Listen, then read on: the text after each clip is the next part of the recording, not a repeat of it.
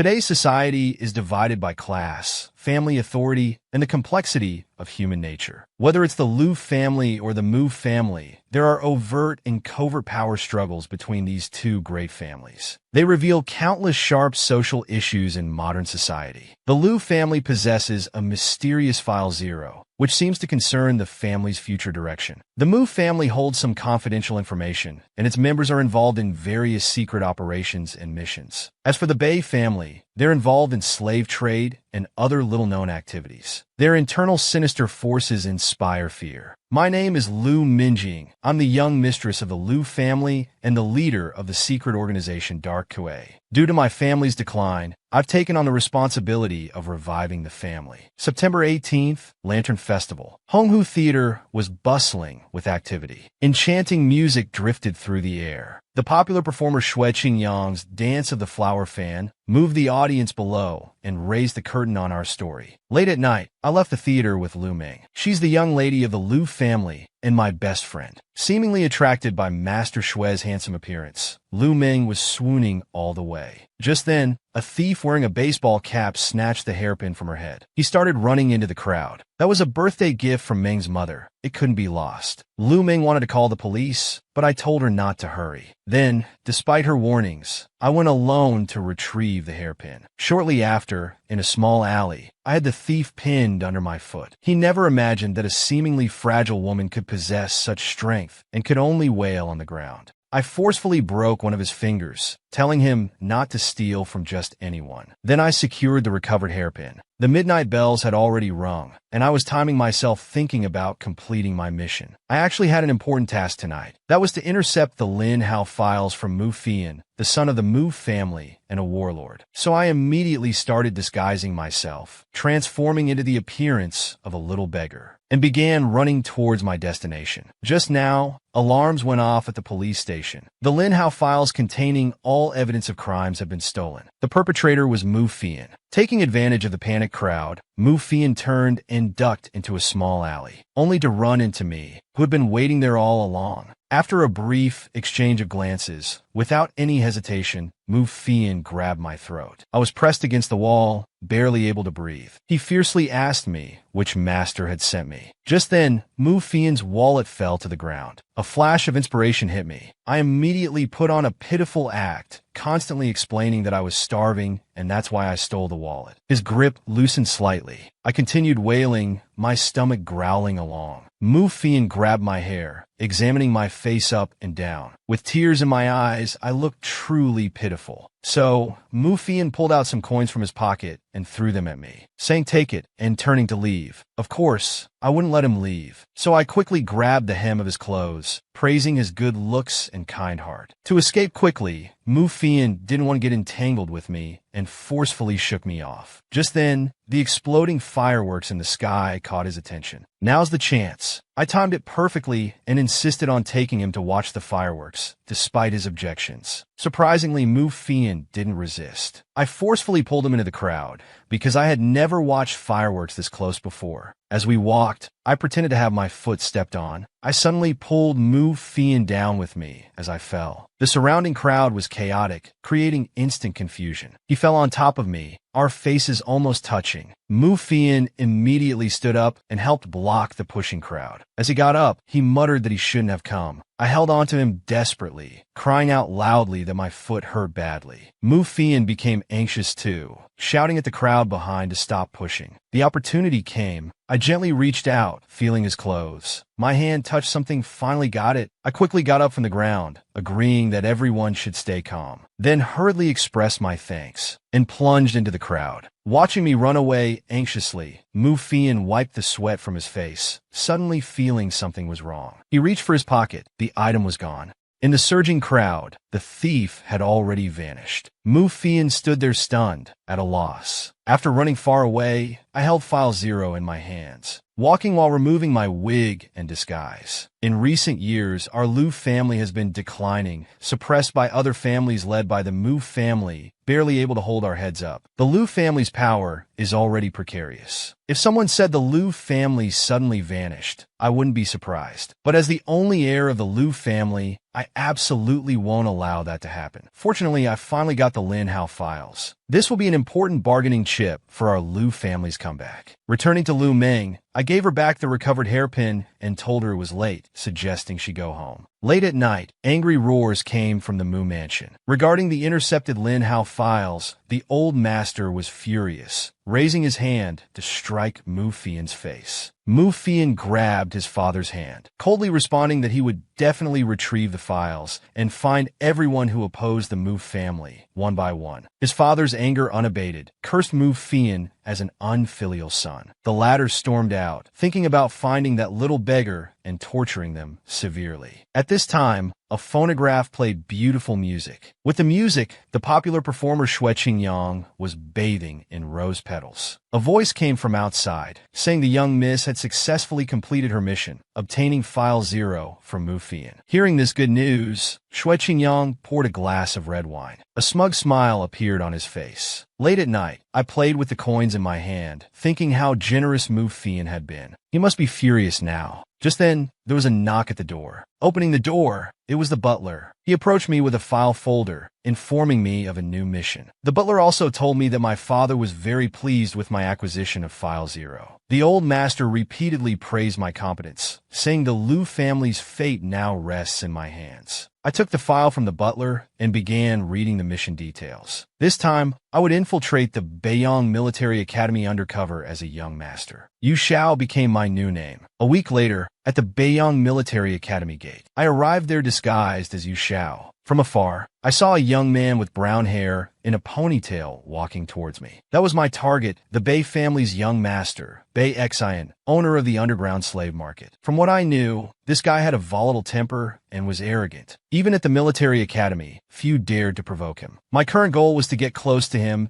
and obtain the specific location of the underground slave market transactions. So, I deliberately brushed past him and stepped right on his leather shoes. The hothead indeed lived up to his reputation, turning around and cursing me for not watching where I was going. He then kicked my leg, making me lose balance and about to fall. A hand quickly steadied me. Just as I was about to apologize, I looked up to see it was Mu Fian. Why was he here? I put on a grateful expression and thanked him. Mu Fian waved it off, saying it was nothing. I really hadn't expected this. I was trying to avoid the Mu family, but you really do encounter what you fear most. In this awkward moment, another angry shout rang out. A hand grabbed my collar. Only then did I remember Bei Xian was still angry. I prepared to apologize, but the hothead wouldn't have it. He punched me in the face. Seems apologizing was too late now. He really was someone not to be messed with. I showed distress on my face. I saw Mu Fian watching the show with a smile on his face. After staring at me for a while, the hothead seemed to recognize my identity. He angrily exclaimed that I was Yu Xiaoji's cursed relative. No wonder he found me so irritating.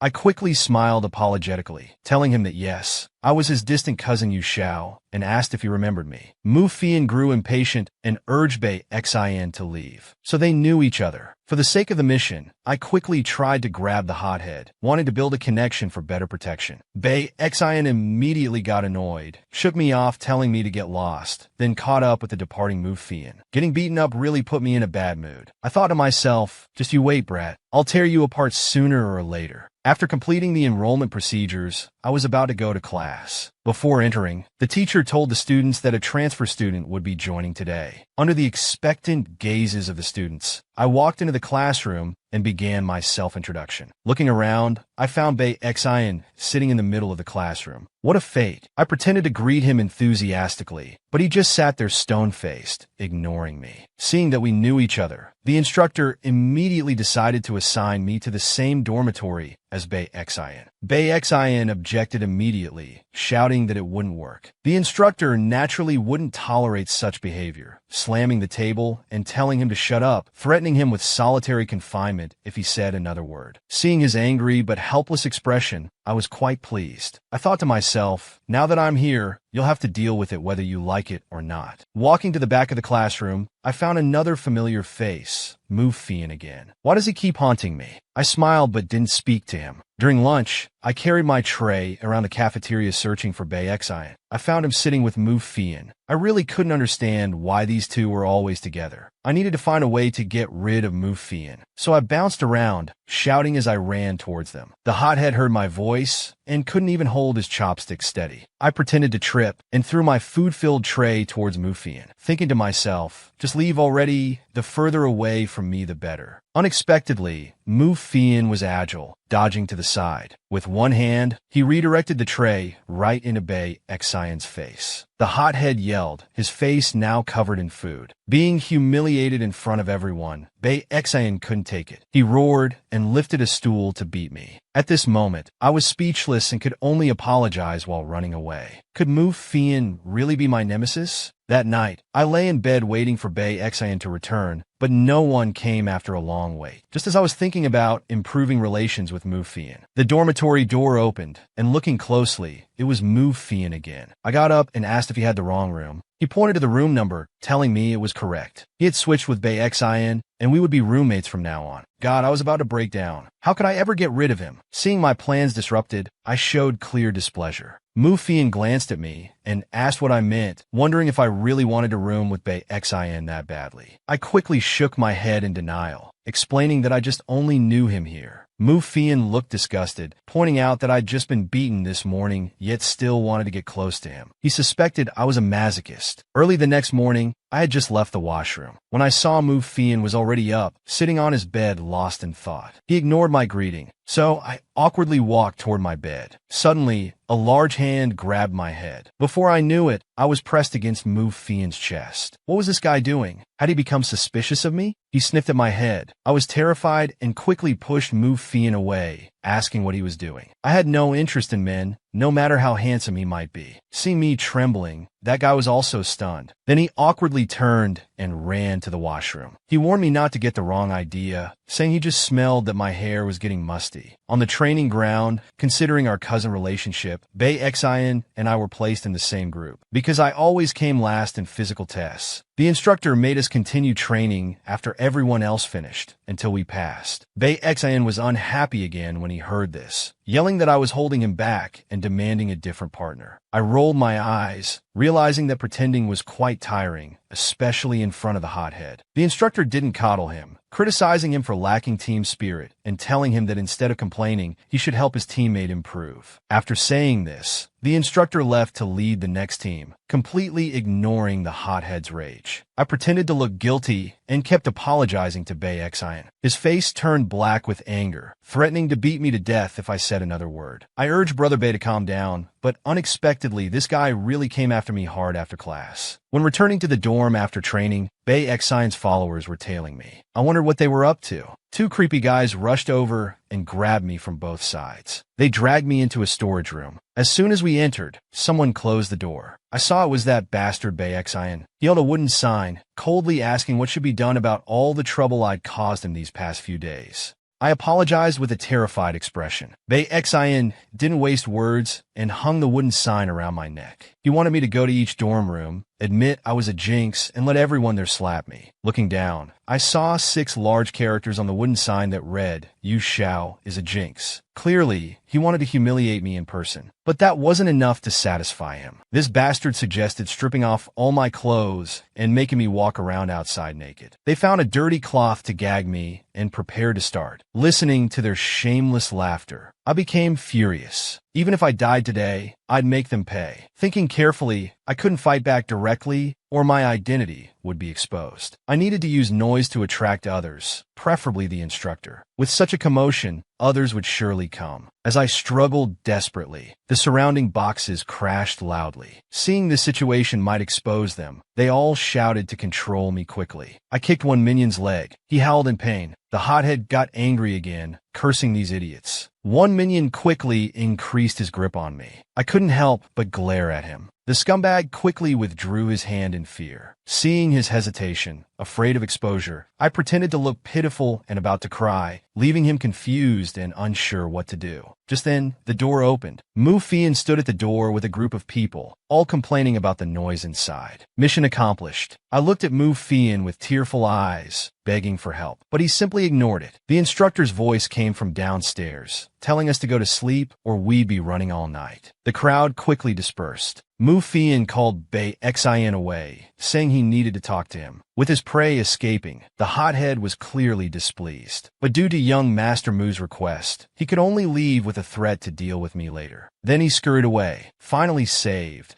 I maintained my extremely wronged expression, thinking to myself who would deal with whom was yet to be seen. The lights in the dorm were all out. Bei Xian and Mu Fian stood one after another in the silent corridor, quietly plotting something. As it turned out, Mu Fian had been suspicious of my identity all along, so he arranged for Bei Xian to investigate secretly. The hothead thought that from his impression, Yu Xiao was just an incredibly stupid-looking person. Both the height and appearance were no different from my current self. He felt Mu Fian was just being overly worried. Mu Fian frowned, telling the hothead not to let his guard down. Seeing young Master Mu's suspicious demeanor, Bei Xian remembered something had been stolen from his home, so he mentioned it. Mu Fian nodded, saying if Bei Xian could help him find the lost item, he would help him graduate from military school smoothly. The latter gladly agreed. The bell of the late-night hour had already rung. In the hall of Honghu Theater, Xue Qingyang sat cross-legged on the sofa, appearing to be asleep. A flash of cold light, a blade suddenly thrust toward his brow. Boss Xue opened his eyes. With sudden force, he grabbed the attacker's hand. Bad move. I cried out as I was thrown to the ground by tremendous force. The dagger in my hand was somehow already pressed against my throat. Xue Qingyang mockingly called me his dear disciple while scolding me, saying if my skills weren't good enough, I shouldn't think about betraying my master. Actually, Xue Qingyang is my master. He's been teaching me martial arts since I was 7 years old. It's been 11 years now. I still can't figure out Mu Fian's personality. I don't understand why such a skilled martial artist became an actor. He says it's out of interest, but I never believe that excuse. Tonight's visit, I wanted to report on my recent mission at the military school. Seeing the old man sleeping soundly, I decided to play a prank on him. But the old ginger was indeed spicier. My skills were still no match for him. I complained to Master that this mission wasn't going smoothly. Because of that annoying Mu Fian's appearance, I kept running into obstacles. Old Xue thought about helping me eliminate the problem. I quickly refused, firstly because I didn't want to owe him a favor, and secondly, because I wanted to accomplish this on my own. So Old Xue threw the dagger back to me. He returned to the sofa sulking and tried to send me away, saying we'd train another day. To complete this mission, I needed to intensify my training. I urgently needed Master's help, so I begged desperately, even offering to cook for him as a condition. Finally, Old Xue agreed. By the time I returned to the military school, dawn was breaking. I dragged my sore and tired body through the dormitory window. Thinking to myself how vindictive Master was, he nearly broke me apart. Then a voice came from behind, asking where I'd been. It was Mu Fian's voice. I went to his side and checked his pulse. He was indeed asleep. What I heard must have been sleep talking. I was startled, but thankfully, before leaving I had prepared some special colorless and odorless incense to help him sleep. The next day, at the shooting range, because I kept missing targets, the instructor couldn't stand it anymore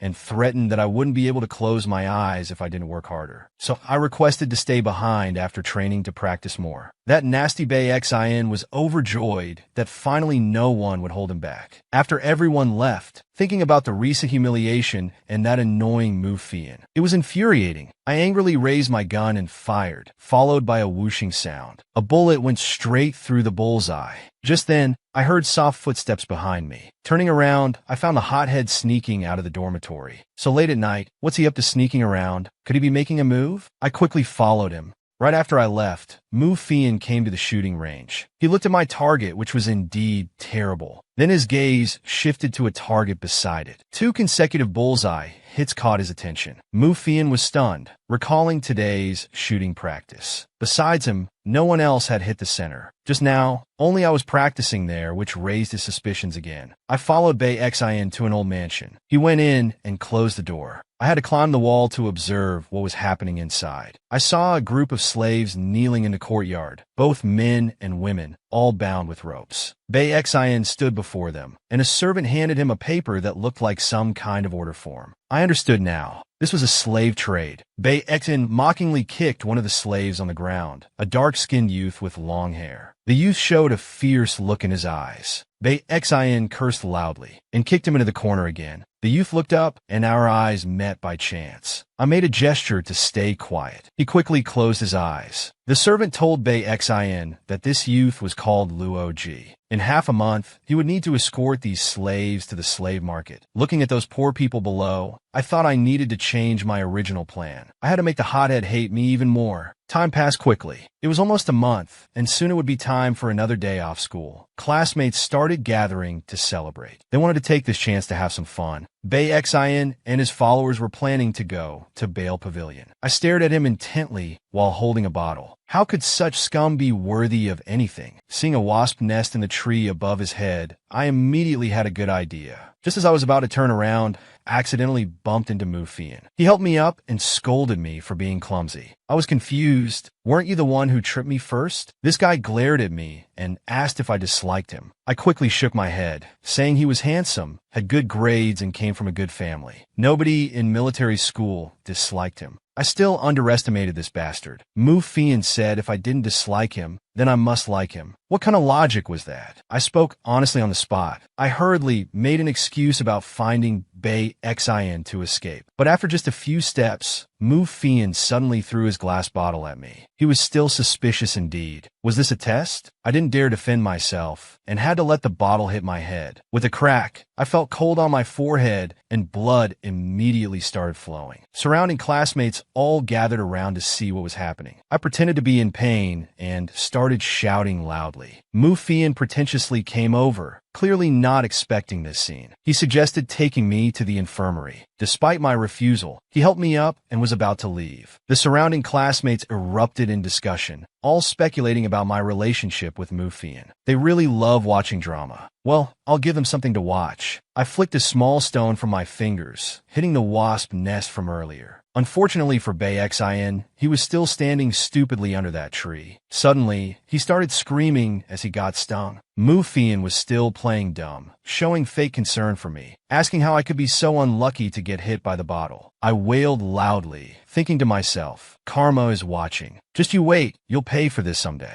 At the infirmary, Mu Fian insisted on treating my wound himself. To test me, he really would do anything. I tried to refuse, but he pressed the cotton swab hard against my wound, making me scream in pain. Mu Fian not only suspected me, but was torturing me. I couldn't take it anymore. I backed away while questioning his rough handling. Seeing me acting crazy and muttering, Mu Fian lost his patience and grabbed my collar, putting on a stern face. He insisted on continuing to treat my wound. Seems like no matter how much I act, he can't do anything about it. At this time, Bei Xin also came to the infirmary. Hearing strange noises from inside, he couldn't help but burst through the door. He saw his good friend intimately entangled with me. Bei Xin got angry again, blaming me for the bee's stings, and wanted to get physical. Mu Fian quickly stopped him, telling him to calm down. Unexpectedly, his good friend was defending me, this jinx. Biksen was hotbolken. He randomly asked if Mu Fian liked me. Thinking about the previous dormitory change, he became more convinced that his good friend might like men. Mu Fian's face darkened hearing this. He told the hothead to stop talking nonsense and treat his wounds. I agreed, saying things weren't as he thought. The hothead was already furious, incoherently demanding Mu Fian choose between him and me. He slammed the door as he left. Mu Fian coldly asked if I did it on purpose. I denied it, waving my hands. He told me to stop pretending and said he would send me home. I made an excuse to leave. Mufian warned me that although he didn't know my purpose, he advised me not to target Bei Xian. He was testing me again. I gave him a smile, telling him I don't like men and won't target Bei Xian. At that moment, in an old mansion, servants were shouting to catch someone. The slave boy Luo Ji ran frantically out the main gate. Coincidentally, there was a car parked at the entrance. A young lady was sitting in the back seat, so the boy shouted for help. The young lady slowly turned her head. The beautiful girl in the car glanced back. The street was empty, with no one in sight. She thought it was strange, as she clearly heard a voice just now. The driver asked if she was still going to the Liu family. The beautiful girl held an invitation in her hand. She boasted that she must go, saying he had to personally deliver the birthday invitation to her. At that moment, Luo Ji was being chased and beaten by thugs, crying out in pain. The thugs hit him brutally in the stomach, making him unable to stand straight. 2 days later, the Liu family mansion was as lively as a festival. Mr. Liu introduced Bei Xian and Fian to Lu Meng, asking him to show the guy around the mansion. It was his birthday today, and Lu Meng was quite annoyed, though he could only comply politely. He walked with Bei Xian and Mu Fian, all silent like clams. Mu Fian suddenly spoke up, startling the frowning Lu Meng. Mu Fian told Lu Meng he didn't have to stay with them if he had something else to do. Upon hearing this, he ran off as if a weight had been lifted. Bei Xian complained that Mu Fian didn't know how to make women happy. He replied he had no such interest. Like since Eisvident. Could it be that the great young Master Mu really had no interest in women? Bei Xian couldn't believe this guy liked men, especially the Yushiaota. He wanted to find a chance to sort this out with him. They saw Fian staring intently at something. A group of women was chattering around a man. Bei Xian immediately recognized him as the famous actor. The lady standing next to him seemed to be the Liu family's young miss. Mu Fian remarked that he didn't know the Liu family had a young lady, having never seen her before. Bei Xian told him that the Liu family's young lady rarely went out, and he had only briefly seen her once. Mu Fian seemed thoughtful.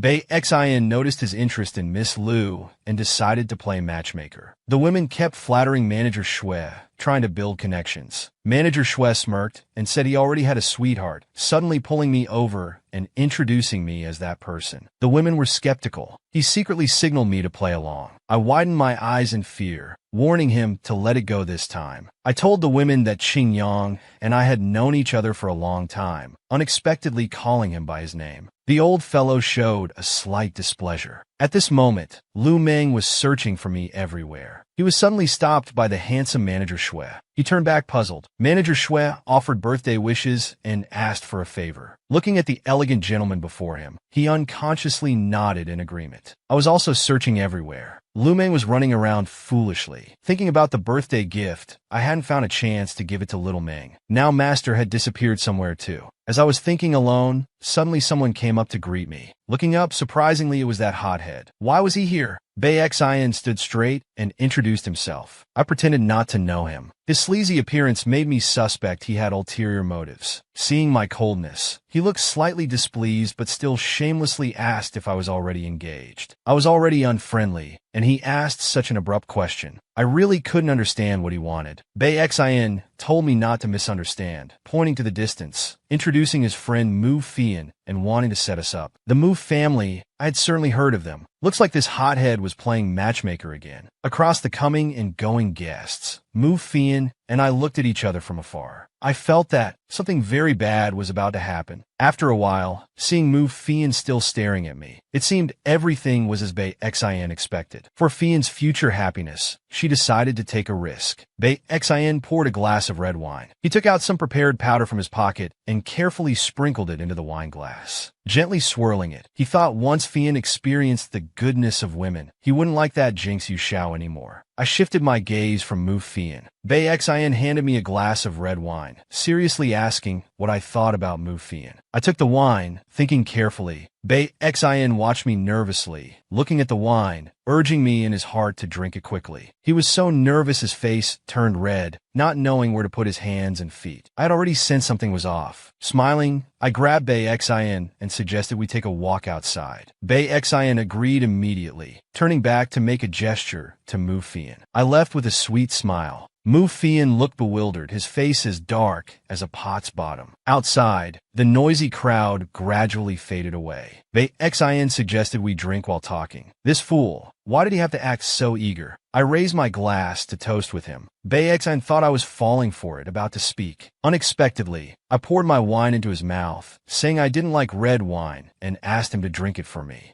Bei Xin was furious, his eyes blazing as he pushed me away. The wine glass shattered on the ground. I teased him about why he was so angry, saying I just couldn't drink red wine, and asked if there was something wrong with that. Bei Qing was so scared he started stammering, insisting there was nothing wrong with the wine. Then he turned and ran inside. But the effect seemed to kick in, and he collapsed after a few steps. I dragged Bei Qing into the bushes and slapped his face repeatedly. This brat daring to drug me. Seems like last time's bee stings weren't enough. Time for some more punishment. Meanwhile, Manager Xue took out 2 necklaces, asking Lu Meng to help choose which one looked better. Lu Meng considered briefly. He thought the right one, elegant amid its grandeur, outshone the other, and made his choice decisively. Manager Xue put away the box, saying he trusted Miss Lu's taste. Then he took out another box, saying that was the birthday gift. Lu Meng smiled foolishly, having thought the necklace was the gift, disappointed it wasn't. In his daze, Bei Xing heard someone calling him. He struggled to open his eyes and saw it was Mu Fian. Suddenly, he felt his face stinging. Coming to his senses, he started cursing at the air. Mu Fian asked Bei Xing what he had done, but he could only stammer incoherently. Looking at the shattered wine glass, Fian understood. This guy's drugging attempt had backfired. Mu Fian warned him not to do such nasty things again, then hurriedly walked upstairs. Bei Xin asked where he was going. Mu Fian turned back, telling him to get in the car, but not to look in the mirror, lest he see his pathetic state. Bei Xin covered his face, crying in pain. As I was about to return to the hall, I heard hurried footsteps behind me. Turning around, I saw Mu Fian rushing over. I froze, wondering if he was coming for me. He had discovered the hothead in the bushes. What a bother, couldn't they just stay away from me? As I turned to leave, Mu Fian rushed straight behind me and loudly called out Yu Xiaoji's name. I was shocked, my mind going blank. Mu Fian shouted wait while reaching out his hand toward me. At that moment, Boss Xue grabbed him and told him that he had already made plans with me, asking him to come another day. Then he put his arm around my shoulder and was about to leave. Mu Fian kept a straight face and coldly asked me when I would be free. I secretly felt troubled, leaving just a smile and saying next time, Master, and I entered a room. Master closed the door. He covered my eyes with a cloth. I asked him what he was doing. Master gestured me to be quiet, saying he had a surprise for me. I sat confused on the chair while old Xue turned around to open a chimney box. He heard movement outside.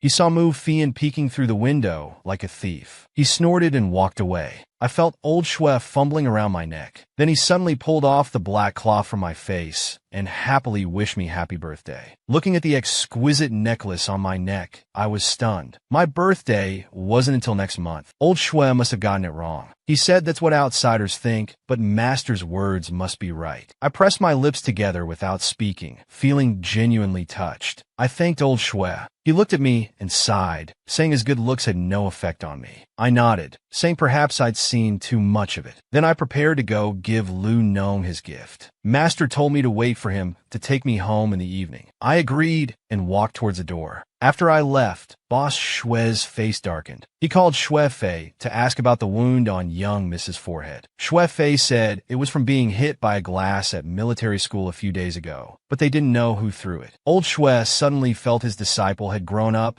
and wasn't telling Master anything anymore. He gripped his teacup so hard it cracked. Just as Xue Fei was about to speak, the teacup flew into his face, causing blood to splatter. Old Xue angrily scolded Xue Fei for not reporting young Mrs. Situation promptly, telling him to get out. The latter repeatedly apologized and quietly closed the door as he left. Xue Qingyang lay down on the couch, recalling the previous scene with secret delight. After making up, Lu Ming apologized for not having time to accompany me and promised to go out together another day. I readily agreed, saying I would be available whenever needed. Laughing all the way out the door, Boss Xue was already waiting by the car. I said goodbye to Lu and got in the car. Mu Fian watched as the car disappeared. Though the driver called her to get in, she ignored it, thinking that Miss Lu looked more and more like Yu Xiao. Perhaps they were the same person all along. The day before military school vacation ended, everyone was asking about the wound on my forehead. After Fian took me to the infirmary, these guys suddenly became very friendly. I felt they were only showing concern out of respect for Mu Fian. While I was expressing my thanks, Mu Fian walked over. Everyone invited him to go to a new bathhouse for massages, saying the service was good. He immediately agreed. Everyone looked incredulous. Mu Fian suddenly put his arm around my shoulder,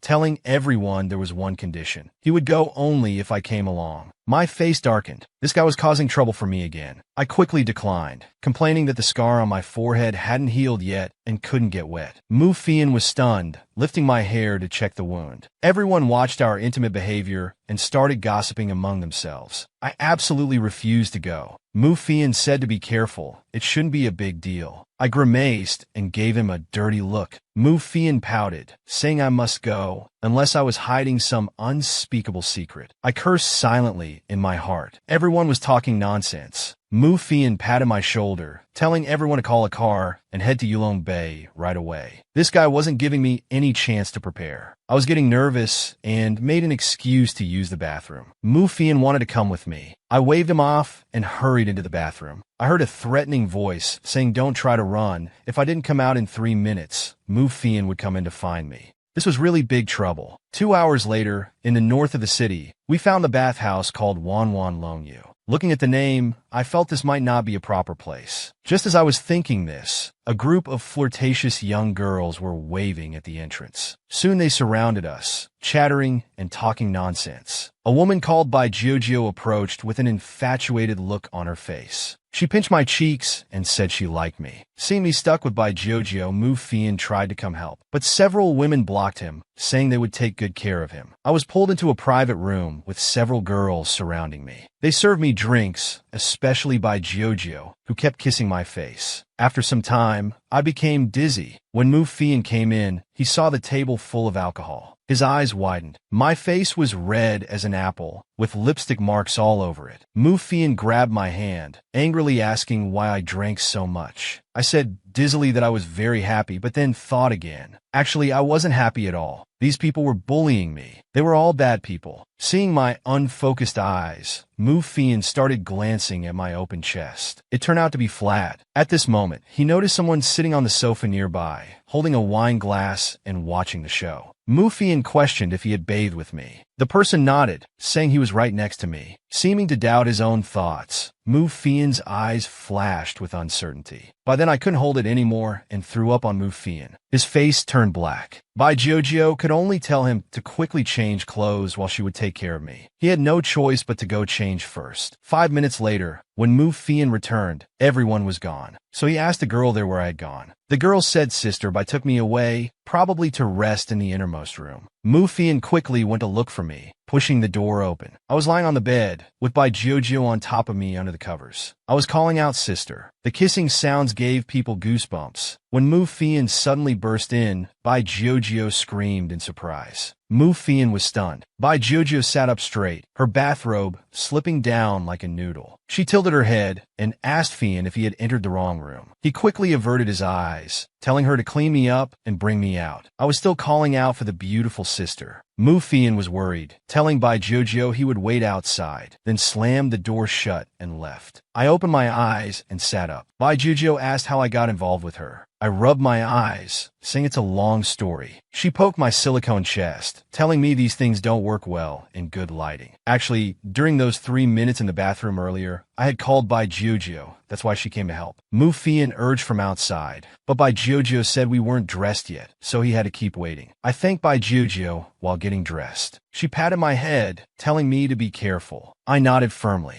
The door finally opened, and Bai Giorgio pushed me out. She made a heart sign, hoping I would come play again. I pretended to agree half-heartedly. Without delay, Mu Fian pulled me towards the exit. While walking, he apologized to Bai Giorgio for ruining her fun. Outside, Mu Fian said he'd take me home first, ignoring the others. Suddenly, a paperboy rushed over and crashed into me. His newspapers flew everywhere. Mu Fian casually caught one and started reading, completely ignoring the boy frantically picking up his papers. pictures. The headline featured a photo of Boss Shui and me from the birthday party. The article claimed Boss Shui revealed his confidant, breaking the hearts of many socialites. I wondered who took that photo, making it seem like there was something between my master and me. Mufian asked how the two people in the photo looked. I praised them both as beautiful people. Mufian suddenly pinched my face, asking if anyone had ever told me I looked very feminine. My heart sank. Was I exposed? I clenched my fists nervously. Meanwhile, Shui Qingyang was sleeping shirtless in bed. A subordinate reported from outside that the young miss and the military school group went to Yulong Bay. Boss Shui sat up startled, saying such a place was no place for a girl. The subordinate said the young miss returned to school with Mu Fian, seemingly without being exposed. Boss Shui wondered if Mu Fian was just cautious or had feelings for the young miss. The subordinate also mentioned that Boss Shui and the young miss had made the newspaper headlines. Shui Qingyang was delighted, asking for the newspaper to read carefully, his eyes filled with a strange expression. Mu Fian doubted my gender, but I refused to admit anything. To avoid his questions, I claimed I needed to throw up again. Mu Fian quickly pushed me away. With disgust on his face, he told me to get in the car after I finished. The next day, everyone at the military school gathered to chat. Seeing Mu Fian holding me as we returned, everyone gasped in surprise. I wondered what he was thinking, still suspicious of me. I told him our hugging might give people the wrong impression. Mu Fian said he didn't care, saying it was what I wanted anyway. What did I want? There must be a misunderstanding. He was getting back at me for what happened in the infirmary. He was being so public about it, not worried about his reputation at all. Just as I was about to explain, I saw Bei Xing walking towards us with a box. The other students were chattering about our outing last night, making Bei Xing curse at them angrily. I put my hand on Mu Fian's waist, deliberately letting the hot-headed guy see, wanting to provoke him. He took the bait, roaring as he charged forward to cut off my hand. Mu Fian stepped forward, blocking Bei Xing's charge, telling him we're on the same side now and he needs to take care of me. Bei Xing was confused, thinking it was a joke. Seeing Fian's serious face, he became furious and stormed off angrily. Mu Fian said he stood up for me, asking if I was satisfied now. I was puzzled but used class as an excuse to escape. Something was off about him. I wondered if he was planning another trick. Later, Mu Fian drew and analyzed on the blackboard. Obviously, Yu Zhao's goal now was to get close to Bei Xing. The best solution was to get that guy out of the way first, but he couldn't figure out why Yu Zhao was doing this. This pretty boy was becoming more and more intriguing to him. Bei Xing, still angry, paced back and forth. He heard from his subordinate that Fian and Yu Zhao invited him to dinner. This made him even more furious. He wished Yu Zhao would just disappear. Then, he had a bold plan. Why not take that jinx to the slave market? He could fetch a good price. After that incident, Mu Fian stuck by my side for the next few days. Whether in the cafeteria or training ground, wherever I was, he was always there. This caused major privacy issues for me. Now, my last refuge was the bathroom. I sat on the toilet. Mu's voice came from outside again, knocking and asking why I locked the door. He seemed unwilling to give me any privacy. I was going crazy. I had to shout for him to go to class first and not wait for me. Only then did the knocking stop. Mu Fian said goodbye and left. As I heard the dorm door close, I finally relaxed. Looking at my haggard face in the dresser mirror, I knew this couldn't continue. He was too cunning. I was sure he hadn't dismissed his suspicions about me. He must be plotting something. Fortunately, in 3 days, Bei Xin would go to the slave market. Thinking that after completing the mission,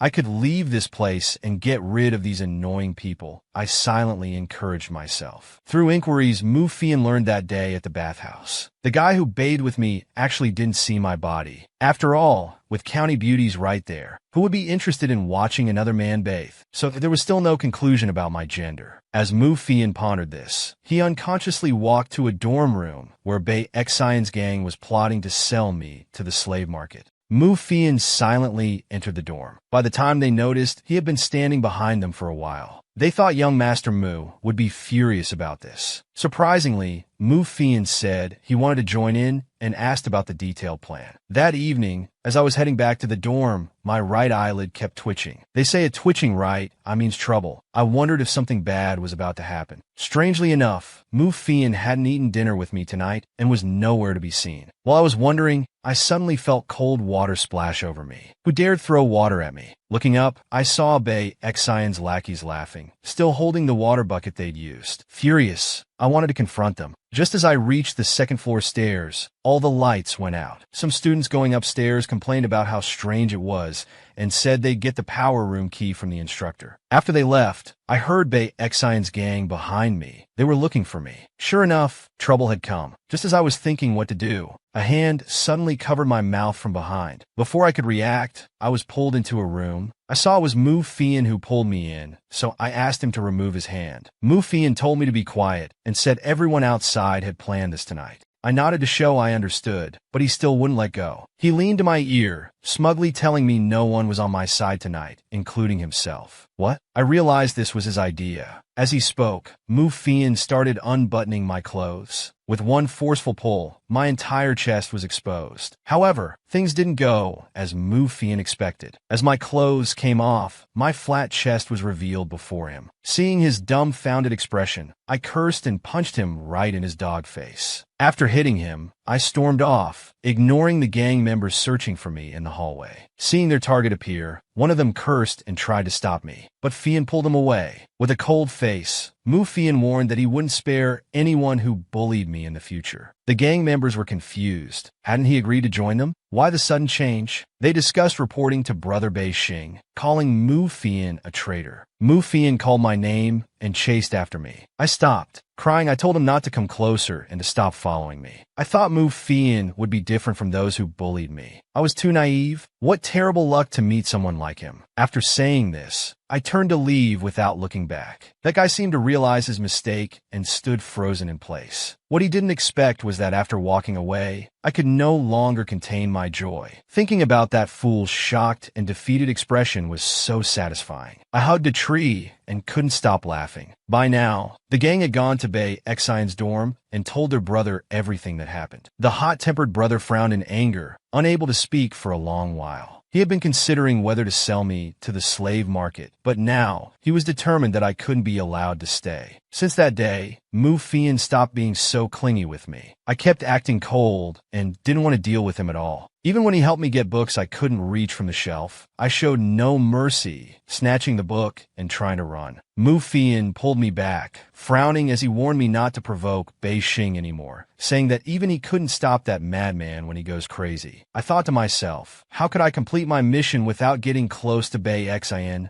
Not wanting to waste words with him, I turned to leave. Mu Fian suddenly grabbed my hand. He lowered his head like a child and started apologizing. This cunning guy was actually apologizing. Looking at Mu Fian's expression, I held back my laughter, thinking this guy must be crazy. I kept a straight face, shook him off, and left. This brat, he thinks I don't know he's still acting. I'm not falling for it. As I walked, I heard footsteps behind me. Looks like real trouble was coming. A hand reached out and covered my mouth. As I inhaled some powder through my nose, my consciousness began to fade. Before losing consciousness, I heard Bei Xian and his gang's voices around me. I don't know how long passed, but in my haze, I heard someone calling me. Opening my eyes, I saw it was the slave guy from that day. The dark-skinned guy called Loki woke me up. Looking around, I saw iron cages everywhere, with torches lighting up the environment. This must be the slave market. Seeing I was finally awake, the guy greeted me, asking if I wasn't the person from the roof that day, and how I ended up here. I ignored him. Many slaves were kneeling around us, tied up with ropes like me, unable to move. The masked overseer heard us whispering and came over with a whip to beat us. I shouted that I wanted to go home, frightening Loki,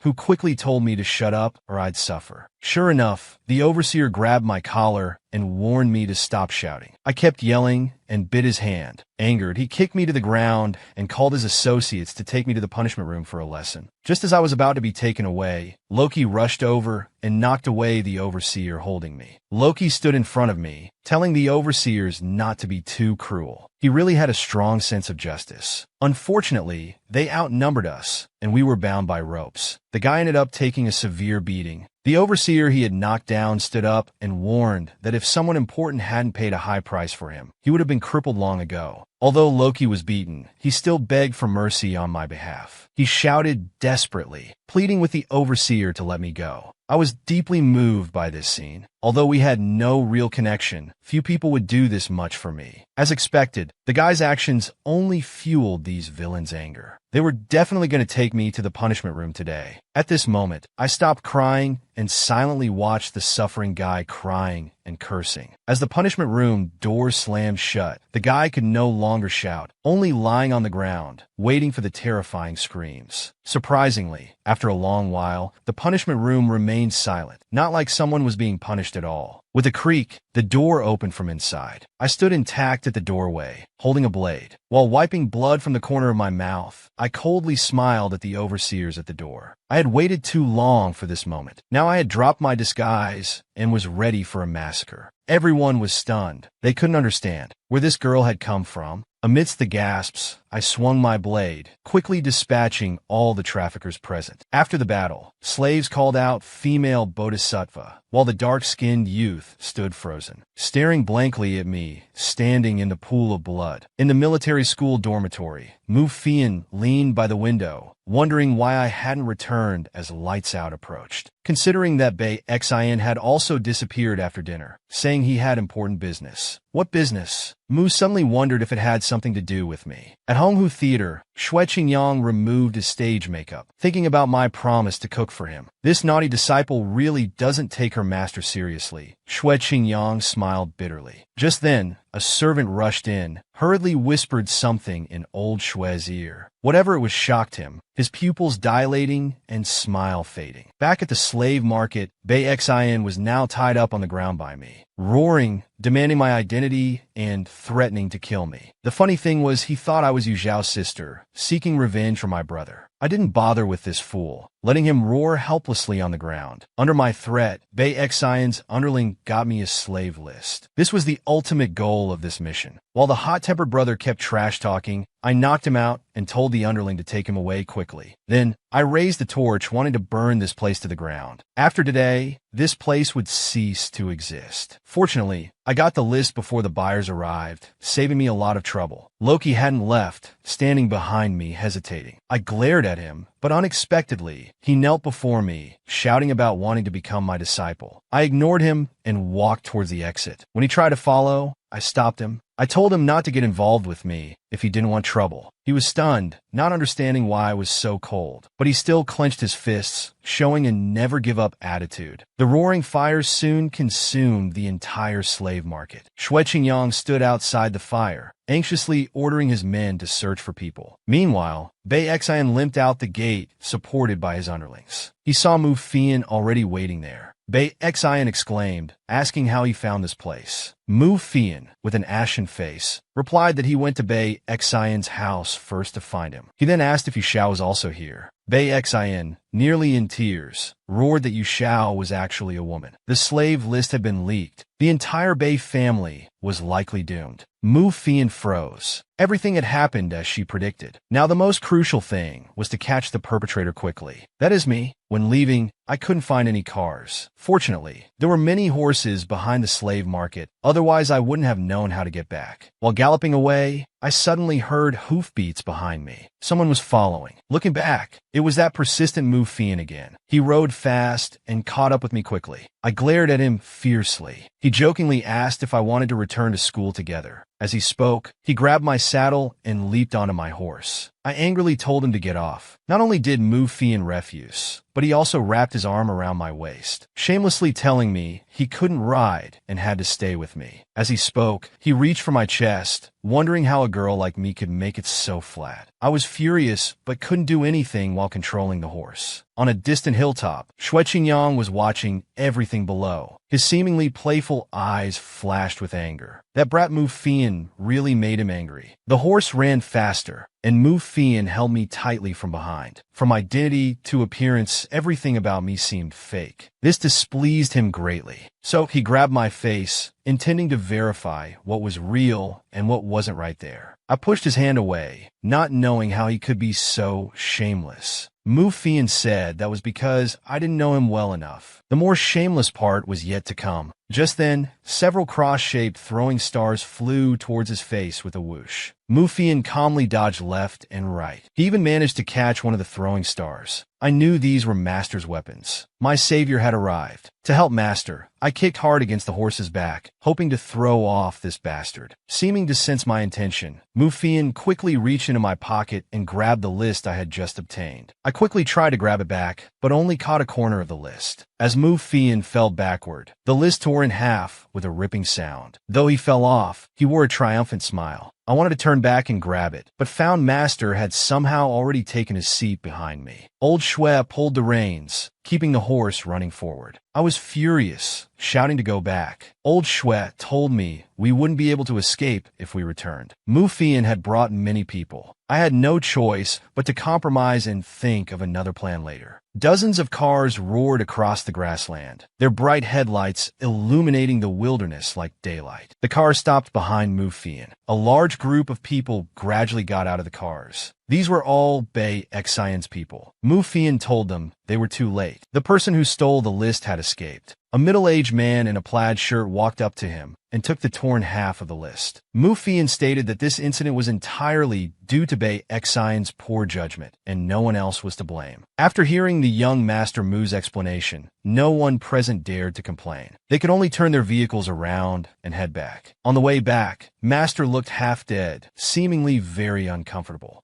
I was terrified and quickly asked what was wrong. The old man leaned on my shoulder, weakly saying he was unhappy. This made me angry too. Of course we couldn't be happy. The list we'd worked so hard to get was torn in half. Who wouldn't be angry? The more I thought about it, the angrier I got. Suddenly, Master hit me on the head. I yelped in pain, just as I was about to ask why. I saw his stern expression, as if I hadn't understood his meaning. It turned out Master was angry, because he saw that bastard Mufian touching me inappropriately on the horse earlier. But I didn't care about it at all. Master couldn't understand why. I explained that what Mufian touched was just my fake body, not my real one, so it didn't matter. Hearing this explanation, Master finally smiled with relief. Afterward, we didn't go home or to the theater, but instead went to an inn. Master had already arranged people there. I needed to meet someone important. After dismounting, I told Master I would handle everything from here. Then, without waiting for his response, I pushed open the door and went in alone. Inside sat a person. It was the missing Yu Xiao himself. Seeing me enter, Yu Xiao stood up, staring at my face that looked extremely similar to his. He froze, stuttering as he asked who I was. Later, I secretly released Yu Xiao. Master didn't blame me for this, since even if released, that boy couldn't return to military school anyway. The brother responsible for detaining Yu Xiao was very worried, believing Mufian might look for Yu Xiao. Releasing him remained a hidden danger. It would have been better to eliminate him directly. Master looked relaxed and casual, comforting the brother that it was fine. He was actually somewhat looking forward to seeing what Mufian would do next. On the street, Luoji walked aimlessly with an empty stomach. He didn't have a penny and wanted to find work quickly to feed himself. Suddenly, someone rushed out from behind. This person was running impetuously and accidentally bumped into Luoji. He looked and saw it was a girl, as pretty as a doll, very beautiful. Luoji stared in a daze. By the time he came to his senses, she had already run far away. Rich people are no good. Luoji shook his head, annoyed by the beautiful girl's recklessness. This girl was Lu Ming. She ran all the way into the Lu residence, excitedly calling for her father. At this time, Lu Fu was on the phone. The old man's brows were furrowed, his words carrying anger, seemingly about an issue with his daughter's birthday gift. Lu Ming pushed open the door, shouting about where her black dog gift was. Lu's father put down the phone. Seeing his precious daughter so excited, he didn't know what to do. The old man awkwardly apologized to his daughter, saying there was a problem and the dog was gone. They would have to choose another gift. Lu Ming's expression changed dramatically. All that anticipation had been for nothing. She turned around, wanting to vent her anger on her father. At this moment, Lu Ming still didn't know. Her black dog was actually a slave named Luoji. Half a month later, because the underground slave market's buyer list had mysteriously disappeared. While people were condemning human trafficking,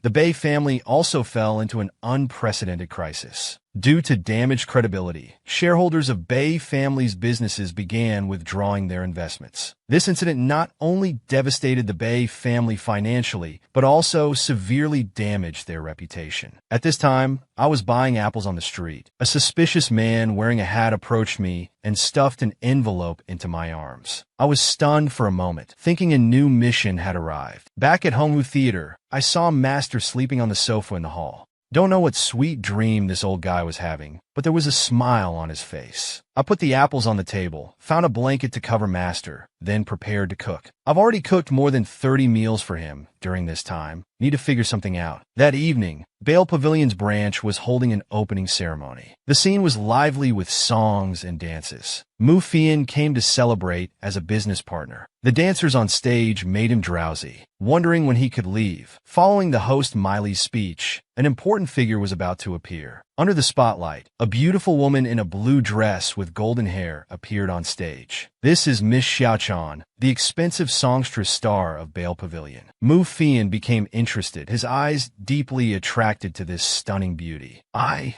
Luo Mieying, was playing the role of songstress Xiaochan. The mission was to get close to Bale Pavilion's mysterious boss and obtain his treasure key. Speaking of this mysterious boss of Bale Pavilion, he had never appeared in public, and information about him was scarce. The only certainty was that he was a foreigner. Tonight, my appearance attracted many guests' attention. Guests expressed that they would definitely come when Bale Pavilion officially opens. Unexpectedly, when I left work, I saw Mu Fian again at the entrance. His servant seemed still enchanted by my singing, constantly chattering around him. Fortunately, Mu Fian didn't recognize me. He calmly glanced at me, seeming to believe that songstresses like me were destined to become playthings of the powerful. I couldn't look at him and quickly walked away in silence. After returning home, Bai Jiujiu came to me with a bottle of perfume. He said he bought it from abroad at a high price, saying it would help with my mission, so he wanted me to take it. I smelled the strong, pungent scent of the perfume. I reluctantly accepted it. We chatted until late at night. Bai Jiujiu, in his flirtatious manner, jokingly asked me to teach him disguise techniques so he could flirt with respectable young men. I rolled my eyes, really wanting to argue with him. Suddenly heard noisy sounds from downstairs, like people arguing. I looked out and saw that young man called Luo Ji, surrounded by a group of servants. A servant snatched a silver coin from Luo Ji's hand, angrily accusing him of theft. The young man hurriedly explained that it belonged to someone else, and he was about to return it to its owner. The servants didn't listen to his explanation and started beating him. Bai Jiujiu told me that such things happen every day and I should get used to it. Late at night, Luo Ji lay injured on the ground, thinking about his bitter life, his lips twitching. At this moment, a pair of feet stopped in front of him. Looking up, he saw a man wearing a hat and coat. The man sneered and told Luo Ji to help him with a small favor, promising a large sum of money upon completion. The man threw a small bag of deposit money on the ground. At this point, to survive, Luo Ji had no choice. He got up from the ground, grabbed the deposit,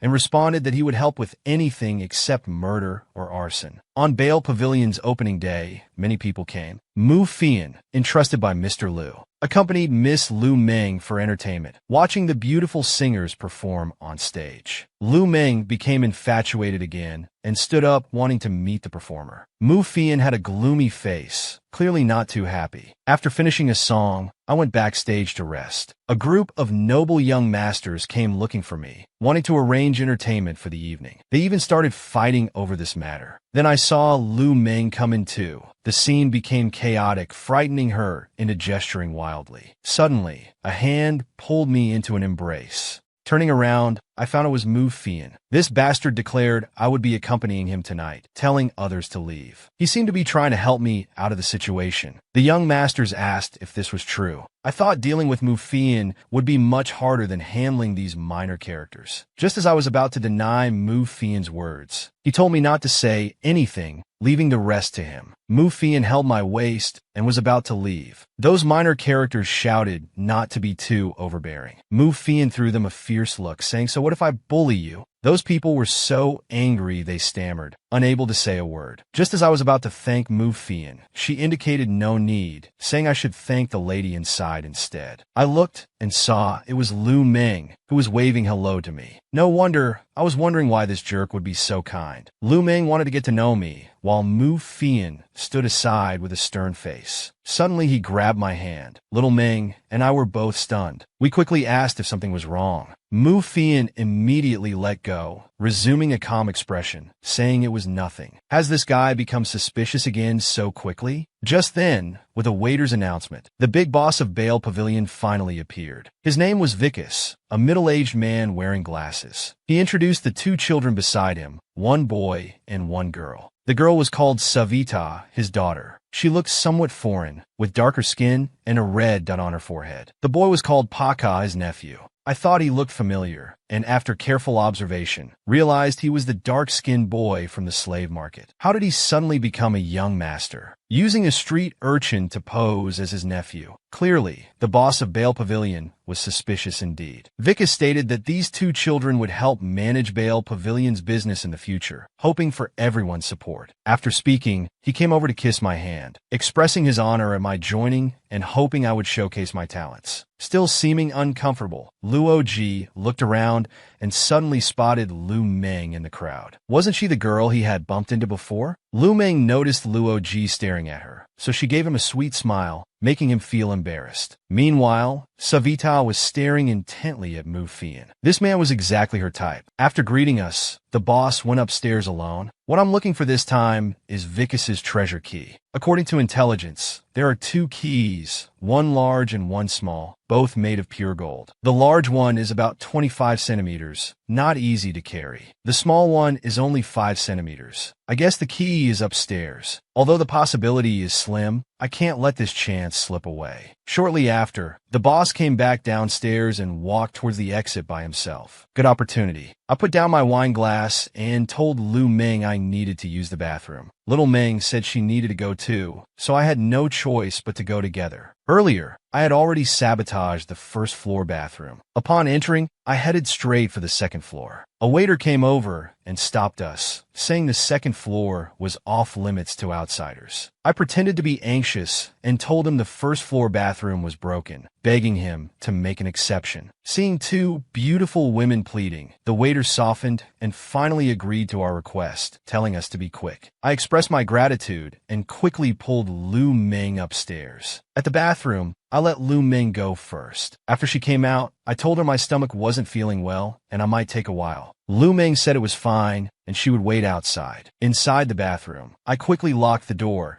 took off my high heels, and climbed through the window. According to my investigation, the study should be next door. I should be able to complete everything within 10 minutes. Squeezing into the study, I opened the door and started searching through everything, but couldn't find what I was looking for. Finally, after checking everywhere, only a locked drawer under the desk remained. Taking out a hairpin, I worked on it until the drawer opened. Inside were only letters, no sign of the key. I felt disappointed. Just then, I heard someone opening the door, so I quickly looked for a place to hide. Just before the door opened, I managed to hide. Looking out, I saw it was Mu Fian and Savita. Mu Fian stood with hands in pockets, scanning the study. Then he asked Miss Sa, wasn't the boss supposed to be looking for him? Why wasn't he here? Miss Sa suddenly rushed forward and hugged him, shouting Mu Fian's name, expressing her love at first sight and insisting that Mu Fian must be hers. I frowned awkwardly at witnessing such a scene. Mu Fian, who would have thought that you, such a shameless person, would have a day of being harassed? I quietly watched from my hiding place as Miss Sa held that bastard tightly. Unexpectedly, Mu Fian wasn't appreciative. While saying please show some restraint, he pushed Miss Sa away. With that stern face, he told Miss Sa not to touch him, saying they barely knew each other and shouldn't act so inappropriately. Miss Sa laughed, explaining that girls from her hometown were very open and bold in pursuing those they liked. Mu Fian's face darkened as he angrily stated he wasn't interested in her. Miss Sa knew better and gradually stopped smiling. The atmosphere became awkward. Mu Fian adjusted his clothes, not knowing what to say next. Just then, that guy noticed a piece of red cloth stuck in the cabinet door. So he quickly used the excuse of avoiding misunderstandings to chase Miss Sa out. Miss Sa snorted and ran out angrily. The door slammed shut, and Mu Fian finally breathed a sigh of relief. Seeming to know I was in the room, Mu Fian called out for someone to come out, but there was no response after waiting for a while. So, he yanked open the cabinet door with the red cloth stuck in it, but found nothing inside except for that piece of cloth. Mu Fian tossed it aside, seemingly letting his guard down. He sighed and left the room. The room fell silent again, and I wondered if that guy had really left. Suddenly, the door was pushed open violently. Mu Fian had returned, checking around the room for any movement. Finding nothing after looking around, Mu Fian had no choice but to close the door and leave again. I was lying in a compartment above the door, thinking this cunning fellow almost tricked me. Since I had already aroused Mu Fian's suspicion, I needed to get out quickly. Mu Fian arrived at the second-floor bathroom door, seeing Lu Meng waiting. The waiter was also urging, saying time was up and asking him to tell the person inside to come out quickly. Mu Fian came over and asked Lu Meng if I was inside. Little Meng anxiously nodded, and without thinking twice, he called for someone to open the door, only to find it was locked from inside. So he kicked it hard, breaking the door open. Everyone present gasped in shock, including me, who was touching up my makeup in front of the mirror. Lu Meng rushed over to ask if I was okay. I said I was fine, just startled by their sudden entrance. Little Meng pointed at Mu Fian at the door, explaining he kicked the door because he was worried about me, making him look all innocent. I pretended to be very grateful, looking at Mu Fian with deep appreciation. He gave a cold smile, warning me to take care of my health, his tone sounding sarcastic and making me uncomfortable. So I pulled Little Meng along to leave, leaving Mu Fian there to discuss the door repair with the waiter. After everyone left, Mu Fian, still suspicious, went to the window to investigate. He realized it wasn't difficult to get to the study from here, just a few minutes round trip. As he was thinking, a footprint on the windowsill caught his attention. Mu Fian seemed to understand something, but then he thought what happened at Bale Pavilion had nothing to do with him. He shouldn't meddle too much. Mu Fian patted his head to calm himself down, but whenever he saw me, this Miss Xiaochan gave him a strange feeling, just like Jia Yuxiao from before. After work, Lu Meng and I walked out side by side. We found that Mu Fian was already waiting for me. He seemed to have taken the earlier rescue joke seriously. As soon as we met, he asked me to get in his car, saying I had to accompany him tonight. I quickly played dumb. I declined, saying wasn't that just a joke earlier? Mu Fian was firm, telling me not to misunderstand, and saying he wasn't someone who joked easily. I cursed silently, knowing I couldn't refuse, so I asked where we were going. Mu Fian smirked and said to his house. His words left me frozen in place. This guy actually invited me to his house. Seeing my hesitation, Mu Fian raised an eyebrow, asking if I disliked him and wouldn't give him face. As I tried to make excuses, he assured me I didn't need to worry about safety with him around. At this point, Lu Meng felt awkward and quickly said her driver had come to pick her up, then bid farewell. I said goodbye to her outwardly, but was very unwilling inside. Meng, my good sister, how could you not try to keep me with you? I eventually went with Mu Fian to the Wood Pavilion, which was his home. An elderly woman opened the door for us, with kind eyes and gentle features, apparently their housekeeper. Seeing young Master Mu bringing a girl home, the elderly woman was both surprised and delighted, repeatedly praising my beauty, and brought out freshly made cake for me. I wondered if Mu Fian had already poisoned the cake, but I couldn't help taking a piece anyway.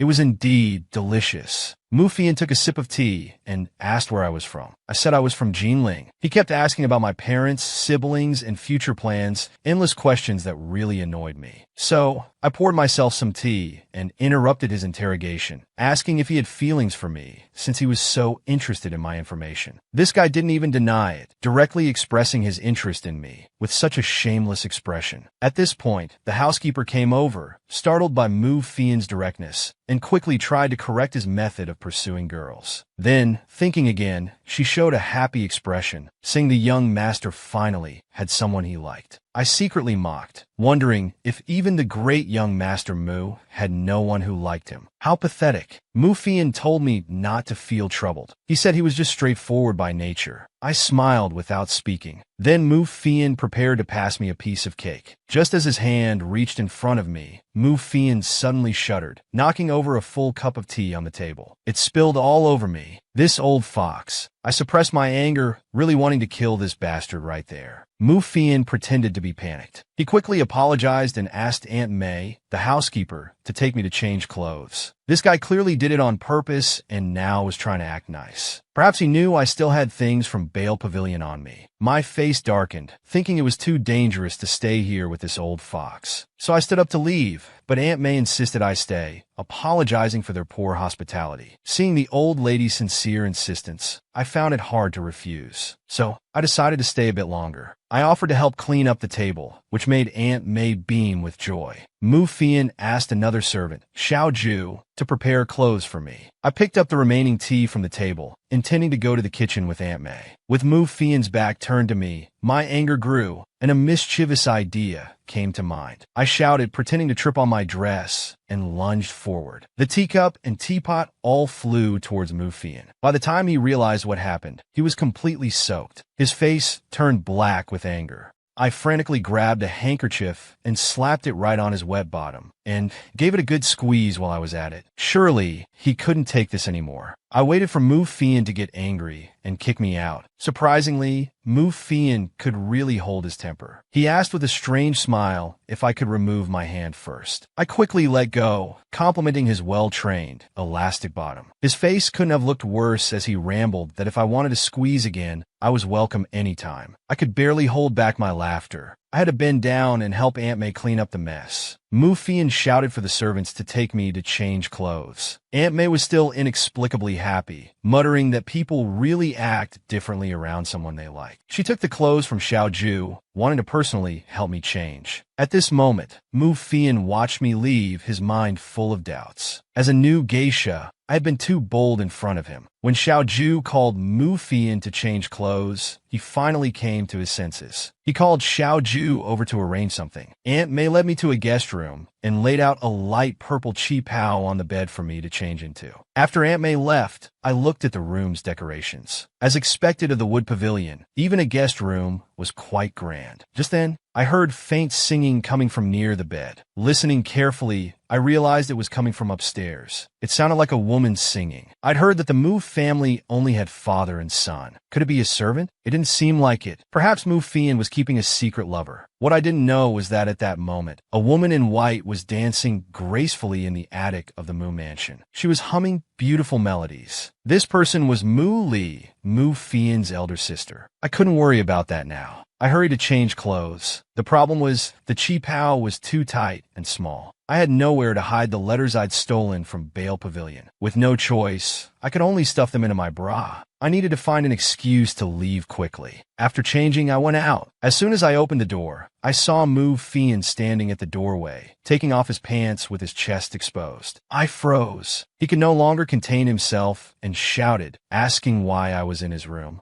Looking at the half-naked handsome man before me, I couldn't help but exclaim. I quickly explained that Aunt May had led me here, and I didn't know it was his room. Mu Fian quickly put his pants back on, muttering complaints about the old housekeeper's carelessness while pushing me out. He called for Aunt May to see me out and slammed the door shut, leaving me standing there confused. Aunt May and Xiao Ju came to gossip, asking what happened with their young master. I pretended to be shy and said I might have upset young Master Mu and got kicked out. With that, I turned to leave with my wet clothes. The two watched me go dumbfounded. That's when Xiao Ju remembered the young master had asked her to steal my changed clothes. Now they couldn't get them. Aunt May was shocked, wondering when their young master had become such a pervert. Wanting to steal a young girl's clothes, she nearly fainted from anger. Mu Fian sat on his bed, listening to his sisters humming upstairs, feeling increasingly troubled. My disguise as Xia Chan seemed to have become this guy's nemesis. On my way back, I kept thinking about Mu Fian's half-naked form. I never expected his body to be so good, not inferior to my master's. He had taken advantage of me so many times. Today, I finally got my revenge. Late at night, Bale Pavilion had closed its doors to guests. Owner Vikas finally returned, and Savita hurried forward to inquire. Luoji wanted to follow and learn what happened, but Miss Sa angrily sent him away. As an outsider, he naturally didn't expect them to treat him like family, so he wisely walked away. Alone on the balcony, Luoji thought that the life of the rich wasn't as impressive as imagined. The Vikas family was so mysterious, obviously not good people. It confirmed his original thought that rich people couldn't be good, except for that girl called Lu Meng. At this thought, Luigi blushed. Suddenly, shouting came from inside. Vicus was furious. Apparently someone had stolen some map of his. Luigi hurried forward to ask what happened. Vicus, anxious, muttered to himself that someone had opened a drawer. A hair he'd placed there was missing, proving it. Then he asked Luigi to fetch the manager. After the manager came, Missa asked him who besides young Master Mu and herself had been to the second floor that evening. The manager, sweating profusely, stammered that Miss Liu and Xia-chan had been there, as the young lady had used the second floor bathroom because the other one was broken. Miss Sa grew suspicious, thinking one of them might have stolen it. She said she would take the manager to apologize to her father. Luigi fell into deep thought. How could they suspect Miss Liu, such a kind person? He couldn't help but feel worried. The next day, at the wood pavilion, Mu Fian sat on the bed combing his sister's hair. Aunt May handed over an invitation, saying it was sent by Vicus. Upon opening it, it turned out they wanted to invite her to their private estate. Looking at his playful sister, Mu Fian initially wanted to politely decline, but then changed his mind and quickly asked Aunt May to find out if Miss Xia-chan would be going. It was late at night, but the lights were still on at Bale Pavilion's entrance. Miss Sa stood by the window, reporting to her father that all invitations had been sent out. Everyone who went upstairs during the party would be invited to the gathering at Rose Manor. The loss of the letter had greatly impacted Vicus. She had an idea. It was time to call in that dangerous person to solve the problem. Miss Sa didn't understand. Her father sat on the sofa, frowning as he explained this was their only option. They couldn't ask for help from the clan anymore. The eldest young master was dead, and this matter had to be kept hidden. Miss Sa seemed to be struck by a painful memory, gritting her teeth as she remembered. Not long ago, she had accidentally pushed the eldest young master into the sea. Though that bastard was extremely despicable, he also held the family's key. Vicus comforted his daughter, saying the situation wasn't too bad. The person who stole the map must also be looking for the key. They could use this opportunity, like a mantis stalking a cicada, unaware of the oriole behind. The lost letter contained a map that could lead to the key. This map was related to Rose Manor's secret. Decoding the key's password wasn't easy either. Vicus planned to wait and watch, letting the thief decode the password and find the treasure in Rose Manor before making his move. For this, he thought of a dangerous person whose help would ensure the plan's success. At Honghu Theater, Xue Qingyang was preparing to put on makeup for the stage. Xue Fei suddenly burst in with an invitation, saying it was from Bale Pavilion. Xue Qingyang carefully drew his eyebrows while asking Xue Fei to read it. It turned out he was among those invited to the Rose Manor gathering. Strangely, Vicus had added a small note, saying he would personally visit tomorrow. Xue Qingyang smiled slightly. It had been a long time since he'd heard the name Vicus. On the day of the Rose Manor gathering, I waited at Bale Pavilion for the owner's car. At the guest's request, I performed a song to warm up the atmosphere. When the song ended, the guests applauded enthusiastically. Passionate fans even rushed onto the stage to give me flowers and clamored to invite me to dinner. I smiled and declined them all, taking the flowers back to the dressing room. I suddenly felt that being Zhuang Xiaochan was more tiring than being Zhuang Yuxiao. When pretending to be Zhuang Yuxiao, I only had to deal with Mu Fian and Bei Xian. Now I had to navigate between many men. Lost in these thoughts, I returned to the dressing room. There was a beautiful bouquet of poppies on my chair. I picked up the flowers, finding no card or signature. As I wondered who sent them, I walked out with the flowers. At the door, I heard someone calling me. Looking up, it was Mu Fian. He sat in his car,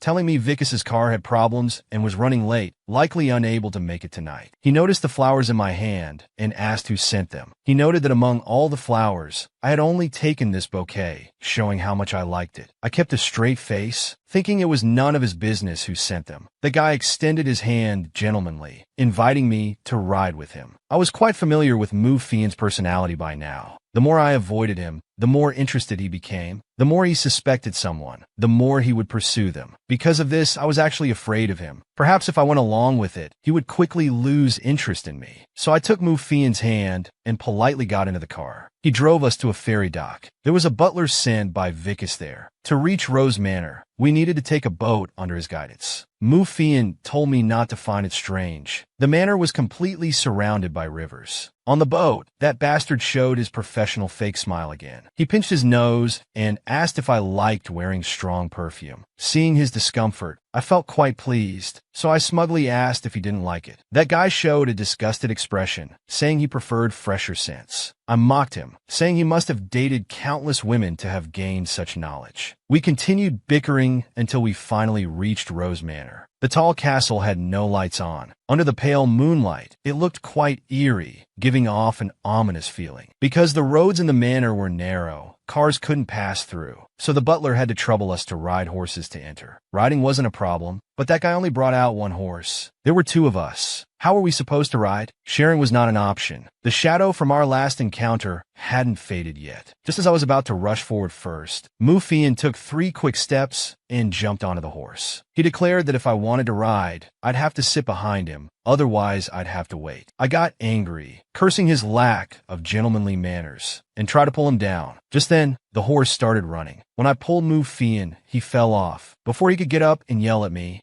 I jumped onto the horse. I mockingly repeated his words back to him, made a face, and rode away. Since it would feel too cramped with 2 people, I had to go ahead first. Though the butler hadn't told me which way to go, I couldn't worry about that now. Seeing Mufian's sour face, I just wanted to run far away. If I wasn't wrong, Vicus must have discovered that part of the map had been stolen. Inviting us to this remote manor couldn't be for anything good. Taking this opportunity, I could investigate and see if that incomplete map might be of this manor. After riding for a while, I stopped, dismounted, and found a lantern. I saw a well in the distance. Just as I was about to get closer, I heard a strange sound beneath my feet. I jumped quickly as a large pit suddenly opened beneath my feet. There were actually traps. Still shaken, I suddenly felt a hand on my shoulder. I turned around sharply, and it was Master. How was he here? Just as I was about to speak, Savita, the Bale Pavilion owner's daughter, appeared carrying a lantern behind him. Miss Sa asked me what had happened. This wasn't a place I should be. Old Shue gave an embarrassed smile and helped make excuses, saying I had gotten lost and accidentally ended up here. I nodded along, telling them the butler and young Master Mu were still behind. I had intended to ride to the hall first, but suddenly lost my way. Miss Sa seemed to have an inexplicable hostility toward me. She kept a cold face, not wanting to hear my explanations, and turned to lead us to the hall. Master also smiled and made a gesture inviting me to go ahead. I felt quite surprised inside. Since when did this old fellow start associating with the Bale Pavilion people? When I arrived at the hall, Mufian was already inside. Seeing old Shue beside me, that guy seemed a bit unhappy, glaring with his eyes, coming over to pick a fight again. Master greeted him. While shaking hands, Mufian asked sarcastically how things were going with Miss Liu and why he hadn't brought her today. He mentioned Miss Liu owed him a date. I glanced at him, thinking this guy really holds grudges. Miss Sa clapped her hands and told the guests that since it was late, everyone should rest first. The rooms were ready, and tomorrow Vicus would personally entertain us. Coincidentally, Master, Mufian, and my rooms were connected. Old Shue politely said goodnight and went to rest, leaving Mufian and me staring at each other. Mufian kept staring at old Shue. When I reminded him, he gave me a cold look, saying beauty isn't limited to women, and what's wrong with admiring someone as handsome as Mr. Shue?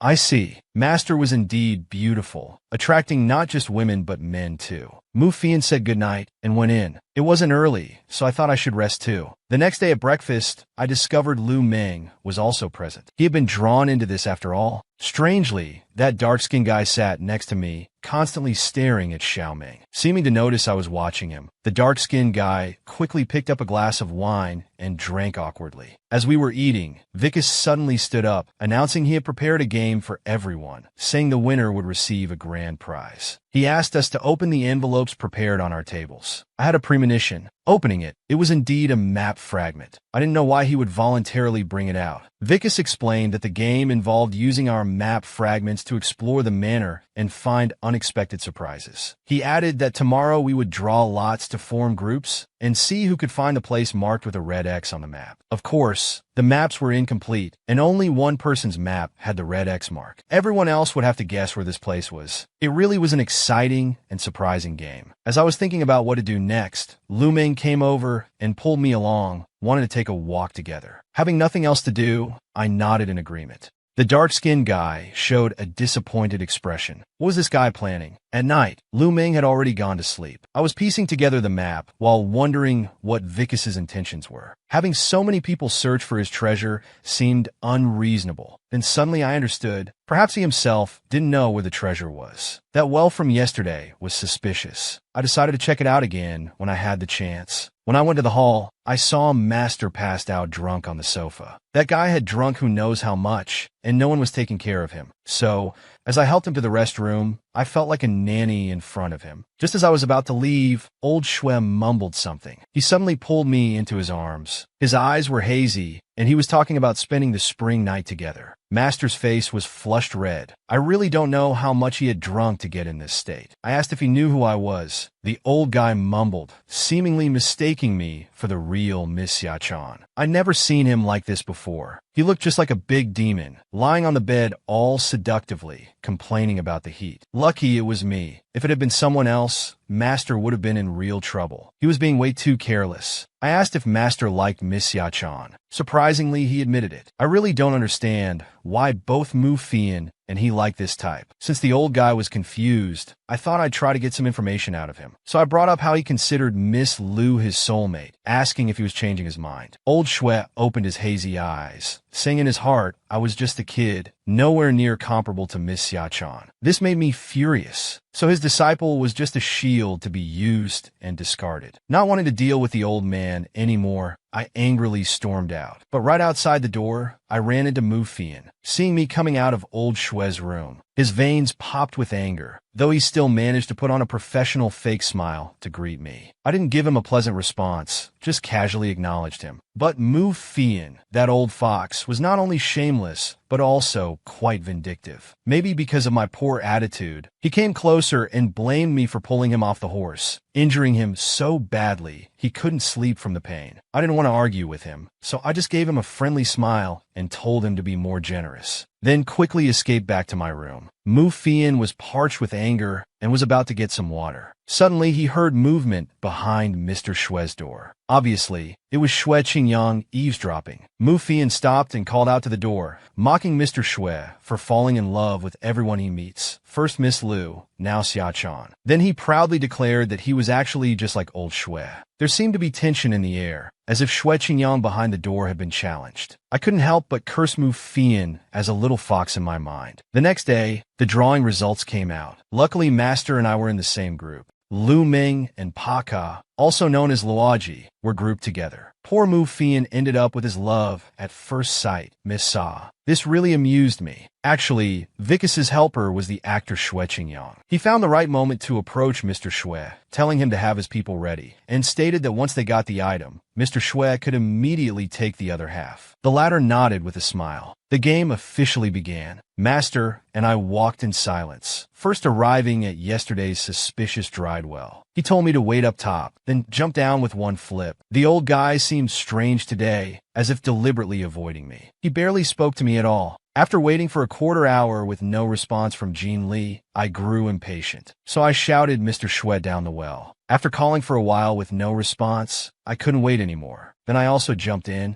At the bottom of the well, there was indeed a hidden space. It was very large with a rotting smell. I called out several times, but got no response. So I took out a lighter to illuminate the area. One wall looked strange, so I touched it. With a click, a secret passage appeared before me. I nervously walked in, looking down at what I was stumbling over. The ground was covered in white bones. I felt a bit uneasy. Suddenly, footsteps echoed nearby. I quickly shone the light in that direction. It was Mu Fian again. We both exclaimed in surprise. I asked him why he was here when he should be with Miss Sa. Mu Fian said they got separated accidentally, then asked me where Mr. Shui was. I thought he probably didn't like her and ditched her on purpose. I replied that I too had gotten separated. As we were looking at each other awkwardly, suddenly there was a cracking sound from above. Looking up, several large rocks were falling down. It seemed to be a cave-in. In that split second, Mu Fian shouted, "Watch out," and quickly came to shield me. The boulders fell at our feet. Mu Fian and I stared at each other, faces pale, breathing heavily. This guy had just saved me. Just now, Mu Fian had saved me from the falling rocks. At this moment, we were face to face, not knowing what to say. Another falling rock was about to hit. Mu Fian was still protecting me. If he didn't move away, he would surely be badly injured. Before I could think, my hand instinctively pulled out a cross-shaped dart. By the time I realized it, the dart had already been thrown, shattering the rock. The danger was finally over. This was bad. He would definitely be suspicious now. But to my surprise, Mu Fian didn't say anything. He just held back a laugh and hugged me. I was stunned. What was he doing? I got angry. Mu Fian told me not to move, seeming to sense the wall behind was hollow. Turns out I was blocking him from examining the wall. Finally, we found a switch, opened the wall, and following a passage, we made it outside. I thought we'd be fine once we got out, but the forest outside was like a maze we couldn't escape. The map was completely useless now. With no choice, Mu Fian suggested we rest, saying we might have to spend the night outdoors. After finding a clearing, Mu Fian gathered some firewood and started a campfire. I never expected such a young master would do this kind of manual labor. Seeing my surprised look, Mu Fian told me to stop staring and come closer as it was too cold. I hurriedly went to warm myself by the fire. We sat in awkward silence until my growling stomach broke the atmosphere. Realizing I must be hungry, Mu Fian took out a box of chocolate from his pocket and asked if I wanted some. I greedily reached out my hand. That guy started being unreasonable again, wanting me to beg him for a box of chocolate. That was impossible, so I dropped the act, suddenly stood up, and darted into the woods. In no time, I caught a wild chicken. Not to be outdone, Mu Fian also stood up and walked deeper into the forest. He returned a few minutes later with several fish. I thought even if he could catch food, his cooking skills couldn't match mine. He might even ask me for some chicken later, and then I'd make him beg properly. However, reality differed from expectations. While I was preparing the chicken, I suddenly smelled a delicious grilled fish aroma. Mu Fian smugly told me to stop staring at him with such surprised eyes. He boasted that he had many more talents, I just hadn't seen them yet. Suddenly, the chicken in my hands seemed tasteless. Mu Fian was quite generous, directly offering me a grilled fish, saying I didn't need to beg this time. I was struggling internally, but I still stubbornly told him I didn't like fish. Seeing this, Mu Fian said there were too many fish to finish, and while wasting food was a sin, there was no choice but to throw them away. This guy apologized to the fish while preparing to throw it into the fire. I couldn't take it anymore. I suddenly jumped up to grab the fish from his hand. Only one thing was on my mind now, that fragrant, delicious fish. By the time Mu Fian realized what happened, his hands were empty. I had leaped up in an awkward position and snatched the fish from his hand with my mouth. My words and actions were completely contradictory, leaving Mu Fian speechless. Since he said wasting food would bring divine punishment, I actually did him a favor by saving his life. Mu Fian didn't want to hear my excuses. He directly took my grilled chicken and started eating it in big bites. We started bickering back and forth again. After getting to know him for a while, I found this young Master Mu was quite different from what I had imagined. While eating the chicken, Mu Fian told me he wasn't just all show. He also spoke frankly about my two-faced nature. I laughed nervously, trying to play dumb again. Mu Fian said he preferred Miss Ya-chan when she showed her true nature earlier. Somehow, his words touched something in my heart. After so many undercover missions, I seemed to have forgotten what my true nature was. The scene fell silent again. Seemingly to ease the atmosphere, Mu Fian asked about the earlier cave-in. I thought rather than a natural cave-in, it seemed more like an intentionally set trap. The decayed bones along the way weren't from animals, showing we weren't the first visitors. Despite being so dangerous, this place still attracted many explorers. There must be some extraordinary secret hidden here. Hearing my thorough analysis, Mu Fian pretended to be impressed, praising me as someone extraordinary with insight. As we sat around the campfire, suddenly Mu Fian told me that if I ever got married, I should stop doing these dangerous things.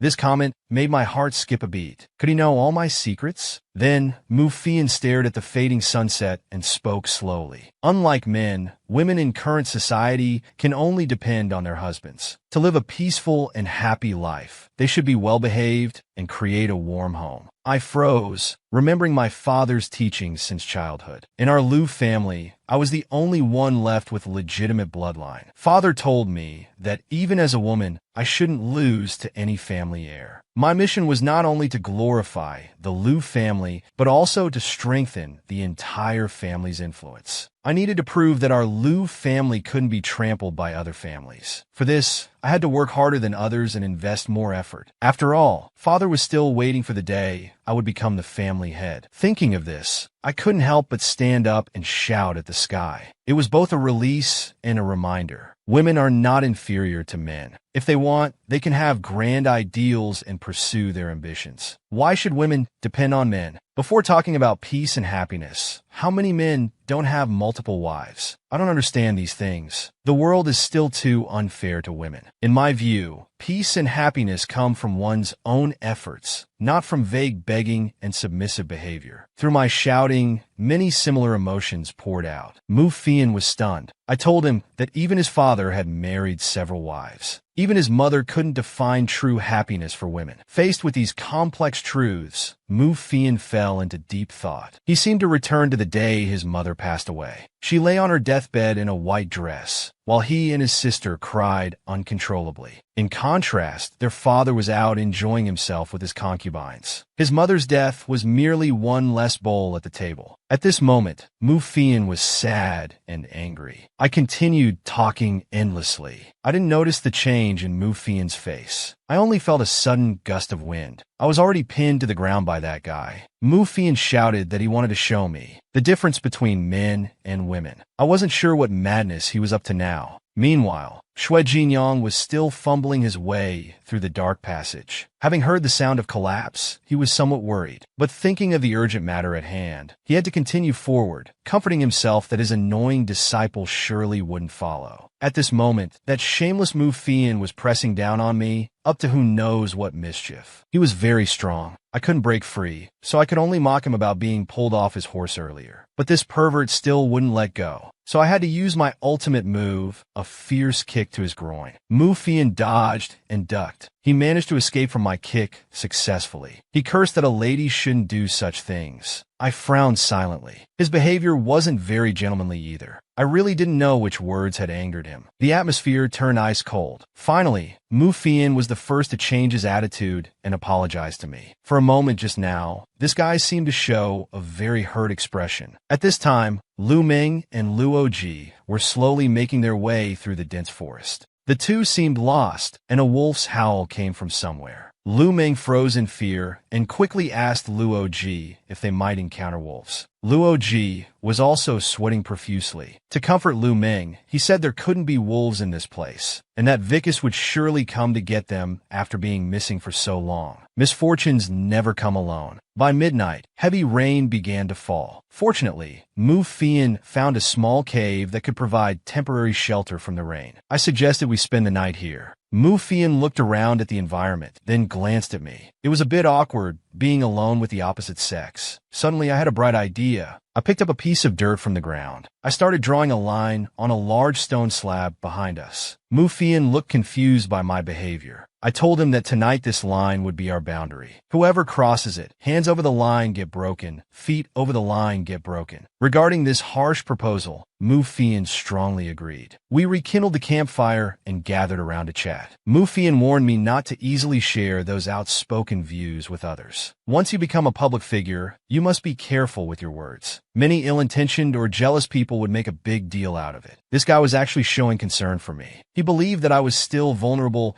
and not yet powerful enough to challenge certain people's bottom lines. So the best approach was to be careful and protect myself. Suddenly feeling touched, I nodded to Mu Fian to show my gratitude. After some time, the rain finally stopped. Mu Fian seemed to have fallen asleep against the rock wall. He wouldn't wake up no matter how I called. I wanted to take this chance to look at his map. There might be some important clues in his copy. I had seen Xiao Ming's before, which was clearly missing a large piece. I wondered if Mu Fian's could complete it. I reached out my sneaky hand. I carefully searched around his body, but after searching for a while, there was nothing in his pockets. How strange. Could it be in his clothes pocket? I held my breath and gently reached in. Indeed, I felt something that seemed like a map. Just as I was about to withdraw my hand, Mu Fian's head drooped onto mine. I was startled, but found he was still asleep, so I tried to carefully pull my head back first. After much struggle, I finally saved my head, but my hand was still in his clothes pocket. Just then, Mu Fian slowly opened his eyes and asked what I was touching. I was about to be exposed. My mind raced quickly, and I finally thought of a good excuse. Putting on a composed face, I told Mufian I wanted his clothes. I coughed while pretending to be freezing to death. My throat was my livelihood. I couldn't let it get sick. Mufian sighed, saying I didn't need to be sneaky and could just ask him directly. Then he smirked. While taking off his clothes, he asked if I had thoughts about his body. I took his coat, thinking the map was inside, and I could take it out when he fell asleep later. To be honest, his physique was indeed impressive. I couldn't help but compliment him again. But this old fox was still cautious. Even after handing me his clothes, he turned and took the map from the pocket. Mufian pretended to cry and demanded I take responsibility. What responsibility in this heavy rain? His expression was truly disgusting. Mufian explained that he had given me many of his firsts, so now he could only offer himself as compensation. I never thought this guy had such a clingy side. I put on a serious face and sincerely invited him to go outside to clear his head. Then I thought, this guy must have really fallen for Miss Yachan. I quickly asked him what he liked about me, saying I'd catch it right away. Mufian was quick-witted and simply said he liked how I looked down on him. Unable to get the map, I couldn't be bothered to joke with this masochist anymore. I glared at him and prepared to sleep. Late at night, Mufian couldn't sleep. He had suspected all along.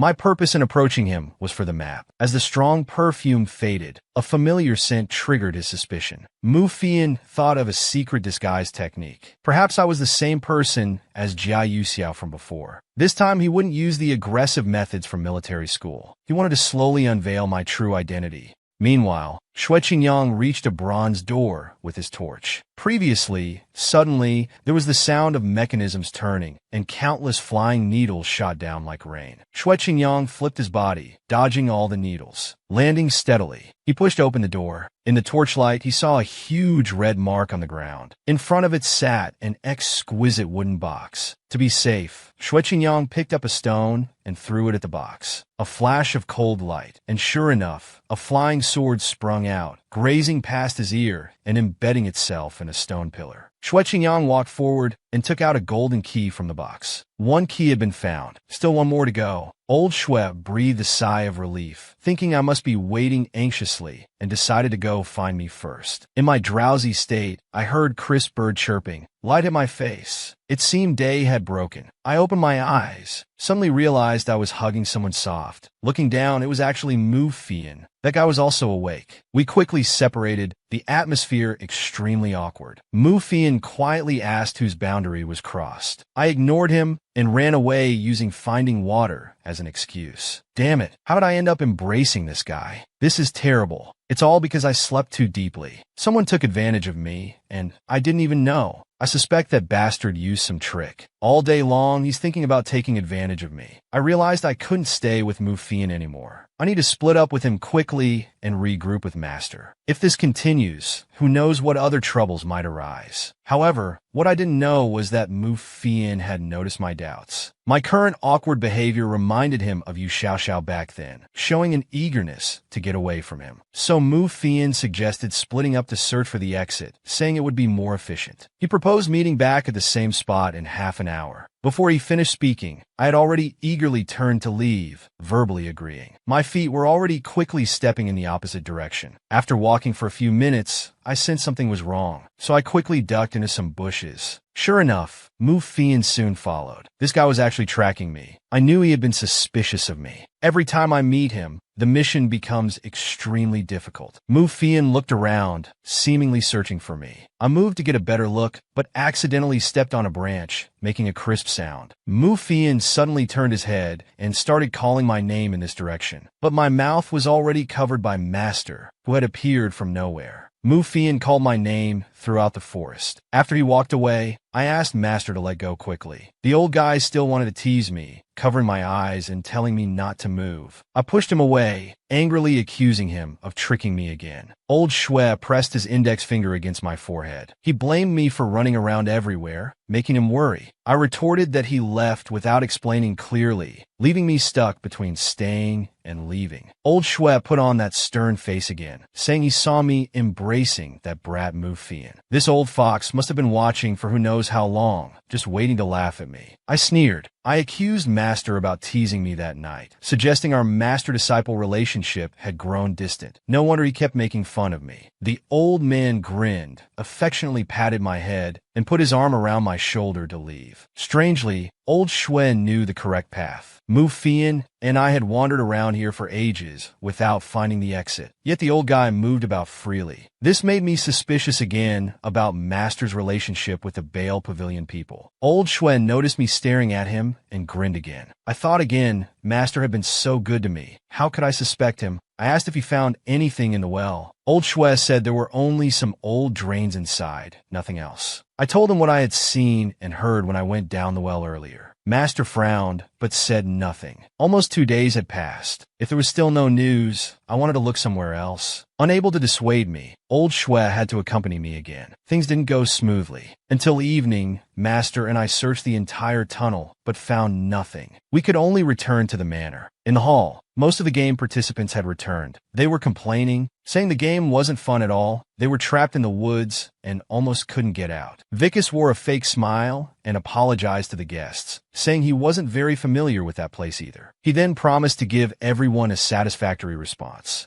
Before we knew it, it was dinner time again. I noticed Lu Meng and Lu Og had returned. The young man seemed injured. Lu Meng was carefully bandaging him. The two appeared to be getting along well. If little Meng knew that this dark-skinned guy was the black dog his father bought him from the slave market, I wonder what he would think. Thinking about this, I couldn't help but sigh. Vicus and Xue Qingyang were having a secret conversation. Xue Qingyang mentioned they only found one. Vicus said he wasn't sure about the location of the other one, as his nephew died before revealing the information. He frowned, expressing his suspicions about Mu Fian, Lu Meng, and me, hoping old Xue would help investigate. Xue Qingyang agreed verbally, but was defending his disciple in his heart. Afterward, they went to check the hidden treasure. The amount didn't meet their expectations. It seemed they needed to find the other key. Meanwhile, Mu Fian, using the map in his hand, found a secret passage in a corner of the manor. He walked through a door with his flashlight. He discovered a large space inside, with what appeared to be a drawer at the end of the passage. Just as Mu Fian took a step forward, there was a sudden collapse. Fortunately, his agility allowed him to stabilize himself in time. He slowly walked forward and opened the drawer. Inside was a complete map. Mu Fian was startled when he heard footsteps behind him. It was me searching for the key. I had passed by and heard sounds from inside, so I entered with a lamp. I saw many holes and cracks in the ground ahead. Wearing high heels and a dress, I couldn't move freely. I had to take them off and leap to the other side. I opened the drawer on the ground, but it was empty. Someone must have gotten there first. Unknown to me, Mu Fian was hiding in a corner, quietly watching my every move. The next day, for some reason, the weather was gloomy. Master was calling me by my new nickname, Daniel. I was very unhappy about it. Xue Fei was driving ahead and laughing. Furious, I shouted loudly. Master said I seemed distracted since returning from the manor, so he wanted to treat me to something good to eat. I glared at him, saying I had no appetite. Then it started raining. With a gloomy face, I told old Xue I had a strong feeling this mission might fail. The rain got heavier. Mu Fian entered the woodwork shop with an umbrella. The second butler Lin Ke approached worriedly to attend to the young master. Mu Fian took off his coat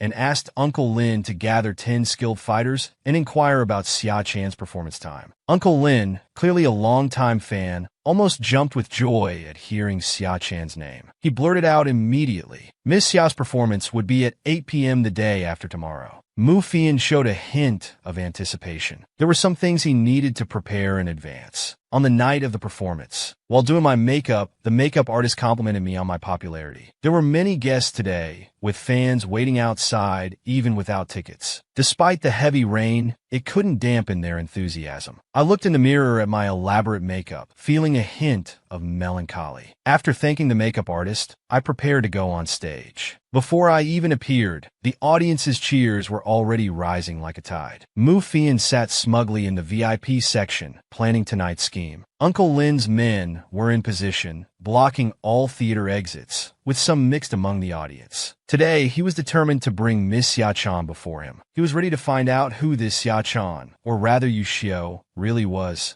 I stepped onto the stage with microphone in hand as soft spotlights gradually illuminated me. I was about to sing, putting my heart into this song. Scattered memories flashed before my eyes of family and master. And that guy Mu Fian. As the song ended, thunderous applause erupted from the silent audience. It was time. The next song was about to begin. With my invitation, several sparklers suddenly burst on stage. They covered the entire stage, and the audience was captivated by the special effects. Mu Fian froze, his pupils trembling as he suddenly realized something was wrong. He quickly shouted to his men below that someone was trying to escape. Mu's men rushed onto the stage, tearing away the sparklers, but the stage was already empty. Two clumsy fellows panicked and accidentally knocked over the lamp oil, setting themselves ablaze. Watching the chaos below, Mu Fian was speechless. It seemed he had to handle things himself. Meanwhile, I was running upstairs, with Mu Fian's shouts growing louder behind me. Soon, I reached the balcony. Mu Fian caught up, telling me there was nowhere to go and to stop. I played dumb, asking why he was chasing me. He sighed and told me to stop beating around the bush. He pulled something out that caught my attention, the key I'd been looking for. No wonder he hadn't appeared since we separated at the manor. He had found the key. Mu Fian dangled it. He said he would give me the key on one condition: I reveal my true identity. I laughed, mocking him, asking if he had really fallen for me. Mu Fian didn't deny it, seriously expressing his love. My smile froze. I hadn't expected him to be serious. My feelings were complicated, but there was nothing more to say. I jumped onto the railing, admitting defeat to Mu Fian. Then I dove down after saying, "Take care." As Mu Fian tried to follow, I jumped onto my prepared flying device, telling him to keep the key and that we'd meet again. Flying away, I thought to myself what a lunatic he was, proposing such a condition that would lead me into the tiger's den. Mu Fian stood on the balcony with a faint smile. For some reason, he seemed to be in a good mood. A few days later, news of the Mu family discovering their ancestral treasure made headlines, even overshadowing the news of Xia Chan's disappearance. Master and I sat together, reading the newspaper and praising how well that kid could make up stories. There was also a line in the paper. Looking closer, I read that young Master Mu was willing to give the key to his beloved, welcoming them to claim it any time. Remembering his smug face made me furious. To comfort me, old Shui offered to treat me, his egg girl, to a fancy dinner. Meanwhile, Mu Fian was listening to the phonograph while playing with the key in his hand.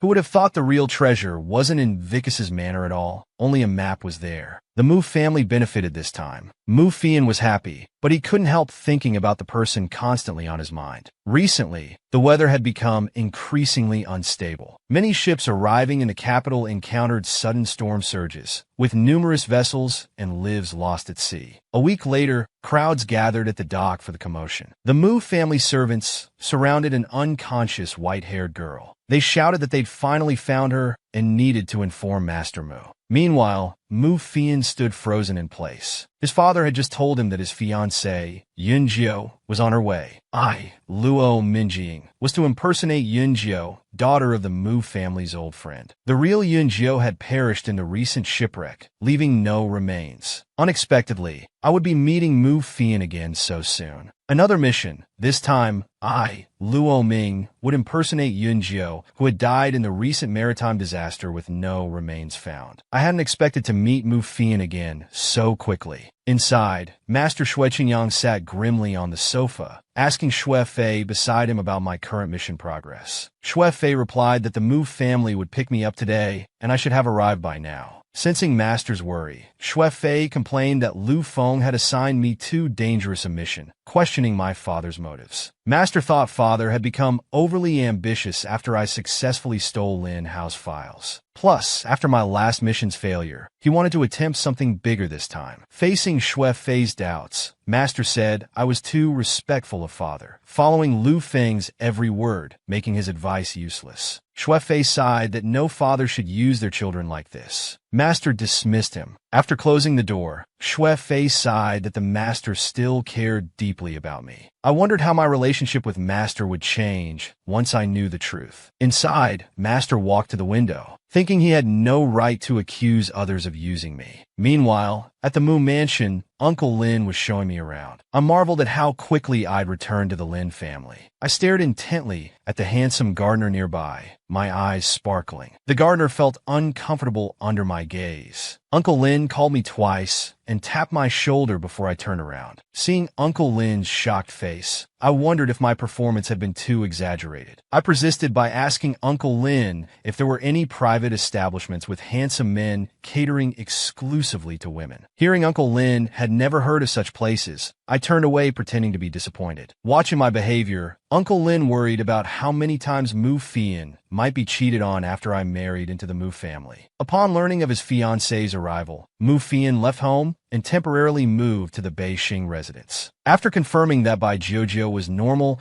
and had no connection to my Xiachan identity, Mu Fian puzzledly continued asking his subordinates if there had been anything noteworthy recently. He learned that Bai Jiujiu and I had gone to Jinyan Temple to burn incense. At Bale Pavilion, Bai Jiujiu had been absent-minded these past few days. She claimed mountain spirits had captured her soul, frightening everyone around her. 10 days ago, knowing I was going to Jinyan Temple, Sister Bai insisted on coming along to play. At the temple, I let the breathless Sister Bai rest first. I went ahead to find my friend. Sister Bai regretted following me exhausted. After I knocked and was invited in, that guy Shi Fanjing immediately called me Little Cherry. Annoyed, I called him Little Mirror and Little Vendor in return. Then we politely greeted each other. After I showed him this mission's target, he said it might hurt a bit this time. Sister Bai wondered why I hadn't returned yet. Shi Fanjing and I walked over together. Sister Bai blushed looking at Shi Fanjing, completely mesmerized. She didn't even hear me say we could leave. Sister Bai was curious about why my face had changed. I told him to wait and split up once we left the courtyard. Sister Bai returned to the temple to burn more incense, telling me to go ahead. I looked at her questioningly. Back home, Mu Fian returned to get something. He happened to see me at the stairway corner. Though puzzled why he was back, I immediately put on a lovesick expression. Seeing Mu Fian shudder at my gaze, he turned to leave quickly. Just as I was pleased at making him uncomfortable, he seemed to notice something. Mu Fian turned and pinned me against the wall, questioning how I could possibly have Yunjio's scent.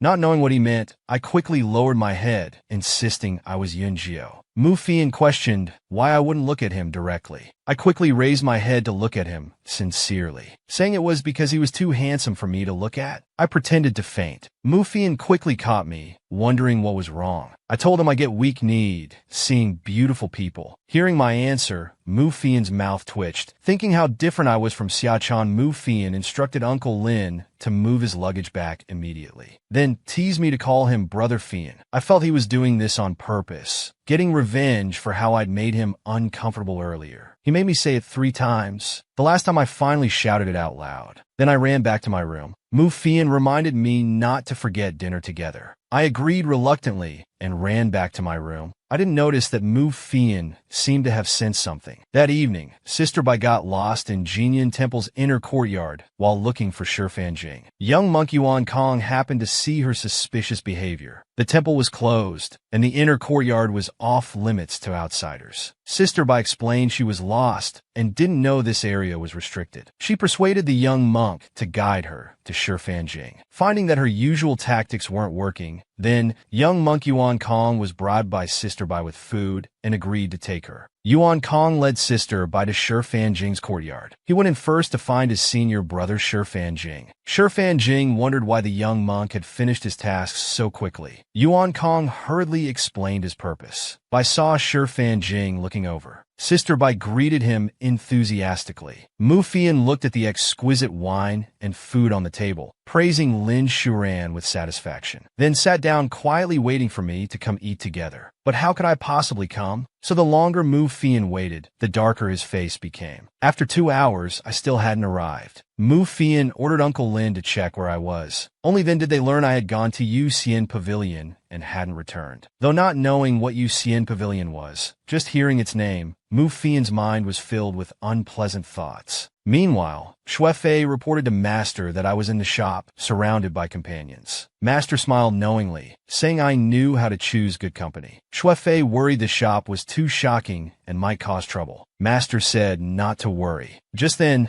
someone came to report that Mu Fian had arrived and the situation didn't look good. Here, Mu Fian and I sat on the sofa. He sat firmly while I appeared slightly nervous. I spoke first, asking why he came. He insisted I call him Brother Fian instead of just Fian. Mu Fian said he came to see what beauty had enchanted me so much I forgot to return home. I casually replied that this place was better than anywhere I'd been before. Food available anytime, and handsome men weren't always around. Just then, one of the handsome men accompanying me put his arm around my shoulder, agreeing with what I said. Mufian's face instantly darkened as he glared at that handsome man. The man instinctively removed his hand. Mufian expressed curiosity about the attentive service here, telling us to continue playing while standing there with a dark face watching us. I was speechless with anger. Mufian was clearly here to cause trouble. I went forward and took Mufian's arm, saying I wouldn't abandon a great tree just because there's a forest, deliberately teasing him. Mufian grew angrier, his face darkening further. I looked at Mufian seriously, saying I wanted them all. Those nearby agreed, inviting Mufian to join us. Just then, my master came out and politely greeted Mufian. As Mufian was about to respond sarcastically to Master, I suddenly let go of his arm. I ran to Master's side, praising Master's beauty. Master put down the cigarette, gently stroking my head while talking to me. Mufian watched from behind, furious, demanding to know what I was doing. I ignored him and asked Master if she could accompany me. Master declined, and I pleaded with her pitifully. Master asked Mufian about our relationship. With a dark face, Mufian directly answered that I was his fiancé. Everyone in the room was stunned by this answer. Finding it boring, I invited Master to see me out. Just as Master agreed, Mufian suddenly picked me up in a princess carry. I continued expressing my admiration for Master's beauty. Master raised her hand to bid me farewell.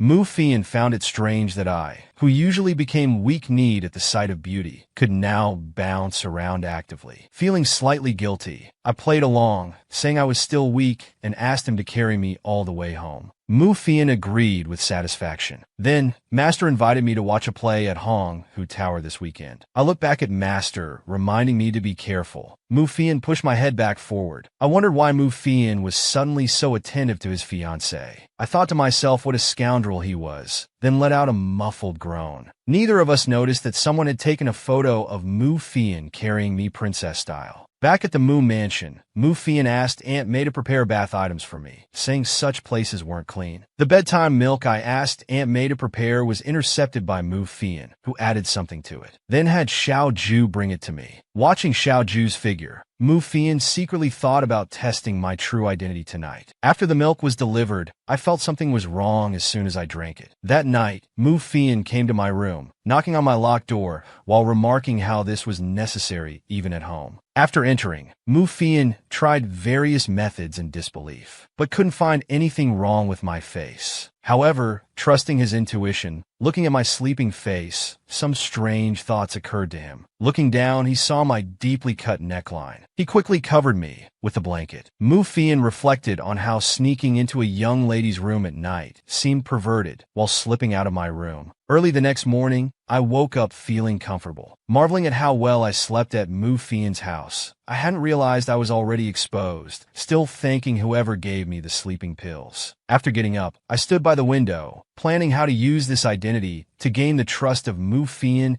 and his father to investigate the jade mine's location. I watched Mufian in the courtyard below, instructing servants to follow my orders when he's away. Meanwhile, Luo Ji returned to his life as a street punk after finishing his job impersonating Vicus's nephew. While Luo Ji was eating, old Yao seriously read the newspaper, which showed the photo of Mufian carrying me. Luo Ji complained that these newspapers never did real work, only caring about rich people's drama. Luo Ji tossed the remaining money from Vicus in his hand, considering whether to find some small business. Just as Luo Ji was thinking he'd probably never see me again, Amon pushed past Luo Ji and ran forward. Someone was chasing behind, shouting, "Catch the thief." Luo Ji grabbed Amon and asked if he really stole money. Amon shamefully explained that his brother was unconscious with fever and needed hospital care, but they had no money. The owner caught up and Luo Ji returned the money. Then he asked Amon to take him to see his brother. At the hospital, the doctor said they needed $30 silver, but Amon didn't even have $3 silver.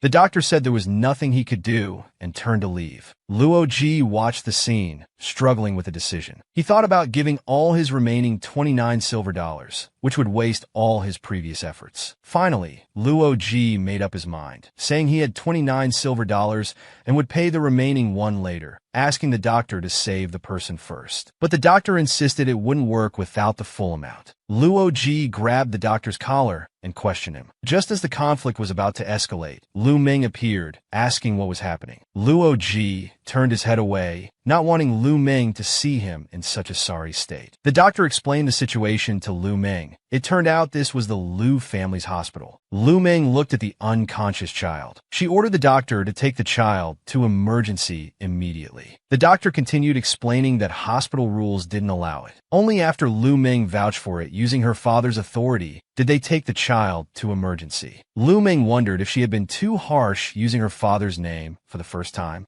She suddenly realized she seemed to recognize Luo Ji. She asked if he was afraid of young Master Ka. Luo Ji didn't dare admit it and hurriedly said she had mistaken him for someone else. But looking at the bandage on Luo Ji's hand that she had wrapped herself, Lu Ming wondered how young Master Ka had ended up like this. Luo Ji insisted she was mistaken, shook off her hand, and quickly left. Watching Luo Ji's departing figure, Lu Ming looked very disappointed. A nurse handed Lu Ming a money pouch, passing on the message that the money would be repaid in full in 3 days. Lu Ming held the money pouch tightly, looking forward to 3 days later. At the Mu Mansion, I asked Aunt May where Mu Fian was. Learning that father and son were out entertaining and wouldn't return tonight, it seemed heaven was helping me. I then asked if anything was added to my milk last night. Aunt May told me it was arranged by Mu Fian's father, as instructed by Yun Jio's parents. Knowing this, I felt relieved, thinking I had overthought it, and asked Aunt May to tell me in advance next time she added it. What I didn't know was that after Aunt May put in one pill, Mu Fian had added another. I had actually taken 2 sleeping pills. That night, lying in bed, I heard the same singing I had heard earlier at the wooden frame. I wondered who was singing and why no one had introduced them to me. I suspected there might be something hidden that people weren't supposed to see. I got out of bed and followed the singing, discovering it came from an attic. I climbed up to the attic. Aunt May, just coming out of the bathroom, noticed nothing unusual and merely remarked that the young miss was singing again before going to bed. I climbed up to the attic and reached the room where the singing was coming from. Mu father and son had finalized their cooperation. The other party invited them to rest at a pavilion. Everything was arranged. Mu Feiyan declined Togo. Facing his father's questions, Mu Fian said he wanted to return home to accompany his father's arranged fiancée. That would be me. Mu Fian added a sarcastic comment to his father. The old man was furious, and everyone could see their father-son relationship wasn't good. We lay on the ground facing each other. I asked the girl her name, but she only seemed to know the words flower and beautiful. I suspected her name was Flower. Suddenly I noticed something different about the floor under the bed. Meanwhile, Mu Fian returned to the mansion and asked Aunt May to prepare bath water. It turned out there was a very narrow secret passage under the simple girl's bed. I followed the passage and successfully made it down, landing gracefully and smoothly. Then came the awkward moment. I found Mu Fian right in front of me. This was his room. Mu Fian teasingly questioned why I was in his room late at night and how I got in. I stood with my back to him, silent. He asked if this was like a sheep walking into a tiger's den. Still facing away from him, I was speechless. Wasn't he supposed to not come back tonight? I thought this was trouble. Hearing him call me, I came up with a plan. I bumped my head against the wall and started walking with a vacant expression, muttering the names of the handsome guys from Yusian Pavilion. Mu Fian wondered what I was mumbling about, seeing I was about to hit the wall again. He quickly held my shoulders and turned me toward the door. Seeing my state, he guessed I was sleepwalking. Following me, he noticed my shoes had fallen off, thoughtfully picked them up, and followed me. Watching me sleepwalk, Mu Fian became suspicious and decided to test me further. He quickly ran in front of me and thrust a table knife toward my eyes. I continued forward without hesitation. Finally, the knife stopped less than a centimeter from my pupil. Seeing that I didn't stop walking and my pupils didn't change at all,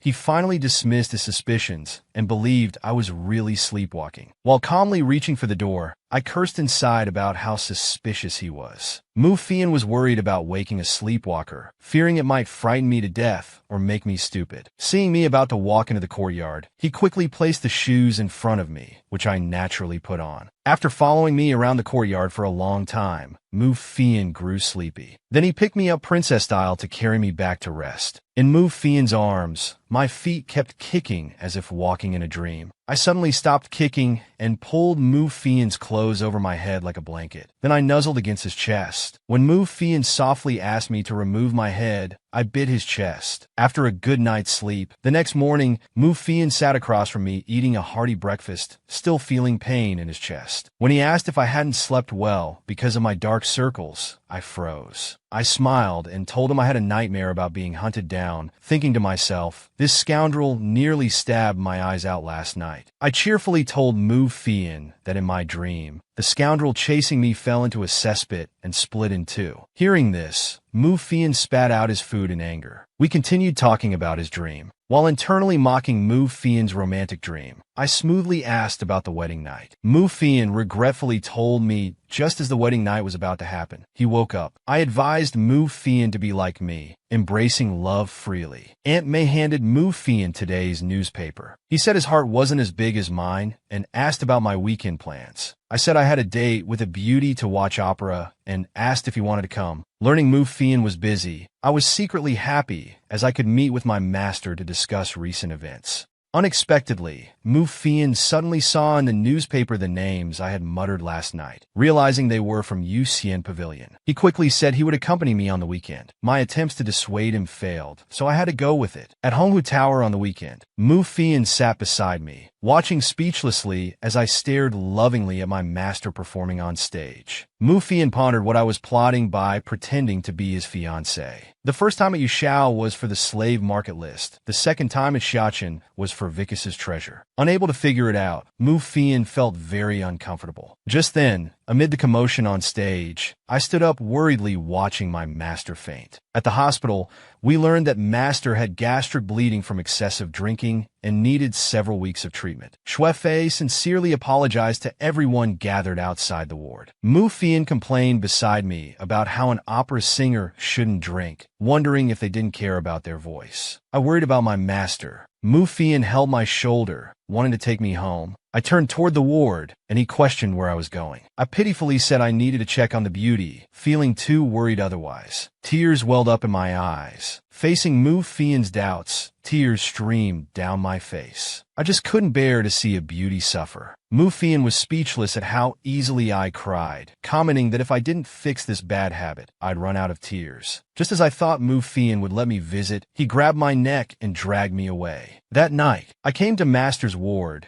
and found him screaming while removing bandages to change dressings, covered in sweat from pain. A diagonal wound across his lower back looked horrific. I knew it wasn't just gastric bleeding. As expected, seeing me arrive, Master casually asked me to help change his dressing, curious about why I came. Of course, it was because I noticed something was wrong. I assured Master that no one had discovered anything. I discovered a large tattoo on Master's lower back. I wondered about its meaning and why, after so many years together, Master remained such a mystery. I felt sad that Master didn't trust me. I gently touched Master's tattoo, worried about such a large wound and whether there would be issues with the doctor. Master trembled at my touch, so I quickly withdrew my hand. Master insisted it didn't hurt and told me not to worry, saying the doctor was one of their own, needing rest and unable to appear in public. Today's performance was deliberately staged to dispel suspicions. I watched as Master avoided my real question. Angry, I wrapped the bandages with all my strength. I really wanted to know how the wound happened. Master writhed in pain, suspecting I was trying to betray him. Just then, Shuefei heard the commotion and curiously opened the door to ask what was wrong. He saw the intimate scene between Master and me. Shuefei apologized for interrupting, told us to continue, and quickly closed the door. I wondered if Shuefei hadn't realized who I was, while Master thought I was being silly. Master asked if things were going smoothly at the Mu family, and if Mu Fian had discovered anything suspicious. How could things go smoothly with that scoundrel Mu Fian around? While I was feeling smug about my flawless disguise, thinking even Yun Jio's parents wouldn't notice anything wrong, let alone Mu Fian, I didn't notice Master's wound had opened slightly again, causing trembling from pain. I told Master about discovering that girl at the Mu family. Through Master, I learned Mu Fian had a sister. After his sister and mother died, the relationship between Mu's father and son deteriorated. They say the Mu family has no mistress now, because anyone who tried to replace Mu Fian's mother was killed by him. I thought to myself that Mu Fian was already ruthless even as a child. According to Master, it seems Mu Fian harbors deep hatred for his father. Once he gains enough power, the Mu mansion likely won't end well. I feel Mu Fian and I are similar. We both hide our true selves. Master noticed I suspected that girl was Mu Fian's sister, but I wasn't entirely sure. The age matched, but why did the Mu family say his sister was dead? And how did that girl go mad? Many questions remained. The Mu father and son aren't easily fooled. Master warned me to be careful. After I left, Master felt the wound wasn't as painful anymore. Back at the Mu house, I went to see Hua Hua, the girl in the attic, bringing her a box of shiny candies. Watching me play with the candies skillfully, that girl was amazed and happily applauded. I gave Hua Hua a piece of candy. After carefully chewing it for a while, she happily said sweet. I was happy too, and Hua Hua spoke the word heart to me. Hua Hua ran to hug me, saying she liked me. I thought how nice it would be if such a lovely girl were normal. Hua Hua and I played happily holding hands. Suddenly, I noticed movement outside. It was Mu Fian coming to chat with his sister. I thought to myself, who visits their sister in the middle of the night? Seeing the light still on, Mu Fian was about to enter. I was so scared my face turned pale. Hua Hua looked at me confused, not knowing what was wrong. When Mu Fian entered, he wondered what Hua Hua was doing. Hua Hua imitated me by throwing candies in the air and trying to catch them with her mouth. She didn't catch any and looked very disappointed. Mu Fian wondered if Aunt May had bought these candies for Hua Hua. He advised her to eat less candy as it's bad for her teeth. Hua Hua, feeling the sweetness, jumped and clung to Mu Fian's back. I hid in the secret passage under the bed, eavesdropping on the siblings' conversation, hoping to hear some useful information. I almost fell asleep listening, as they only talked about trivial matters with no value. After an hour, Mu Fian mentioned meeting an interesting person recently. Finally, just when I thought I'd hear something useful, Hua Hua fell asleep. Mu Fian helped his sister to bed, covered her with a blanket, and left. Just as I poked my head out of the secret passage, feeling frustrated, I saw a head hanging upside down from the bed, hair touching the ground, staring at me. It startled me. Looking carefully, I realized it was Hua Hua on the bed, peering under to look at me. Hua Hua called me beautiful. I felt awkward, thinking I didn't look beautiful at all in this state. Anyone else might have died from fright. The next morning, while washing up, I noticed something odd about my face in the mirror. So I went to find Shifan Jing at Jingyan Temple. I wondered if there was a technical problem, as my cheeks had suddenly become puffy. The monk explained it was because face changing was inherently harmful, and I had done it multiple times. Seemingly to get back at me for questioning his technique, Shifan was rougher than usual. I thought this monk was really petty. 2 hours later, it was finally fixed. I touched my face, still questioning if there would be more problems. Shifan Jing looked at me speechlessly. He asked for a mirror.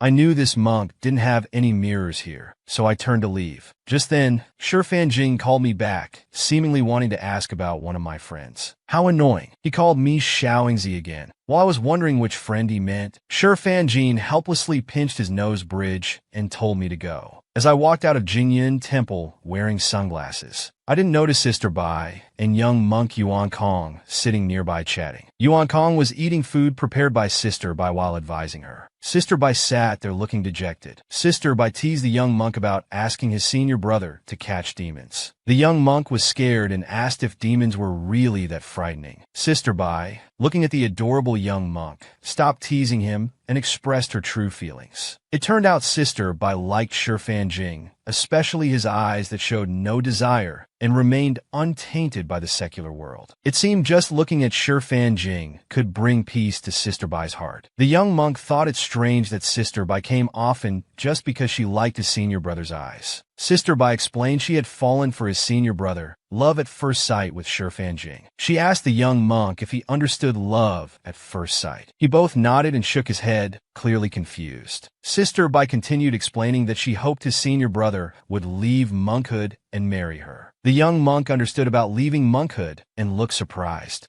Back at the carpentry shop, that scoundrel Mu Fian questioned why I went to Jingyan Temple. I forgot Yunjio's family didn't believe in gods and Buddha, so I told Mu Fian I went to burn incense. Mu Fian clearly didn't believe me. After swallowing my food, I quickly explained that I went there to learn massage, Unexpectedly, that rascal Mu Fian ran over half-naked asking for a massage, looking all seductive. I don't know who she was trying to tempt. Looking at Mu Fian before me, I felt awkward and made excuses that I had just learned and wasn't skilled. Mu Fian acted like she was willing to sacrifice herself, saying I needed more practice. I was furious. I watched angrily as Mu Fian lay on the bed, asking me to start with her back. With Mu Fian's anticipation, I slowly extended my evil claws, determined to teach her a lesson. I started with feather-light touches, gently pressing on Mu Fian's back. She complained that I was too gentle, asking if I hadn't eaten dinner. This was exactly what I was waiting for. So I took a deep breath, raised my hands, and slammed them down hard, making her head and feet lift up. She looked like she might cough up blood. Mu Fian complained that not only was my voice loud, but my strength was also considerable. I pretended to be wronged,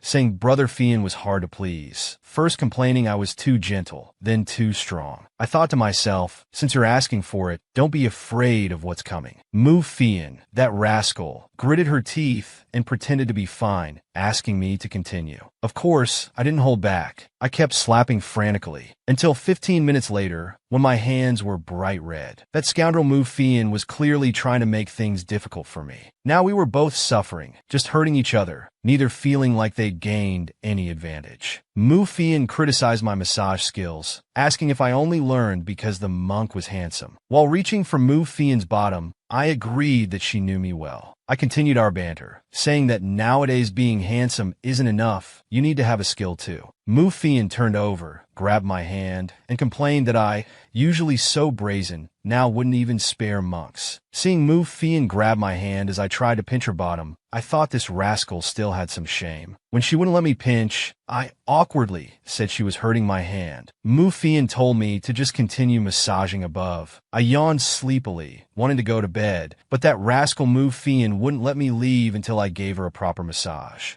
Otherwise, neither of us would sleep. Tonight, watching Mu Fian act pitiful towards me without being moved, I got angry again. I had to admit, this rascal could really take a beating. Thinking about tomorrow's tasks, I didn't want to waste the whole night with this rascal. To get back to rest quickly, I had to give Mu Fian a proper massage. She immediately sensed something was different and started acting up, making strange noises. I couldn't stand it. I told her to stop making those weird sounds. Mu Fian argued unreasonably that she made those sounds because it felt good, and asked if I wasn't used to hearing them. I couldn't admit it, so I lied to Mu Fian, saying I wasn't uncomfortable at all. I smiled on the outside while cursing inside. After all, no one could stand those springtime-like sounds. I pretended to be infatuated, claiming I'd been through it all, and nothing could affect me. Then I criticized Mu Fian's voice as unpleasant. By now, Mu Fian finally realized that I, who had deceived her multiple times with different faces, wasn't interested in her at all. This realization made her increasingly angry. The next morning, I went downstairs and saw Mu Fian arranging some tasks for the servants. Seeing me approach, Mu Fian asked where I planned to go today. I said I hadn't decided yet, probably just going around with Xiao Ju. At this moment, Mu Fian's father, Mu Sanchi, came over. After exchanging pleasantries with me, he asked me to leave first. They needed to discuss some business matters between father and son, just directly sending me away like that. Only then did I realize that Mu Sanchi didn't view the Yun family as very important. Moreover, Mu Fian didn't object either. This showed that father and son were remarkably united when it came to family interests. On the street, I learned that Mu Fian had passed all the highest difficulty tests at military school with excellence and graduated early. No wonder he had so much time to deal with me every day. I sent Xiao Ju away to buy candied hawthorns. Meanwhile, I went to a nearby pancake stall and bought 2 pancakes. While paying, I slipped the intelligence to the owner. After watching us walk away, the pancake vendor finally looked at the text on the intelligence cover. Urgent defection, meant for Shi Fanjing.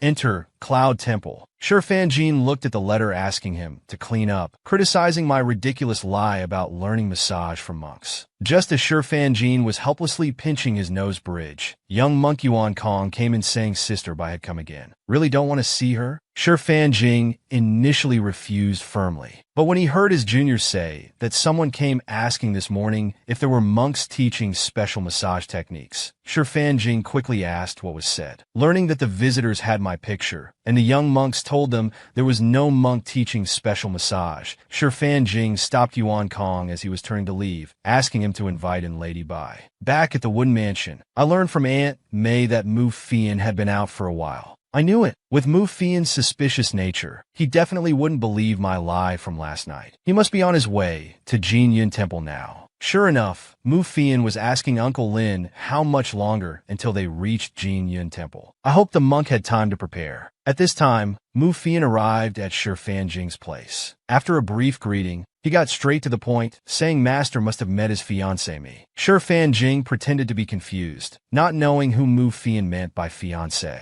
Mu Fian introduced me as Yun Jiao, who came yesterday to learn special massage from Shi Fanjing, questioning why he'd never heard of Jing Yun Temple teaching such things. Then Mu Fian and Shi Fanjing were silent for several seconds. Shi Fanjing explained the temple naturally doesn't teach such things. Just then, young monk Yuan Kong brought Sister Bai over. Sister Bai was surprised to see Mu Fian, wondering why he was here too. Mu Fian also said what a coincidence. Sister Bai explained she came specially to thank Master Shi Fanjing for helping massage her leg yesterday. As she spoke, she handed the snacks she brought for Yuan Kong to Shi Fanjing. Mu Fian was confused about what massage. Sister Bai continued explaining that she twisted her leg yesterday at Jingxiang. Thanks to my and Shi Fanjing's help, she was able to return home smoothly. She also said I was a wonderful person, very interesting. Seeing Master Shi Fanjing fix her leg in just a few moves, I insisted on learning massage techniques from him. She said I had ulterior motives. Mu Fian thought to himself that Bai Jiao and I were kindred spirits. Mu Fian finally somewhat believed that I learned massage from Shi Fanjing by chance. Mu Fian said after experiencing Xiao Jiao's massage, it felt good, so he came specially today to learn from the master. So Shi Fanjing took him to the back wing room. At night, in front of Mu Mansion, servants reported laughingly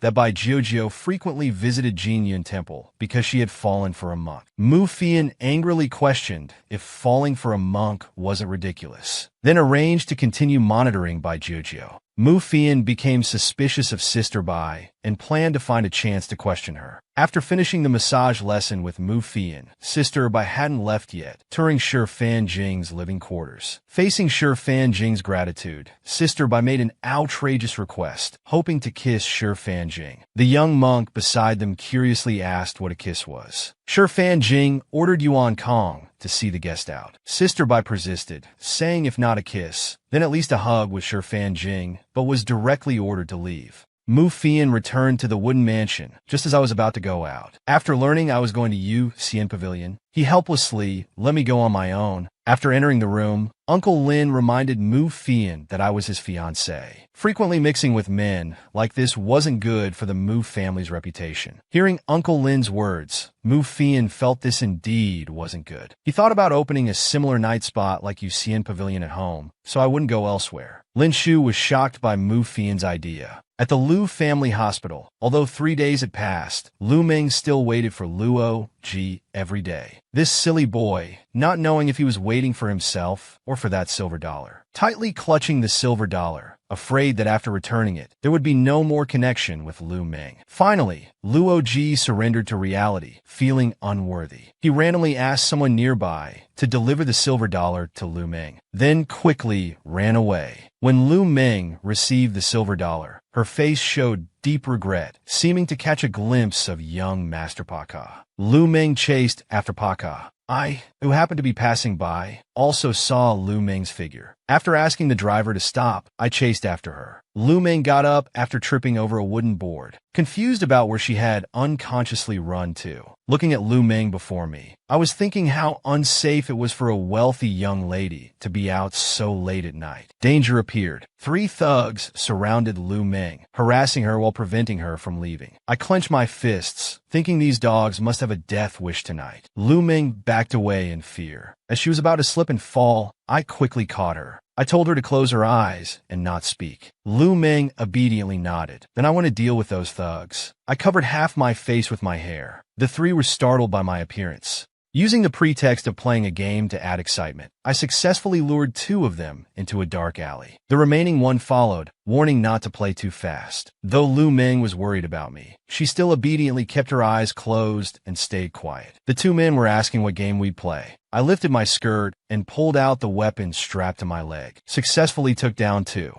At the alley entrance, the last one was wondering about the screaming when I struck his head with my baton, completing the triple kill. Coming out, Lu Ming asked how I was, having heard the screams. I assured her I was fine, told her to keep her eyes closed while I retracted the baton and strapped it back to my leg. Then, I princess carried Lu Ming, ready to take her out. Lu Ming knew I asked her to close her eyes to avoid seeing my face. She didn't know why, but somehow felt I was trustworthy. Meanwhile, Luo Ji was deeply regretting and reflecting on what he had just done. Suddenly seeing me carrying Lu Ming, fearing for her safety, he quickly caught up and questioned me. Lu Ming wondered if someone was calling her. I lied that she misheard. Lu Ming sweetly believed me and kept her eyes closed in my arms. I yelled, "Get lost!" then jumped over the railing. Luo Ji was shocked at this feat. Worried about Lu Ming's safety, he prepared to call the police. I put Lu Ming down near her home and turned to leave. After walking for a while and realizing I was gone, Lu Ming finally opened her eyes. At this moment, Lu Ming's mind was full of thoughts about me, the female warrior who had saved her, and had already forgotten about Paka. Very late at night, I encountered a pancake stall outside UCM Pavilion. Being hungry, I bought the last pancake with a cloth inside. Opening the intelligence, inside was a Mu family photo from 13 years ago. 7 people. Mu holding 8-year-old Mu Li's left hand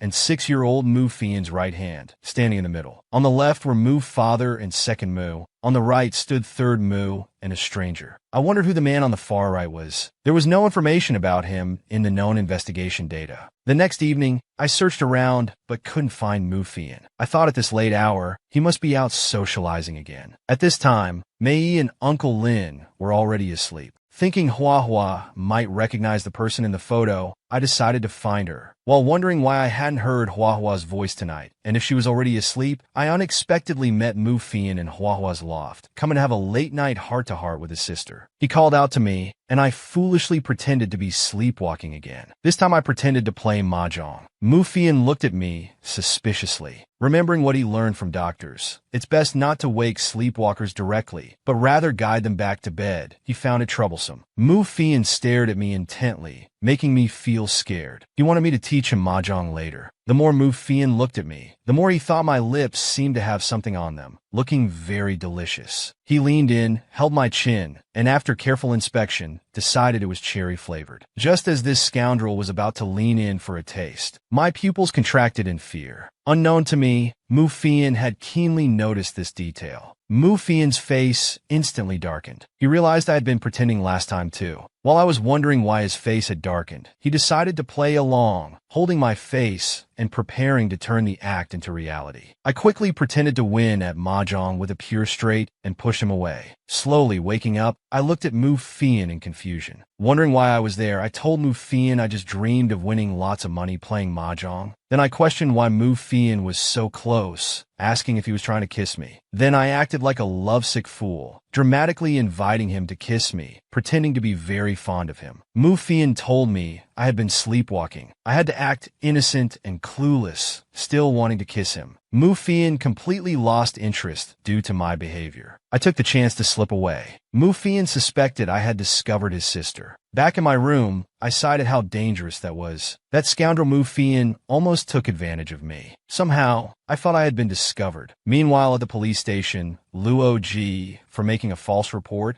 and arguing with the police, constantly pestering them, almost got disciplined. Fortunately, Lu Ming arrived in time. Only then did Luo Ji realize Lu Ming was really safe. Seeing Paka knew she was safe. He tried to sneak away. Lu Ming's face darkened. She quickly followed, telling Paka about what happened last night. Sure enough, Luo Ji turned back, wanting to know about it. Lu Ming angrily stared at Paka, who again looked like he wanted to run away. Lu Ming called out to Paka, asking if he wanted to know about what happened last night. This question immediately made Paka panic. Hurriedly turning his head, his reaction naturally admitted he was Paka, and he apologized to Lu Ming for his deception. Lu Ming told him what happened. Paka apologized again, feeling ashamed about calling the police. Lu Ming pretended to still be angry and made a request. At this point, Paka agreed to whatever Lu Ming would ask. Lu Ming suddenly became happy. Her request was simply to be good friends again like before. After hearing this special request, Paka fell silent. The engagement party. I hadn't expected Mu Fian to arrange it so quickly. Even Uncle and Anne knew about it. Mu Fian acted normally, considering it just a simple introduction. If Yun Jio's parents came, I'd be in trouble. The urgent matter now was to first figure out the location of the Mu family's jade mine and find that thing. I acted coy with Mu Fian, saying directly that he wasn't treating me like family at all. I never knew about the family's businesses, not even which clothing stores belonged to the Mu family. With such distrust, I won't marry him. Mu Fian gave in and agreed to let me go wherever I wanted to look. Just as I was feeling triumphant, I didn't expect there would be conditions. Mu Fian hadn't fallen for it. He wanted to turn the tables and use what Luo Min wanted to trap her. I leaned in to hear what the conditions were. Suddenly, my ear hurt. Mu Fian had put his other earring on my ear. Mu Fian said only with this earring would I be considered part of the Mu family. He led me to a mirror to admire it, thinking the earring suited me well. Then Mu Fian stated his condition. I should be more conscious of my role as his fiancé and be more honest from now on. Mu Fian went downstairs. After putting the Bishua earring on his fiancé, he just wanted to wait for her to make a choice, hoping it would meet his expectations. I went to the bathroom and desperately tried to remove the earring, but to no avail. I couldn't understand how he put it on and why I couldn't take it off. No wonder he asked me to be honest earlier. This guy had ulterior motives. Never mind, the most important thing now is to get him to take me to the jade mine at least once before the engagement party. The next day when I woke up, I saw Mu Fian about to leave. As per my request, he decided to take me shopping at the family stores.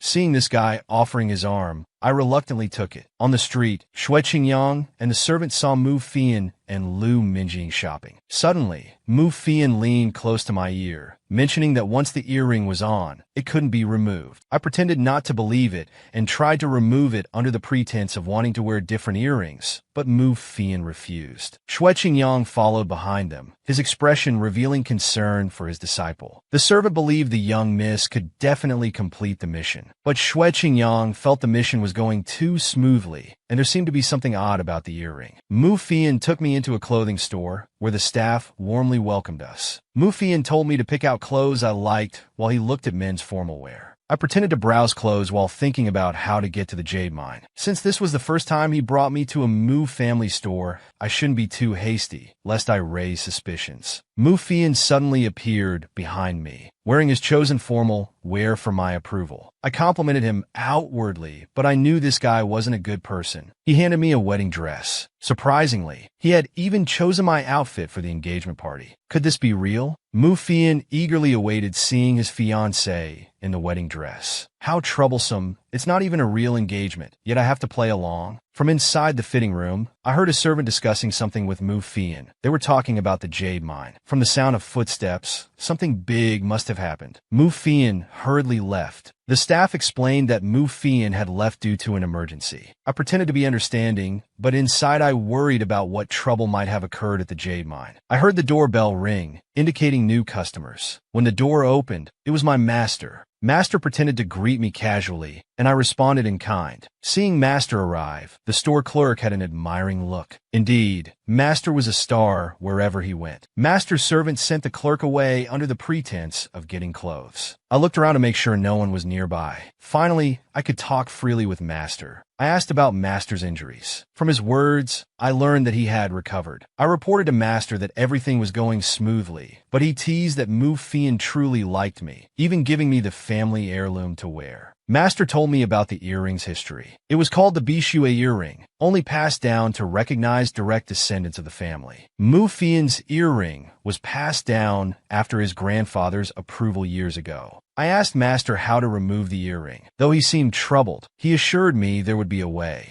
After hearing Master's words, I felt relieved. Seeing the wedding dress in my hands, Master was angry about Mu Fian's feelings for me, but then changed his tone and asked me to try it on. I went to the fitting room to change into the wedding dress. When I came out, Master's eyes lit up, and he quickly praised how beautiful I looked. Hearing Master's praise didn't make me happy. After all, Jill was prettier. Master raised my hand and gently kissed it, saying I was the most beautiful today. Seeing Master do this, I couldn't understand his meaning. Despite his praise, I still felt that in terms of beauty, no one could compare to Master. Master smiled slightly and asked why I wasn't attracted to him. I was stunned, not knowing how to answer. After hearing about trouble at the Jade Mine, Mu Fian hurried there by car. According to his subordinates, that morning a group of men in black suddenly came down from the mountain, causing unrest at the Jade Mine. Mu Fian suspected that since the mine's location was secret, someone must have leaked the information. In a villa, Pang Ju stood on the sofa, playing with a knife while waiting for Xue Qingyang. Upon seeing Xue Qingyang's impatient expression, Pang Ju smiled apologetically about previously hurting him, but Xue Qingyang wasn't buying it. Pang Ju immediately put on a friendly face and got to the point, asking about Xue Qingyang's relationship with his disciple in Madam's name. Xue Qingyang stated this was his private matter, and he had already reached an understanding with Madam.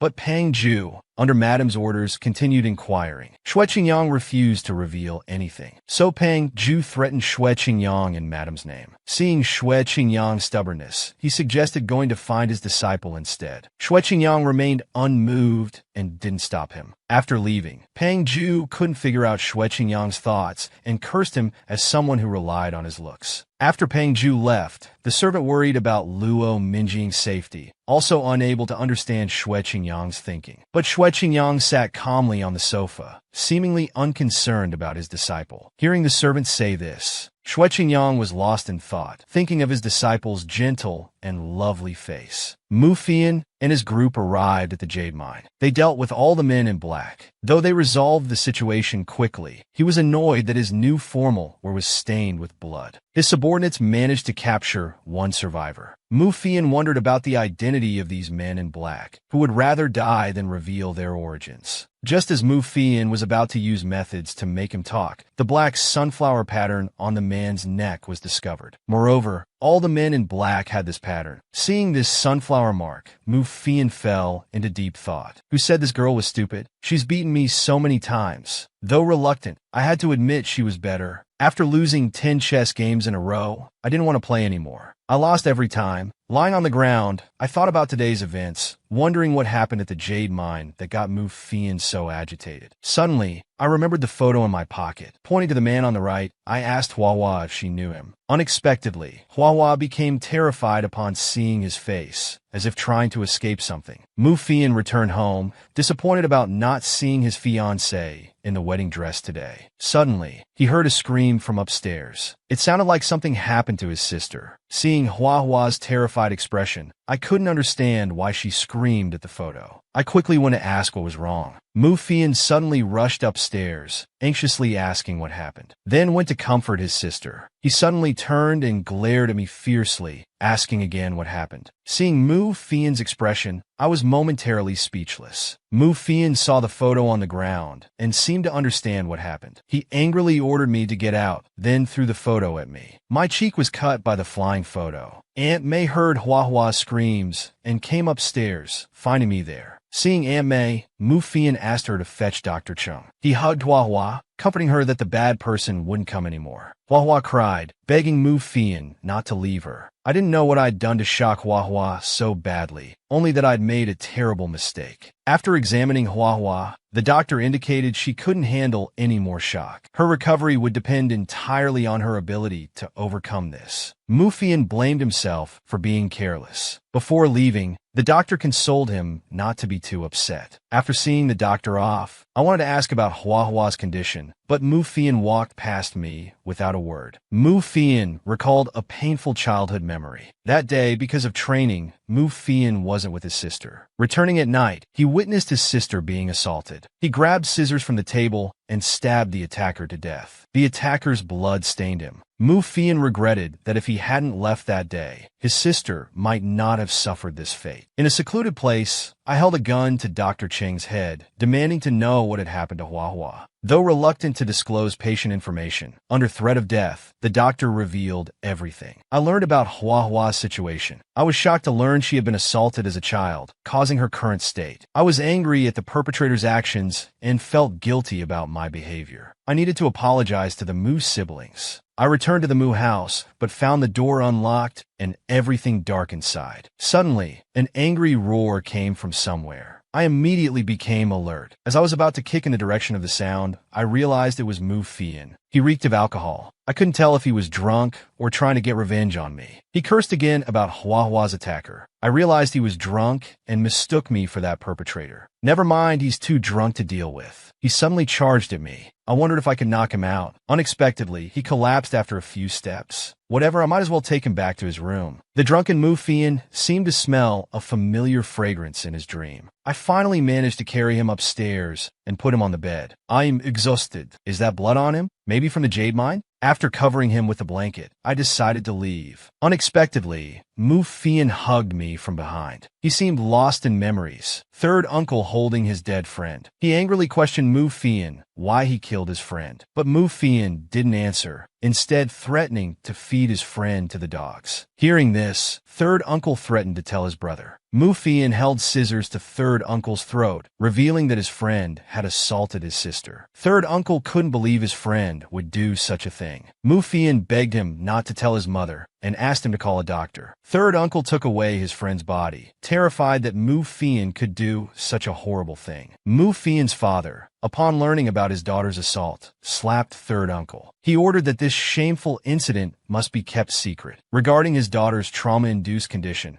they would tell others she died from illness to protect Mu family's business negotiations. But his words were overheard by Mu Fian behind the door. His father's words made him strongly feel his father's heartlessness. Mu Fian believed such a person didn't deserve to be a father. This guy's grip is still so strong, even while sleeping I'm choking. Looks like he's had it rough all these years too. Why am I feeling sympathy for him now? Let go of me already. Why is he sniffing again? Even while sleeping, he keeps hugging and sniffing. Must be part dog or something. Mu Fian opened his eyes in the morning. Getting up from bed, he remembered feeling down last night and drinking a lot. Then everything went blank. Finding himself in bed with his clothes removed and a familiar scent nearby, he suspected his fiancée had brought him up. Mu Fian couldn't understand why she was still so kind to him after yesterday's events and didn't know what to do next. I peeked through the door, playfully asking if he wanted breakfast. But Mu Fian ignored me. In the following days, trying to earn forgiveness, I kept following him everywhere. I wasn't sure if this approach would work. For half a month, unless absolutely necessary, Mu Fian wouldn't respond to anything Jiur did. I've been so nice to him for half a month, but he still ignores me. It's infuriating. Though it had been half a month since Mu Fian stopped acknowledging his fiancée, he didn't want to forgive her so easily. Mu Fian believed that while her apology to Mu Li was sincere, her attitude toward him might not be. However, deep down, he didn't want to leave her. His sister suddenly started shouting, asking Hua Hua to stay with her. Although Mu Fian explained Hua Hua was gone, his sister wouldn't believe it and insisted on finding her. She even refused to eat until she found her. Mu Fian realized his sister had become dependent on his fiancée, but he still didn't want to reconcile. Damn it, Mu Fian hasn't let me see Hua Hua for half a month. He hasn't mentioned the photos or what happened in Hua Hua's room. He hasn't even talked about canceling the engagement party. What is he planning? Half a month later at the engagement party, Luo Minjing was taking wedding photos with Mu Fian. The moment we finished, he immediately turned away. I must say, his acting is impressive. In public, he still acts like we're deeply in love. What are they discussing over there? How dare they say I'm just average?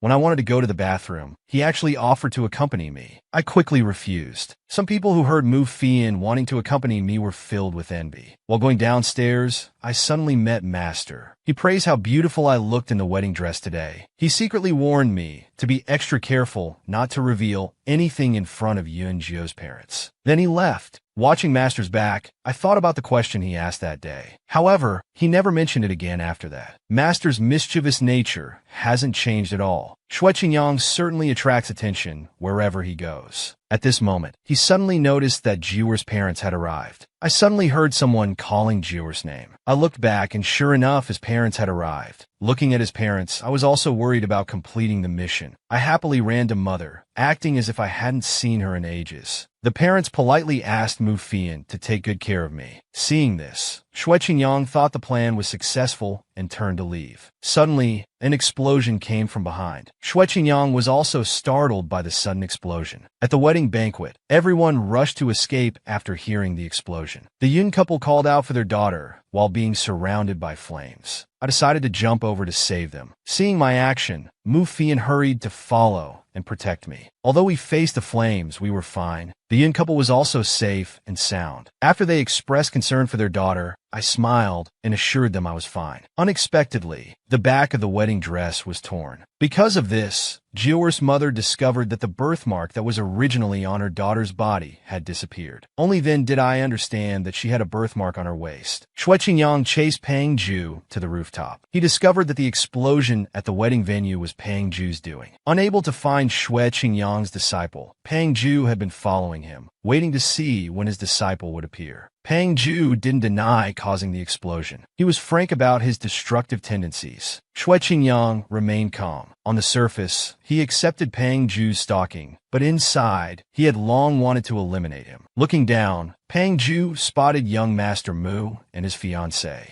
I followed behind Mu Fian, not knowing what to say. Mu Fian was equally silent. I recalled that when Yun Jior's mother discovered the missing birthmark on my back, Mu Fian surprisingly helped me cover up the issue of the disappeared birthmark. His parents believe his words. I don't understand. Mu Fian knows I'm not his real fiancé, so why would he help me? While lost in thought, Mu Fian suddenly turned his head, apparently wanting something in return. He stated 2 conditions. If I agreed, he would help keep my secret, and I could continue staying at his house. The first was to continue accompanying Hua Hua. This was acceptable, as I haven't seen Hua Hua for a long time. At this moment, Mu Fian grabbed my arm and kissed me before finishing his words. I tried to push Mu Fian away, but failed. Our lips remained pressed together, and I couldn't escape. Unexpectedly, the second condition was to continue being the Mu family's fiancé. Surprisingly, Pang Ju witnessed their kiss. He was shocked by their sudden appearance and wanted to hear what they were discussing. He noticed Shui Qingyang's expression wasn't good. Shui Qingyang stated that Yun Jio was his guest. Pang Ju didn't expect Shui Qingyang would be jealous.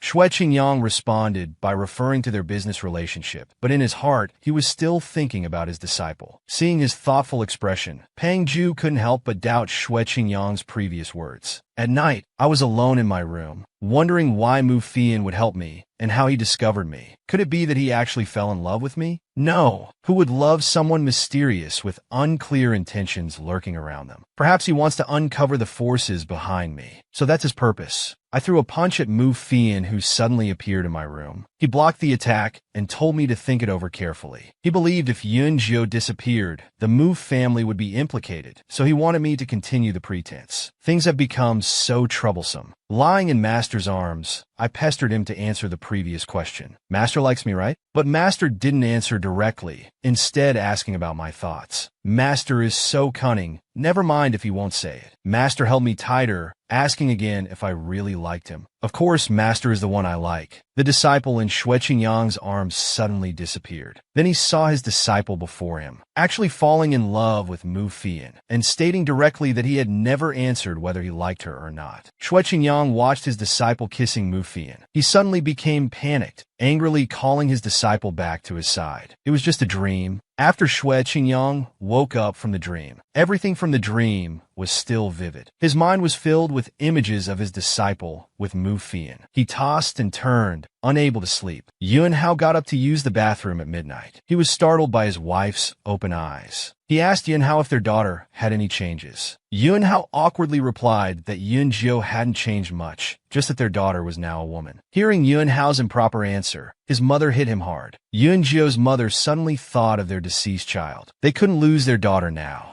Yun's father didn't understand his wife's worries and comforted her that their daughter was still by their side. His wife hoped these worries were just overthinking. While collecting shells by the sea, Yunjio heard a man calling her to come home for dinner. At that time, Yunjio intended to visit the Mu family, but unfortunately encountered an assassination attempt on the way and almost lost her life. However, the sea waves capsized the ship, which ended up saving her. She held onto a wooden plank and drifted to a small fishing village, where local villagers rescued her. Jua was grateful for her luck in surviving. She hasn't gone to the Mu family yet, partly because she's attached to the villagers here, and partly because she dislikes Mufian. In her view, Mufian had always been ill-natured since childhood and lacked compassion. But Yun's parents were very satisfied with Mufian, even arranging a childhood betrothal between their daughter and him. Yunjira thought Mufian had nothing going for him except his handsome face, and her greatest wish was to create a forest of handsome men. Since there were no phones here, Yunjira couldn't inform her parents she was safe. But she thought it wasn't her first time running away without notice, planning to return and break off the engagement with Mufian after she'd had enough fun. Then Jua followed Brother Yuan home for dinner. Mufian asked Huahua indignantly why he lost and had to stick the note on his face. Seeing Mufian's frustrated look made me want to laugh. Of course Huahua likes me more than Mufian. Huahua became happy hearing me say that. Seeing how much Huahua likes to tease Mufian, I'll use Huahua to teach you a lesson. The doorbell rang. Wonder who it is. Huahua excitedly went to open the door. It was just the house servant bringing snacks. Only Mufian and I were left on the sofa. It's awkward after revealing identities. I don't want to sit with this guy. Mufian poked my shoulder. Unexpectedly, he suddenly kissed me. Seeing that smug expression really made me angry. I pushed Mufian away. I wanted to punch him, but noticed Huahua had returned. The servants thought our behavior was just flirting. Seeing this, Huahua wanted to imitate our kissing. Mufian didn't expect this fake fiancé would be helpless even against his sister. Mufian lifted his shirt, surprised at how hard she had hit him. He thought to himself that they were getting closer now. A servant stopped Mufian at the door, seemingly with urgent business. The servant reported that by Jojo's life records for the past decade were now in his study. At night, Lu Fu was alone in his room, studying the documents. He suddenly heard a knock on the door. It was Xue Qingyang, whose arrival startled Lu Fu.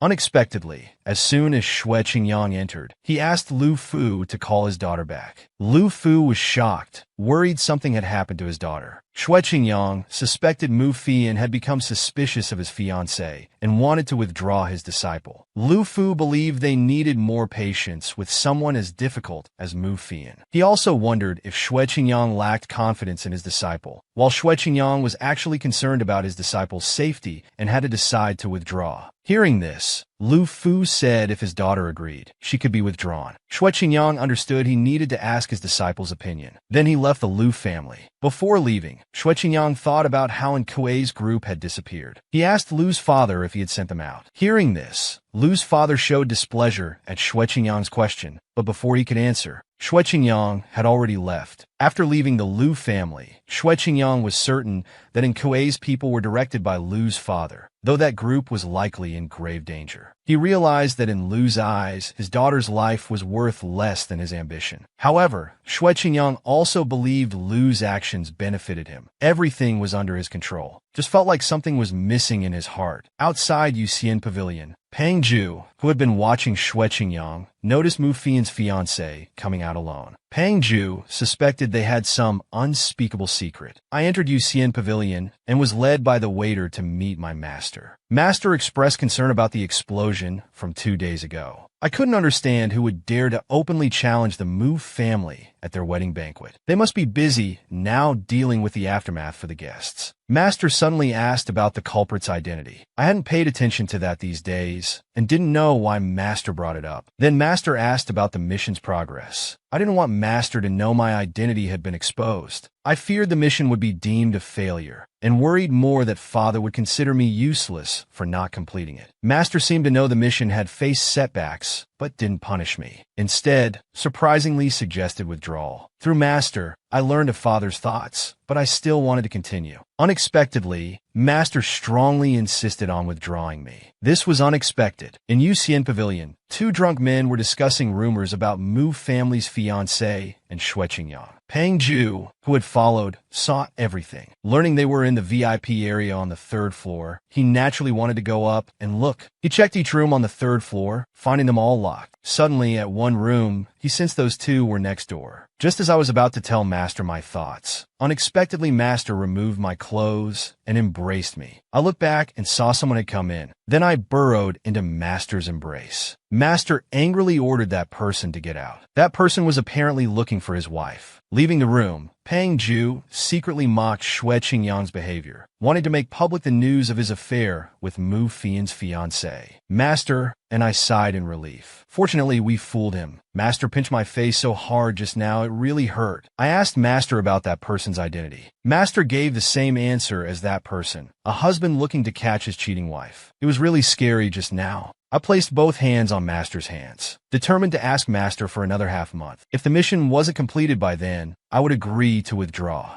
Master agreed to my request, advising me to be more careful and to work ahead. After this conversation, I left the room. When closing the door, I suddenly noticed the lock was broken. That person had silently picked the lock. He must be extraordinary. Xue Qingyang worried that Pang Ju would eventually discover his disciple's identity. He wanted to use the Mu family's explosion case to eliminate Pang Ju. Xue Qingyang realized he had a reaction when holding his disciple. He was frustrated at how poor his self-control had become. He hoped his disciple hadn't noticed. Just now, I felt something hard pressing against me. After coming out, that person apologized, but his words were full of mockery towards Master. That person wanted to talk with me, but I ignored him and just wanted to leave. Pang Ju still hadn't found Xue Qingyang's disciple's whereabouts and didn't know how to report back to Madam. I returned to the Mu family and started planning for the final half-month. Suddenly, Mu Fian hugged me from behind. I hit Mu Fian's hands hard, telling him to stop acting. But Mu Fian insisted on making me the Mu family's fiancé.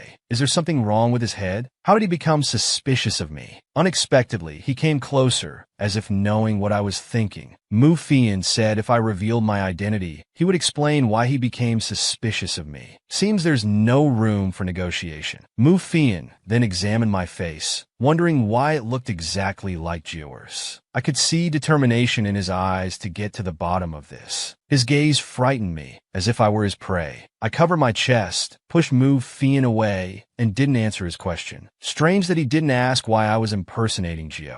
Mu Fian seemed to see through my intentions, speaking in a provocative tone. It's infuriating how arrogant he is. I didn't want to hear any more nonsense and pushed him out of the room. As he was about to leave, he told me that Jiuer's parents really believed their daughter had already been with him, and sleeping separately would raise suspicions. Since things were like this, there was no choice. Can't make him sleep on the floor anyway.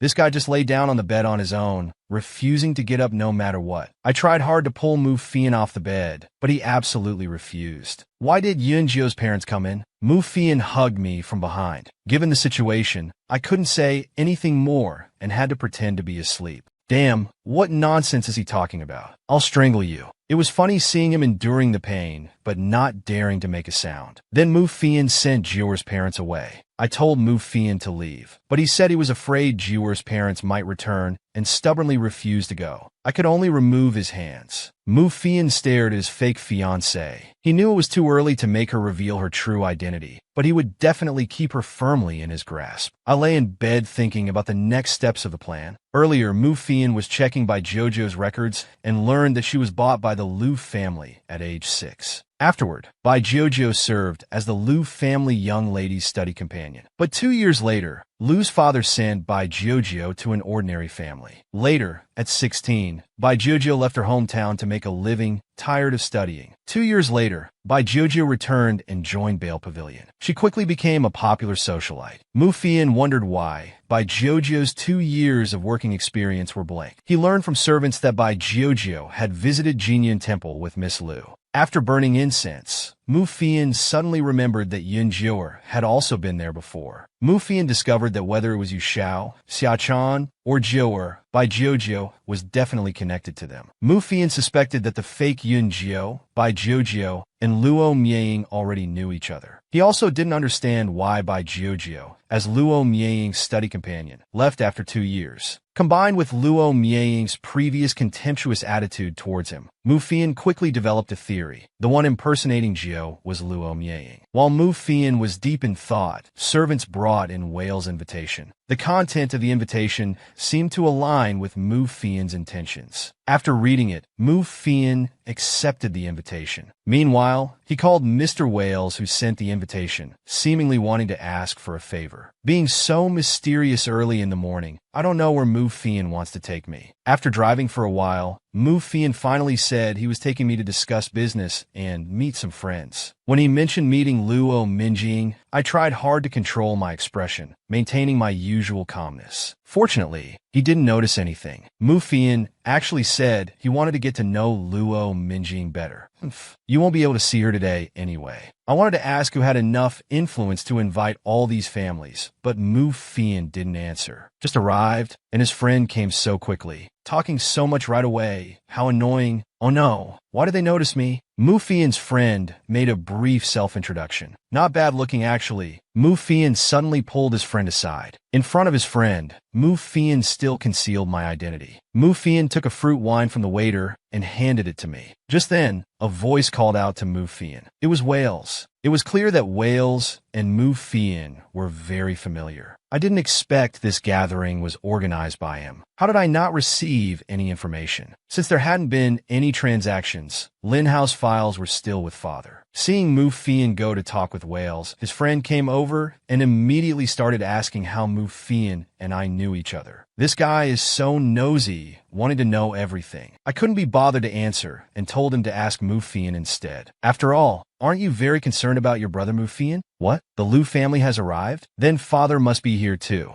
What? The Liu family's young lady looks exactly like me. Wondering if father had arrived? When I turned around, I saw someone who looked exactly like my original self. I finally realized that father had made arrangements beforehand. While secretly relieved, I was also curious about who this double impersonating me was. Watching the person disguised as me exchange a few words with father before he left, I turned around to find Mu Fian staring at me. Then we argued about who was staring at whom. Watching us flirt and bicker, Beixing felt like a third wheel. Mu Fian was frustrated that Luo Minjing had come, realizing his judgment was wrong. He put his arm around my shoulder, saying the Liu family's young lady had arrived and we should go greet her. Mu Fian confidently went forward to greet Miss Liu. My double's voice was hoarse, seeming to have a cold. She indicated she needed to leave early. Mu Fian politely told Miss Liu to take care of her health. Then Mu Fian introduced me and my double to each other, stating I was his fiancé. The Liu family's young lady appeared to be slightly older than me. Beixing darkly stood aside, watching the person who had previously slapped his face, now standing there as if nothing had happened. At this moment, Mu Fian suddenly brought up the date that Miss Liu still owed him. I was speechless. Why was this scoundrel still hung up on that? The double said that would make his fiancée jealous. Mu Fian showed an expression of anticipating my jealousy. Beside us, Beixing deliberately spilled his wine towards my double. Mu Fian blocked Miss Liu with his clothes, scolding Xin for being so careless. Then, using changing clothes as an excuse, he pulled away the reluctant Beixing. On the other side, Beixing was about to explain, but was interrupted by Mu Fian, telling him not to cause trouble here. I discovered that the person disguised as me was actually Sister Bai.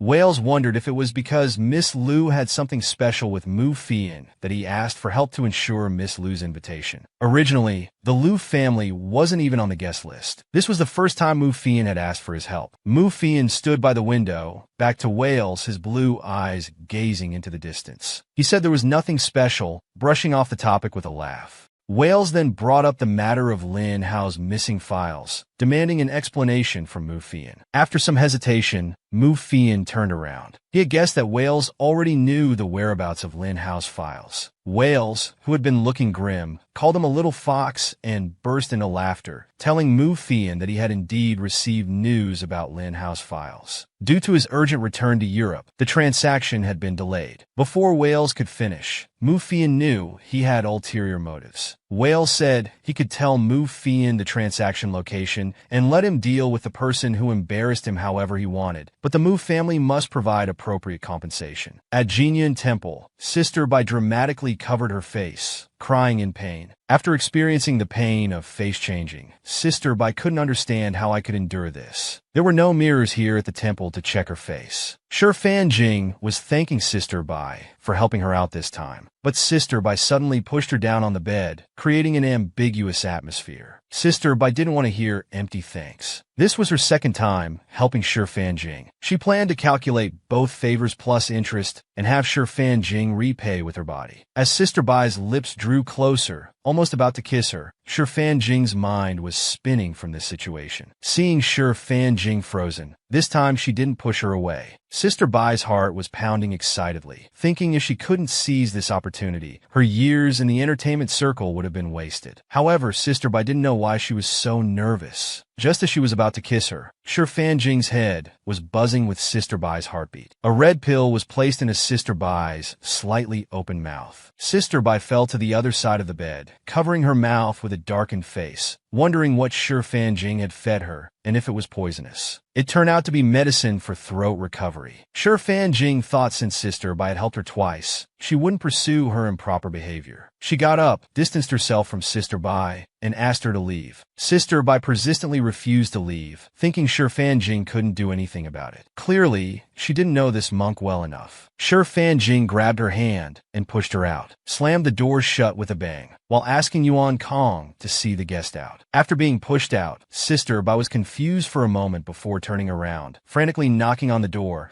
while cursing Shi Fan Jing for being despicable and ungrateful. Little monk Yuan Kong stood nearby, eating the snack Sister Bai had brought while reminding her this was sacred ground and to mind her words, warning that continued knocking would attract other senior monks and cause trouble. Sister Bai deflated and turned away, leaving in a huff. At the Mu residence, lying in bed, I thought about the message Father had sent through Sister Bai. Father had found information about the Mu family's jade mine. Now I just needed to find a way to shake off Mu Fian. But lately he's been sticking too close to me. Here he comes again, putting his hand on me and asking if I'm asleep. I fiercely told Mu Fian to take his hand off me. This scene was witnessed by Yun Jio's father. It turned out Yun Jio's father had sent Mu Fian to call me for dinner. Mu Fian gently helped me deal with Yun Jio's father. He explained that I might be tired from accompanying him to business meetings today, which is why I went to bed so early. I hugged Mu Fian's neck, telling Yun Jio's parents to go ahead and eat, saying I'd be fine with Brother Fian here. Yun Jio's father looked puzzled but said it was fine, commenting on how different young people are these days. After we heard him close the door and leave, Mu Fian noticed I was still holding his neck, teasing if I wanted to hold on longer, saying he hadn't showered yet and asking if I wanted to shower together. I pushed him away immediately, exemplifying using and discarding. Just then my stomach growled. Mu Fian knew I didn't want to interact too much with Yun Jio's parents, which is why I didn't go to dinner. He had prepared a fruit cake for me and placed it on the coffee table. I watched intently as Mu Fian searched for something in the bedside cabinet. This cake was a new product from the bakery we had visited before. I had mentioned earlier that their fruit cakes were delicious, but the one I liked had sold out. So Mu Fian had chosen this one for me. He had tried a piece and thought I would like it. Looking at Mu Fian like this, I felt it wasn't necessary. He was trying to soften me up. Mu Fian looked at me with disappointment, seeming to think only his initiative could prevent us from growing further apart, knowing I would never take a step closer. This side of Mu Fian somewhat moved my heart. He understood our relationship and knew all of this was useless. Mu Fian felt it didn't matter. At least I didn't hate him as much now. He wanted to wash up. How could I not hate Mu Fian? Just for repeatedly sabotaging my missions and hindering me in various ways. I must hate him. The next day, Mu Fian and I took Huahua shopping.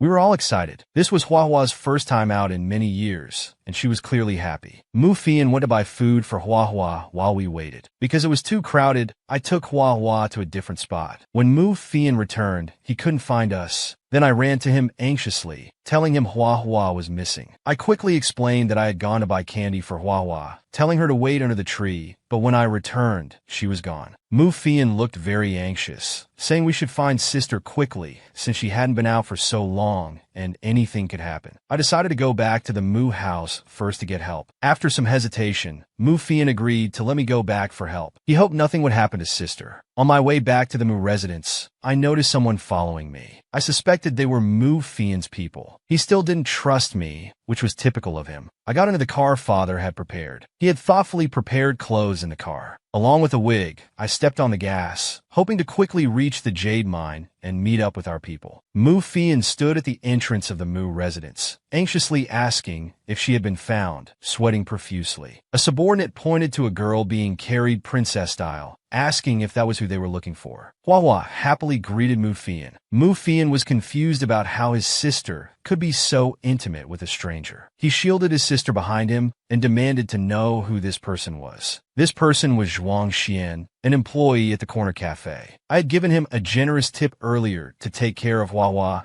and bring her back to the Mu residence at this time. Mu Fian clenched his fists, realizing I had already gotten what I wanted and fled. His words from the past few days had been useless. With a smiling face, he said the Mu family would properly thank Zhuang Xian and ensure his trip wasn't wasted. Zhuang Xian said no thanks were necessary, saying it was his honor to escort such a lovely lady as Hua home. Hua shyly hid behind Mu Fian. As Mu Fian took Hua home, she secretly looked back and felt her heart flutter, seeing Zhuang Xian's handsome face as he waved goodbye. As Zhuang Xian turned to leave, just taking out a cigarette before lighting it, he was stopped by one of Mu Fian's subordinates. Mu Fian had invited Zhuang Xian over to explain in detail everything that happened after meeting me today. Faced with Mu Fian's intimidating manner, what could Zhuang Xian do but agree? Zhuang Xian honestly confessed that I had said some farewell-like words to Hua. I had told her that she seemed much better lately and that I had to leave. Although Hua might not have fully understood my meaning, I believed Mu Fian would take good care of her after I left. I hope Hua would get better soon. Mu Fian thought dejectedly that I had always been kind to others, with him being the only exception. I had always just been going through the motions with him. At this time, the person who had been following me reported to Mu Fian that I had driven towards the jade mine in the suburbs. Mu Fian finally realized my purpose was either to expose and destroy the jade mine to bring down the Mu family, or to get something else, or perhaps both. Thinking that I had already infiltrated the mine, Mu Fian ordered his subordinates to alert the mine to be on high guard. Although Mu Fian hadn't wanted to resort to threatening a woman, he finally ordered his subordinates to capture a certain woman. I had indeed successfully infiltrated the jade mine. The old man sharing my room was curious how someone as frail as me came to do such physical labor. He learned that I came because my parents couldn't feed all their children. The big brother patted my shoulder consolingly, saying that although we couldn't leave for several years, it was better than starving outside. The rule stated no outside contact for 5 years, with family contact allowed only once every 6 months through management. This big brother was just 1 week away from going home, eagerly imagining his future happy days with his family and daughter. Others in the room complained about old fives showing off about going home again. I realized then that these people were all common folk working hard just for a meal. I hesitated about whether to complete my father's mission. Father had ordered me to find the item and then detonate the mine, but if I did, all these people would die. What Father wanted was for the Mu family to be unable to suppress the illegal mining scandal after the jade mine explosion. The people in the mine weren't even a consideration for him. Just before lights out, the manager blew his whistle for assembly. Everyone was complaining. I knew this was Mu Fian's doing. He had figured it out, but hadn't found me yet. I quietly slipped out through the window. I took advantage of the chaos to reach the forge room. I found people examining the item I was looking for. They locked it up before going to assembly. I pondered how to open this lock that required the correct password. Meanwhile, Mu Fian was inspecting the assembled workers at the jade mine. His subordinates led him to where the new workers from today were. Checking until the last room, Mu Fian hoped to find some trace of me. With disgust on his face, he slowly lifted and smelled each bed, one by one. Finally, at my bed position, he discovered I had been there. Mu Fian turned and closed the door, ordering all workers to stay in the field and not leave. Then he had the manager seal all exits and arm the men, but without guns. An hour later, I was happy that the Mu family couldn't deliver smoothly. Looking around while holding the priceless sword, just as I was about to wrap it up to take away, Mu Fian embraced me from behind.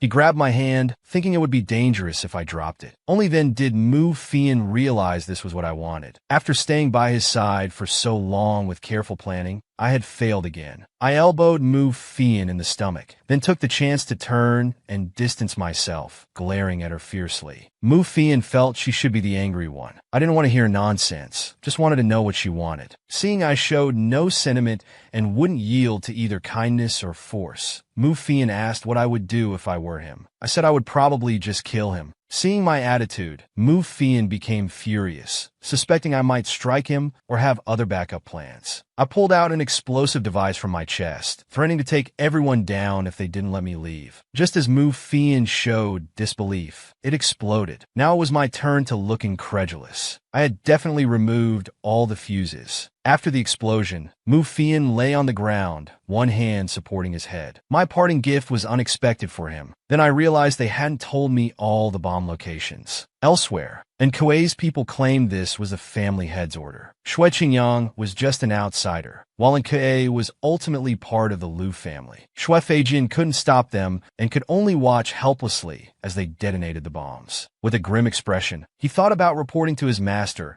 how Kuei's people had grown suspicious of his master. Amidst the chaos, I saw Old Five, who was just 1 week away from seeing his wife and daughter. Seeing he was about to be hit by falling rocks, I reached out to warn him to dodge, but there wasn't enough time. I could only watch helplessly as he was crushed by the rocks. I stared blankly at the scene before me. In the tremendous roar, I didn't hear Mu Fian's warning. Mu Fian saw I was about to be hit and dove to push me down, using his body to shield me from the falling rocks and boards. I turned back to look at Mu Fian in shock. His head was crushed by rocks, blood flowing everywhere. Things gained through scheming never last long. To gain others' true hearts, one must first give their own true heart. I clutched Mu Fian's clothes at his chest, begging him to wake up, but there was still no response at all. I secretly put my ear to Mu Fian's chest. There was still a heartbeat, but why wasn't there any breathing? At that moment, Mu Fian opened her eyes, wondering why I was lying on her chest. She saw my surprise that she wasn't dead. Mu Fian thought I probably wished she was dead. I couldn't be bothered with her anymore. My stomach was still bleeding nonstop. At this rate, I would die from blood loss sooner or later. I quickly covered my stomach and fled, since I couldn't move him anyway. After escaping the jade mine, I hurriedly told the guards outside to go save young Master Mu Fian. Watching them rush in, I felt relieved, but the blood from my wound continued dripping onto the ground. Meanwhile, Master Shui Qingyang slammed his book on the table, feeling uneasy all day. Then he heard shouting outside the door to open up quickly. Something had happened. Opening the door, he found Kuei's subordinates had brought me back. Learning I had been shot and was nearly unconscious from blood loss, Master held me in his arms, ordering his men to find Dr. Wu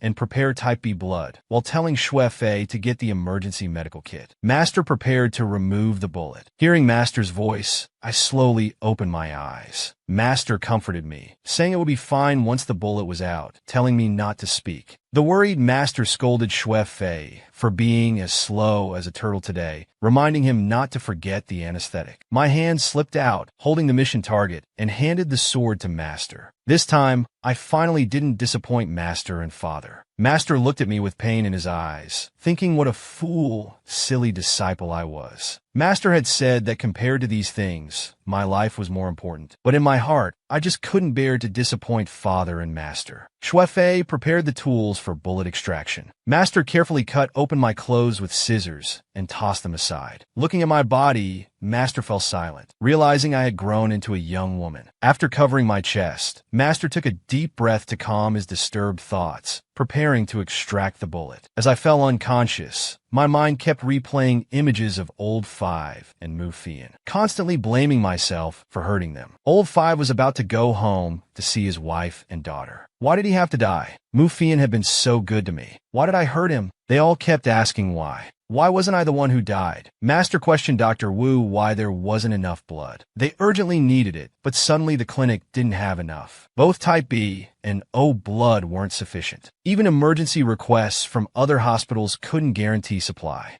But seeing my condition, Master couldn't wait that long. He decided to donate his own blood since he was also Type B. Dr. Wu praised Shui Fei, saying fortunately he found suitable blood bags, otherwise my condition would have been dangerous. Now, as long as I didn't develop a fever in the next 2 days, my condition would be stable. Xue Fei happily said it was just his duty. Master sat by the bed, worriedly watching me still unconscious, asking Dr. Wu when I would wake up. Xue Fei suddenly realized he might have celebrated too early. Dr. Wu thought Master was too anxious, saying with such serious injuries I would need to sleep at least for today. Hearing Dr. Wu's explanation, Master noticeably relaxed. Dr. Wu hesitated, but finally spoke up. He thought that since I was a girl after all, if the bullet hadn't missed vital organs and I didn't have a strong constitution, I wouldn't have escaped danger so easily. Master noticed Dr. Wu beating around the bush and directly asked what he wanted to say. Dr. Wu felt that as a young lady from a noble family, compared to others, my situation was too difficult. Seeing Dr. Wu's concern for me, Master dismissed this so-called concern. When Dr. Wu tried to persuade Master, he was interrupted. Master reminded Dr. Wu he talked too much today and thanked him for his concern. Then he had Xue Fei escort the guest out. Master twirled my hair with his fingers and poked my face, thinking if one day I found out all his kindness was fake, what would happen? Would I hate him enough to kill him? Just as Master was kissing my forehead, he heard the door click open. It was Xue Fei returning after escorting Dr. Wu.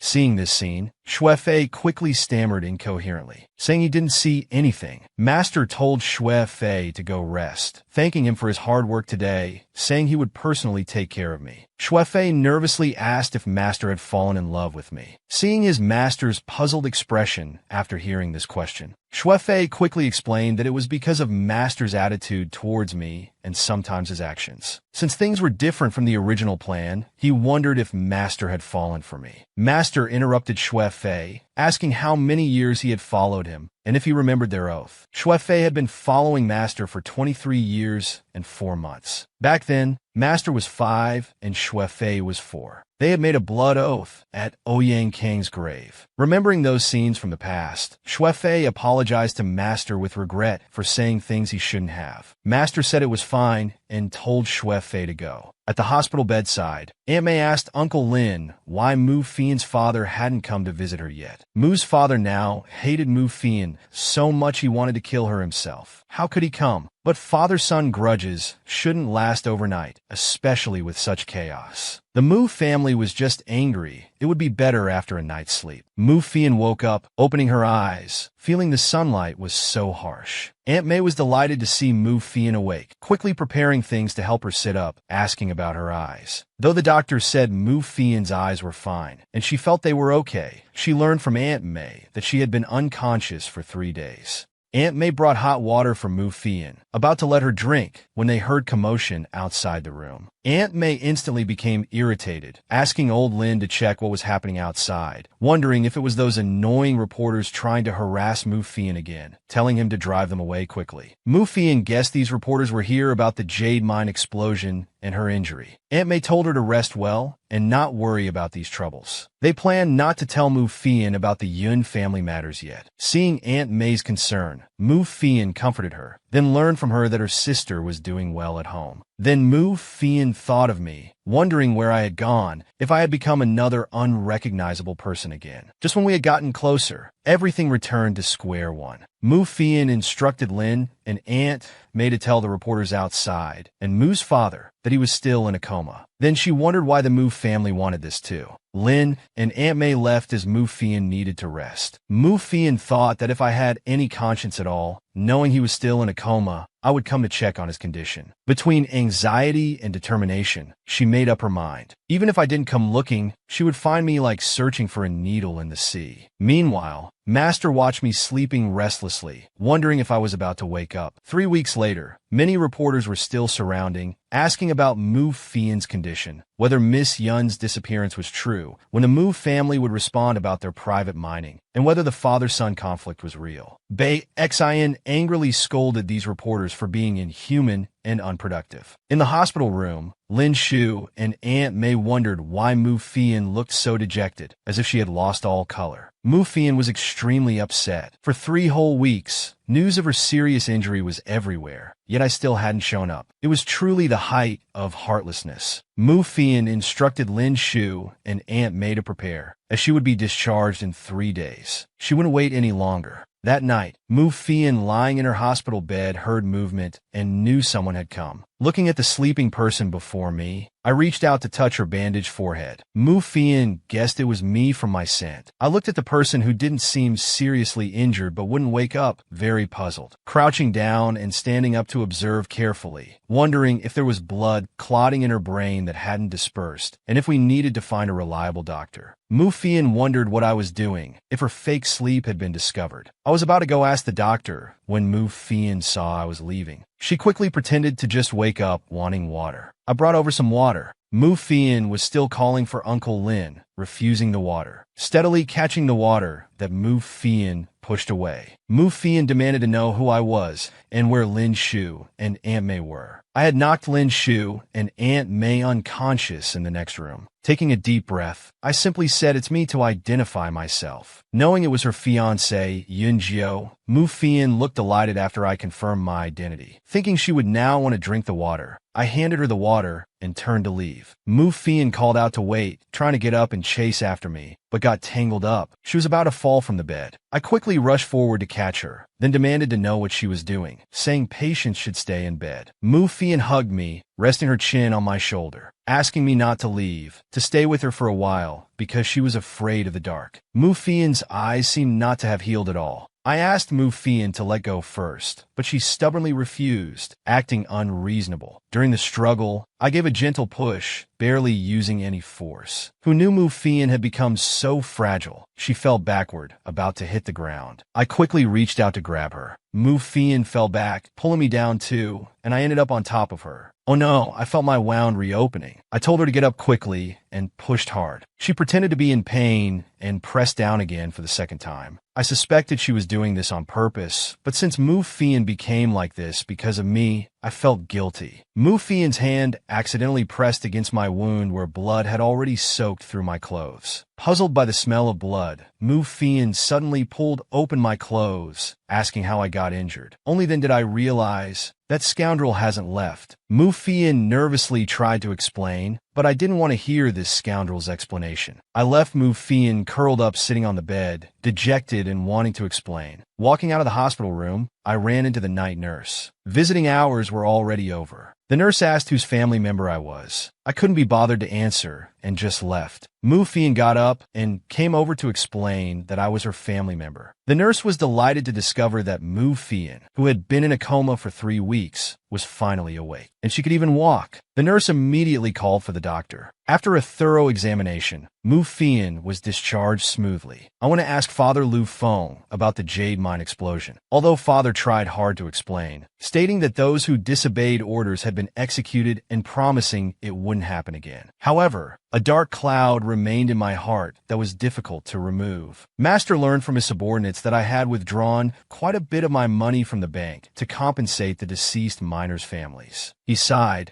saying with such a soft heart, who knows how much more suffering I would endure in the future. Watching Mu Fian being driven away while personally delivering money. Carrying the heavy silver coins, I started to panic, afraid of being driven away too. I decided to leave it secretly. The scenes before me made me fall into deep thought. Setting aside family matters, Mu Fian wasn't really a bad person. Half a month later, because my gunshot wound hadn't fully healed, and there were no new missions temporarily, I returned to Yinjing Women's Academy for classes. This month happened to be the biennial extracurricular exchange at Yinjing Academy. They would select one higher education institution within the province for a joint performance, then travel to other provinces for academic exchanges with other schools. This year, they happened to select Beiyang Military Academy. The exchange activity would last 1 month. Representatives from both schools would jointly rehearse a stage play to compete with schools from other provinces. Winners would receive extra credits. Everyone seemed very interested. I wasn't interested in any of this at all. While Lu Meng was extremely excited about traveling with classmates for the first time, Master came too. This time,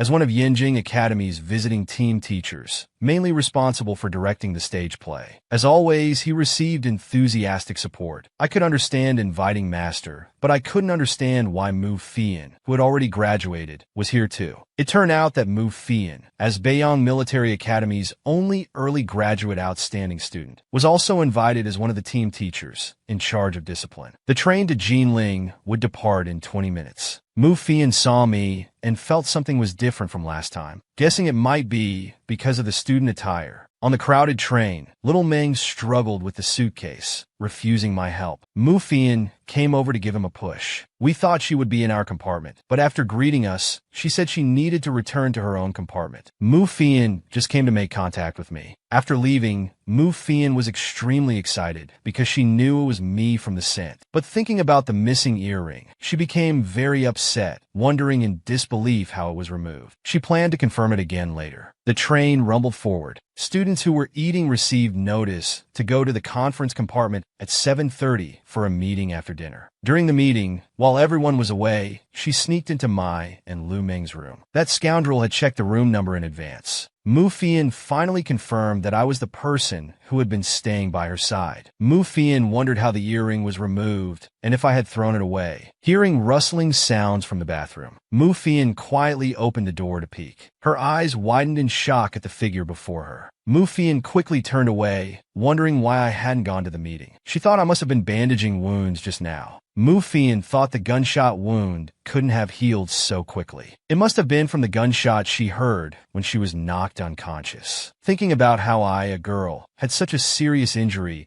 yet could attend classes as if nothing happened, she wondered what kind of environment I grew up in. Hearing water running, Mu Fian thought I must be taking a shower. She worried whether my wounds were still an issue. Afraid of being discovered, just as she was about to leave, suddenly there was a knock at the door. A startled Mu Fian realized it was Shui Jinyang calling. I asked if I was there. She wondered why people who should be in the meeting hall came here. Master found the door unlocked. After entering the room and finding it quiet with no one there, he wondered where his foolish disciple had wandered off to. Just then, the train suddenly stopped. The power went out too. The train was pitch black and chaos erupted. Mu Fian was in the bathroom at this time. Covering my mouth, she said, "Excuse me," and prepared to slip away. Seeing Mu Fian turning to leave, I quickly stopped her and demanded to know why she was in my room. Mu Fian stammered, unable to explain properly. Seeing my questioning, she randomly explained she came to get something for Lu Meng. While turning her head to avoid my gaze, she was grateful for the power outage that hit her face. But then the power came back on, restoring brightness. Mu Fian quickly pulled away from me. She turned and left, telling me to ask Lu Meng myself. Her ears were bright red. After Mu Fian turned and closed the door,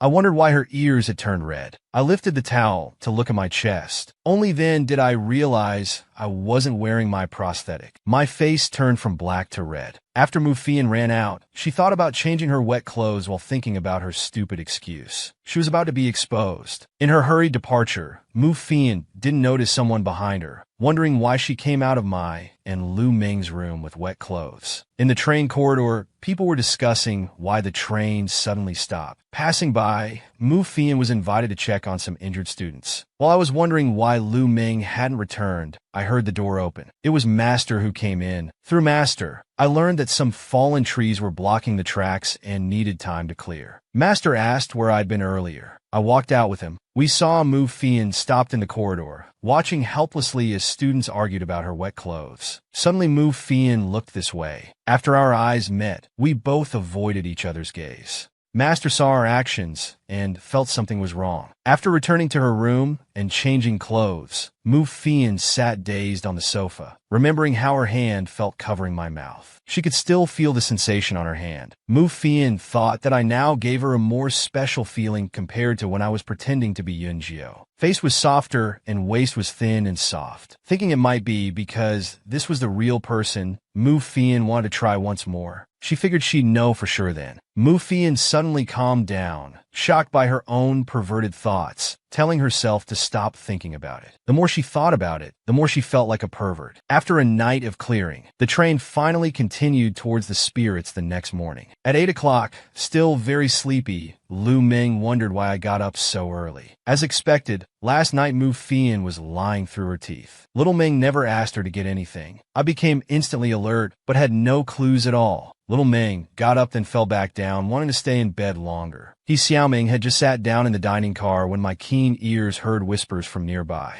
They gossiped that I didn't seem special, and my hairstyle was outdated, questioning if I was really involved with Mu Fian. I didn't attend yesterday's meeting, and someone saw Mu Fian leaving my room with wet clothes. They said I wanted to be promoted and was deliberately seducing Mu Fian in a shameless way. Xiaoming also sensed something was wrong. The atmosphere was strange, with everyone whispering. I suggested that people might have found something interesting, not knowing who spread the rumors. Master asked Mu Fian why she didn't attend yesterday's meeting. Mu Fian thought about how Shui Qingyang didn't go either and got her caught. She calmly explained she wasn't feeling well and took a nap. Master sarcastically said she had delayed him, and as a disciplined teacher, Mu Fian should set an example. Mu Fian sarcastically thanked Master for the reminder and asked what was discussed at the meeting. Master said due to the power outage, almost nothing was discussed. On the surface, all was calm, but internally they were cursing each other as old and young foxes. Mu Fian then asked Master why he specially cared for me. Master casually explained it was because Lu Ming and I were regular theater guests, wanting to take care of Mu Fian more. It felt like more than simple care. Thinking about Shui Qingyang's intimate meeting with me at Lu Ming's birthday party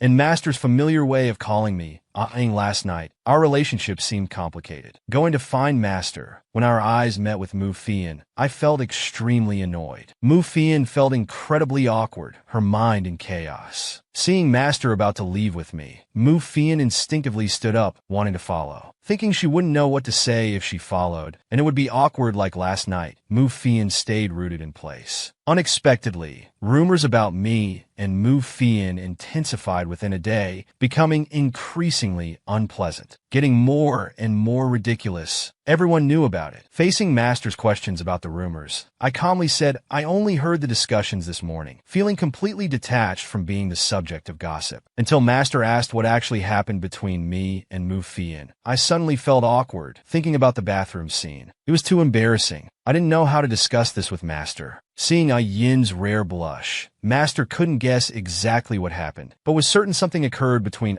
Yin and Mu Fian that she didn't want to mention. Master thought Yin's behavior showed she had developed feelings for Mu Fian without realizing it. Seeing my innocent look, Master realized this foolish disciple had fallen for someone like Mu Fian. I was stunned for a moment. I'm not stupid, and how could I possibly like someone like Mu Fian? Master must have misunderstood something. Master said it's fine to like whoever, and he would stand by my side. But hadn't Master once asked me why I didn't fall for him? What's going on now? But thinking carefully, Master has always been able to say ambiguous things to anyone easily, seeming romantic, but never truly caring about anyone. After all these years, it seems I never really understood what kind of person Master is. Seeing me quiet and troubled, Master said I could tell him anything. Looking at Master like this made me a bit angry, so I excused myself and left, deliberately slammed the door shut. Shui Qingyang lit a cigar, not understanding why Ying was angry. He was the one who was never taken seriously. Shui Qingyang sighed that decades of knowing her meant less than someone known for just months. While smoking, he pensively thought about Ying and Mu Fian's situation. He felt Mu Fian also had feelings for Ying. It was mutual. Shui Qingyang struggled between supporting them or stopping Ying's thoughts early, thinking about after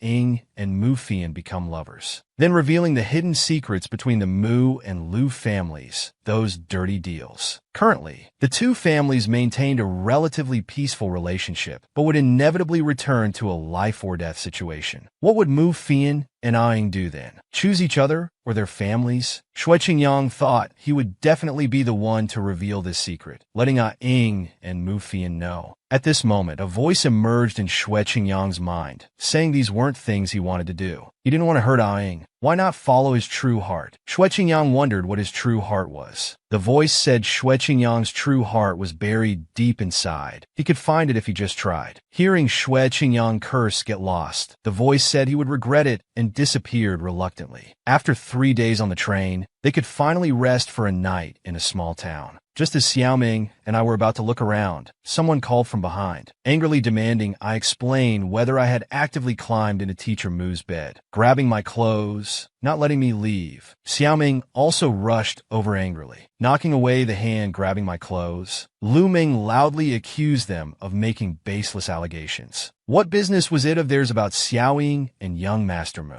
This person not only pushed Xiaoming, making him stagger, but arrogantly questioned who Xiaoming thought he was to interfere. I grabbed their wrist and twisted it hard. These people didn't dare question Mu Fian, only dared to trouble me. Did they think the Lu family was easy to bully? That I, Lu Minjing, was easy to bully? Only bullying those who seemed weaker than themselves. How pathetic. I threw off their hand. These people just wanted to know about my relationship with Mu Fian. The truth is I'm not interested in Mu Fian. But these people obviously didn't believe it, thinking Mu Fian wouldn't be interested in someone as dull and unfashionable as me, demanding evidence. They could just ask Mu Fian themselves. I prepared to leave with Xiaoming. Xiaoming thought Xiaoying was really cool just now. At this moment, Mu Fian came over, saying they could ask her directly. She had seen how they were putting others down to lift themselves up. Since you're all girls, I'll let it go this time, but please control yourselves. Then Mu Fian publicly stated that she was indeed trying to win Miss Lu's favor. Unexpectedly cooperative, and even using my own words, Mu Fian prepared to explain the widely circulated bed climbing incident. The bed climbing incident was just a rumor, Mu Fian said personally. Though the source of this rumor was unknown, she was here now. Anyone with questions could confront her directly. Hearing Mu Fian's words, everyone discussed where the rumor came from, but no one seemed to know. Xiaoming thought admiringly that Mu Fian really did have feelings for me. The person who had belittled me earlier suddenly stepped forward, mentioning what happened with Mu Fian's fiancée.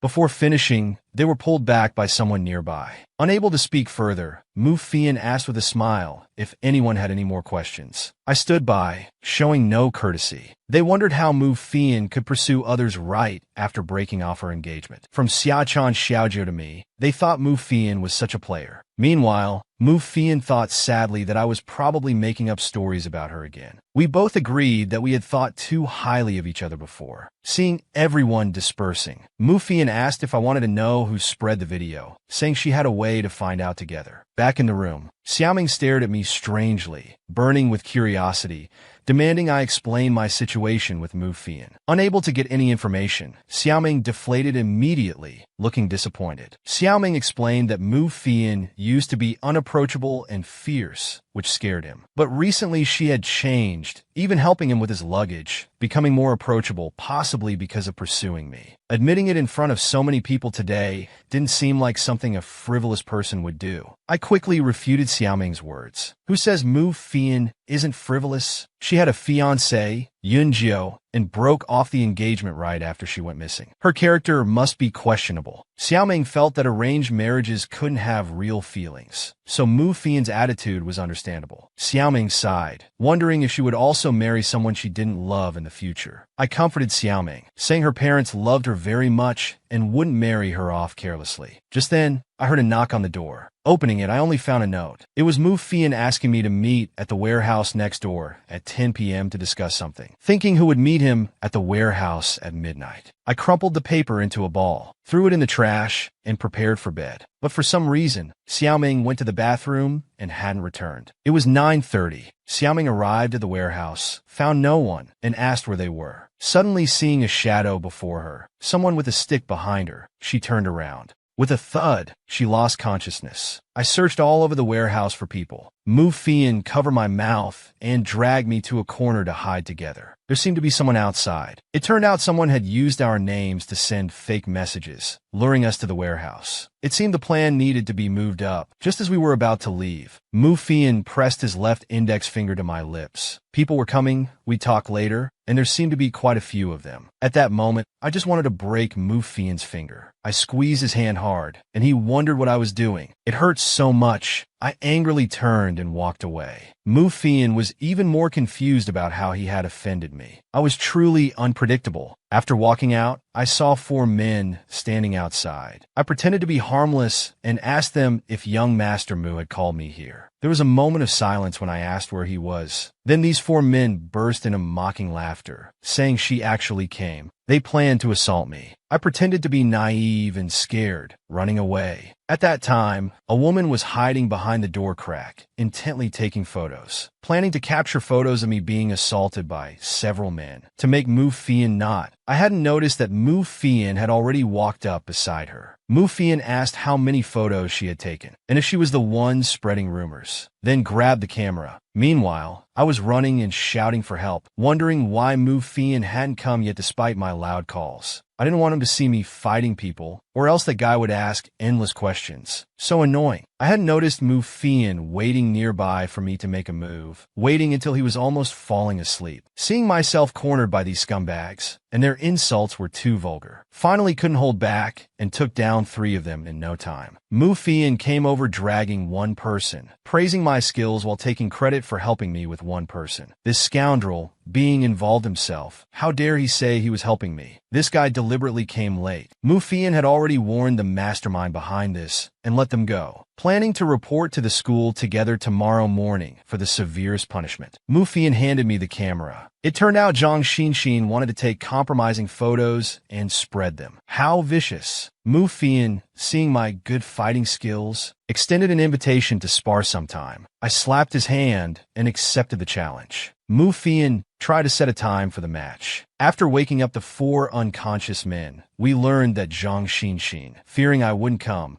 had used a note about revealing the rumor spreader to lure Lu Meng here, planning to use her as leverage if I didn't show up. I fiercely asked these people where Lu Meng was. Found out she was in the deepest part of the warehouse. Found unconscious Lu Meng with a big bump on the back of her head. She should be fine. Handed Lu Meng to Mu Fian and prepared to deal with those 4 scumbags. Mu Fian, as a teacher, helplessly turned away, pretending not to see, thinking it's fine as long as no one dies. Meanwhile, Zhang Xinxin was still delighted that Mu Fian had asked for her name, happily thinking Mu Fian must like her. The doctor said Lu Meng was fine, and Mu Fian also bid farewell. I hid behind the door and called out to Mu Fian. Mu Fian turned back and looked at me puzzled. After hesitating, I still thanked Mu Fian. Looking at his bright, sunny smile was really beautiful. After blessing Mu Fian with a word, I said goodbye again. Then, I forcefully closed the door. Through the window, I suddenly saw Zhang Xinxin chasing after him. Later wondered why she came to the boys' dormitory so late. I saw Zhang Xinxin enter a dormitory room. Thought she must be meeting her accomplice there. 3 male teachers lived on this floor. First ruling out Mu Fian and Master Xue Qingyang, I prepared to catch them in the act. Quietly approaching the door, I put my ear against it and heard Zhang Xinxin telling young Master Mu to be gentler, saying it hurts and pleading no. I was completely stunned, then realized this was Mu Fian's room. This scoundrel was indeed a player. I instinctively burst through the door. Inside, Zhang Xinxin was tied up and curled up on the floor. Mu Fian stood beside her holding one end of the rope. The situation became awkward. Mu Fian wondered why I was here. I wondered what he was doing. Mu Fian told me to close the door quickly, questioning if it was broken. With lightning speed, I blocked the broken door with a cabinet. Mu Fian explained with exasperation that Zhang Xinxin was bold enough to come to his room at night to attack him. Zhang Xinxin on the floor explained with a wronged expression that Mu Fian misunderstood. This wasn't an attack, but an expression of her love for Mu Fian, who had previously said he liked her too.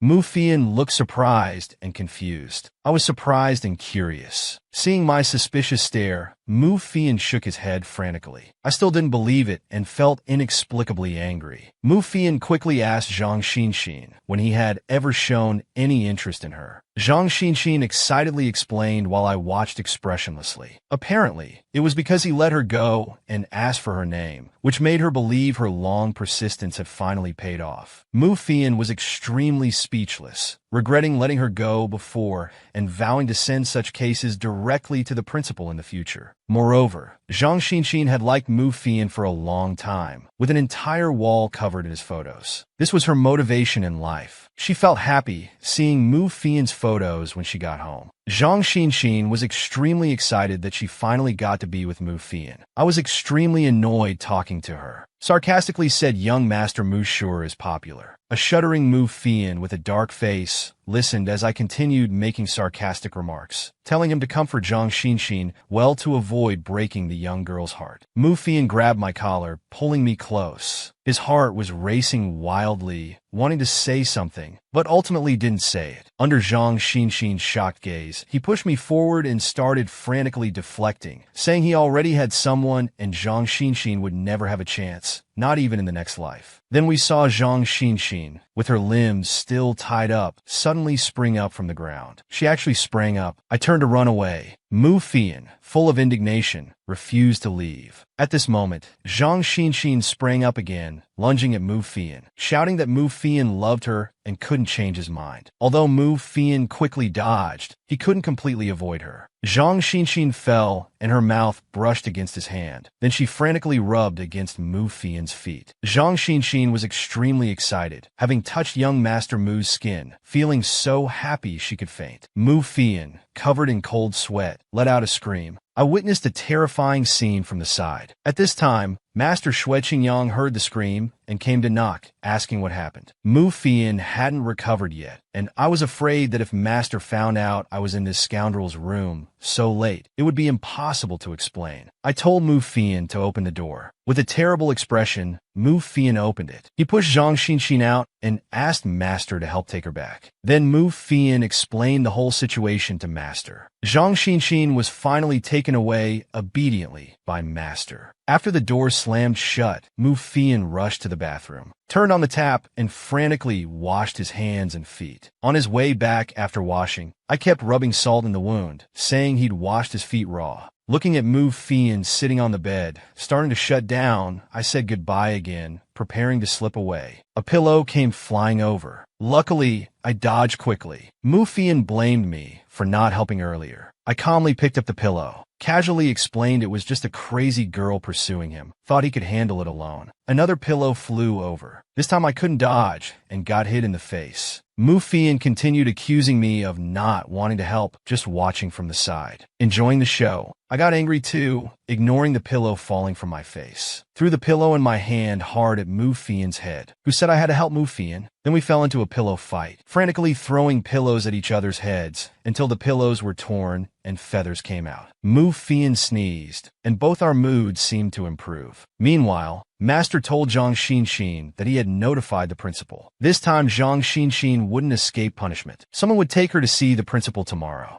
Zhang Xinxin listened expressionlessly. When they reached the girls' dormitory, Master told Zhang Xinxin to go back and turn to leave. Watching Master's back, Zhang Xinxin's expressionless face finally showed some color, thinking how after all these years, Qingyang hadn't changed. I felt something was very wrong. How could I have let my guard down around that scoundrel? I even had fun just now, deeply regretful. But thinking carefully during this outing, Mu Fian, who usually minds his own business, had helped me twice. Meanwhile, the two people watching by Jiuzhou couldn't take it anymore. Young Master hadn't arrived yet, so they couldn't contact him. One person couldn't stand it anymore. Sister Bai would start making trouble after eating and sleeping, yelling at Sister Bai to stop. Got kicked in the face and lectured instead. Sister Bai demanded to know how long they planned to keep her locked up. The two grabbed Bai Jiejie from both sides, threw her on the bed, went out, closed the door, and ignored her. Bai Jiejie worried about what was happening outside. If anyone was looking for her, then pathetically thought if she were to die here, she'd like to see the handsome monk Xiao Kong Kong one last time. Meanwhile, young monk Yuan Kong sadly asked his senior brother, after searching for Sister Bai for so long without finding her, if something might have happened to her. He started crying, blaming himself that Sister Bai was captured by bad people to protect him. Shifan Jing sighed beside him, patting the young monk's head, comforting him that benefactor Bai would be fine and they'd find her soon. After staying one night, we arrived safely the next noon. Free activities in the afternoon. Theater rehearsal starts at 9 a.m. tomorrow. Scripts will be distributed tonight. Then we dispersed. I asked how Xiao Ming's head was, telling him not to trust others so easily in the future. Xiao Ming explained and apologized to me for making me worry again. Mu Fian told those 4 people not to cause trouble. They still wanted to ask more questions about the incident. Mu Fian glared at them darkly, and I scared them away. I gestured Mu Fian to come to a quiet place, having something to discuss. After we got there, I grabbed Mu Fian's tie with a gentle smile. Then my attack was blocked. Mu Fian wondered if we were going to spar now. Then I landed a right hook on his left cheek, then turned away without hesitation. Facing Mu Fian's confusion, I said we're even now. The crazy fangirl incident ended there. Then I bid farewell. Mu Fian was completely puzzled, not understanding what that was about. I sighed helplessly. My instincts warned me not to let my guard down around this guy. Finding him less and less bad was becoming dangerous. At this time, Xiao Ming was looking for me. I explained to Xiao Ming that I just went for a walk around, thanked him for helping with the luggage. Master was nearby, helplessly watching everything that just happened. Master came over saying the elf had visited several times before. If Xiao Ming and I had no plans this afternoon, he could show us around. I looked at Master speechlessly, while Xiao Ming was overjoyed, quickly saying thanks to Manager Shui. Master secretly passed me a note, taking the chance to squeeze my hand firmly, then bid farewell. When alone, I opened the note and saw the words. My face instantly darkened. After returning home, Zhang Xinxin removed her disguise, returning to original form. This wasn't the real Zhang Xinxin. The real Zhang Xinxin was still lying quietly in bed. Zhang Xinxin made a phone call. The person on the other end asked Madam if she had seen Shui Qingyang and his little apprentice. The one impersonating Zhang Xinxin was Madam Gao Helen mentioned before. At this time, Gao Helen was talking with Pang Wan, discussing the relationship between Shui Qingyang and that little apprentice. Obviously, they both disagreed with each other's views. Then noises of commotion came from Pang Wan's end. Pang Wan said after solving this small problem, he would go find Gao Helen, then hung up. It turned out Mu Fian's people came to catch Pang Wan again about the fake wedding incident. Though Pang Wan found it annoying, he clearly didn't take these intruders seriously. Calmly removed his glasses. After hanging up, Gao Helen walked to the bedside, tilted her head looking at Zhang Xinxin still unconscious on the bed, thinking helping the little sister express her love for young Master Mu was worth getting disciplined or expelled. An evil laugh echoed in the air. After shopping, Xiao Ming was beaming with happiness. I walked in the middle with a helpless expression. Xiao Ming's suitcase couldn't fit all these things. Xiao Ming calmly said it's rare to travel far. Just buy another suitcase. Xiao Ming thanked Manager Shui for carrying his things, then asked Manager Shui if what he said before about Xiao and being his close friend meant he liked her. I scolded Xiao Ming, saying such questions would make Manager Shui uncomfortable. Master calmly stated that of course he liked her, but not as lovers. Aang was a very special person to him. I was speechless. Master was fooling people again. I had no idea when I became his most important person. He's just using me as a shield. Lu Meng didn't understand what most special person meant and was about to ask more. I quickly interrupted to change the topic, saying if he kept gossiping, he'd have to carry his things back himself. Seeing I seemed a bit angry, Xiao Ming quickly apologized and offered to buy cake for forgiveness. He walked away to buy cake, not noticing Master's depressed and helpless expression. The next day, drawing lots decided the roles for last night's Sleeping Beauty script. Lu Ming was scared because of his bad luck. When it was my turn to draw, I just hoped to get an insignificant role. But when I opened the paper, my face instantly darkened. Shui Qingyang wondered why there were still papers in the box. Mu Fian explained someone was disciplined and couldn't participate. The replacement would arrive in a few days. After learning the situation, Shui Qingyang invited Mu Fian to join the performance. Mu Fian calmly agreed. Then Mu Fian also drew lots. Students who drew a stand left, B right, C middle. Coincidentally, Mu Fian and I got the lead roles of First Love. I didn't want to play the prince and Sleeping Beauty. Moreover, I didn't want to perform with Mu Fian. I immediately raised my hand to request a role change from teacher Shui,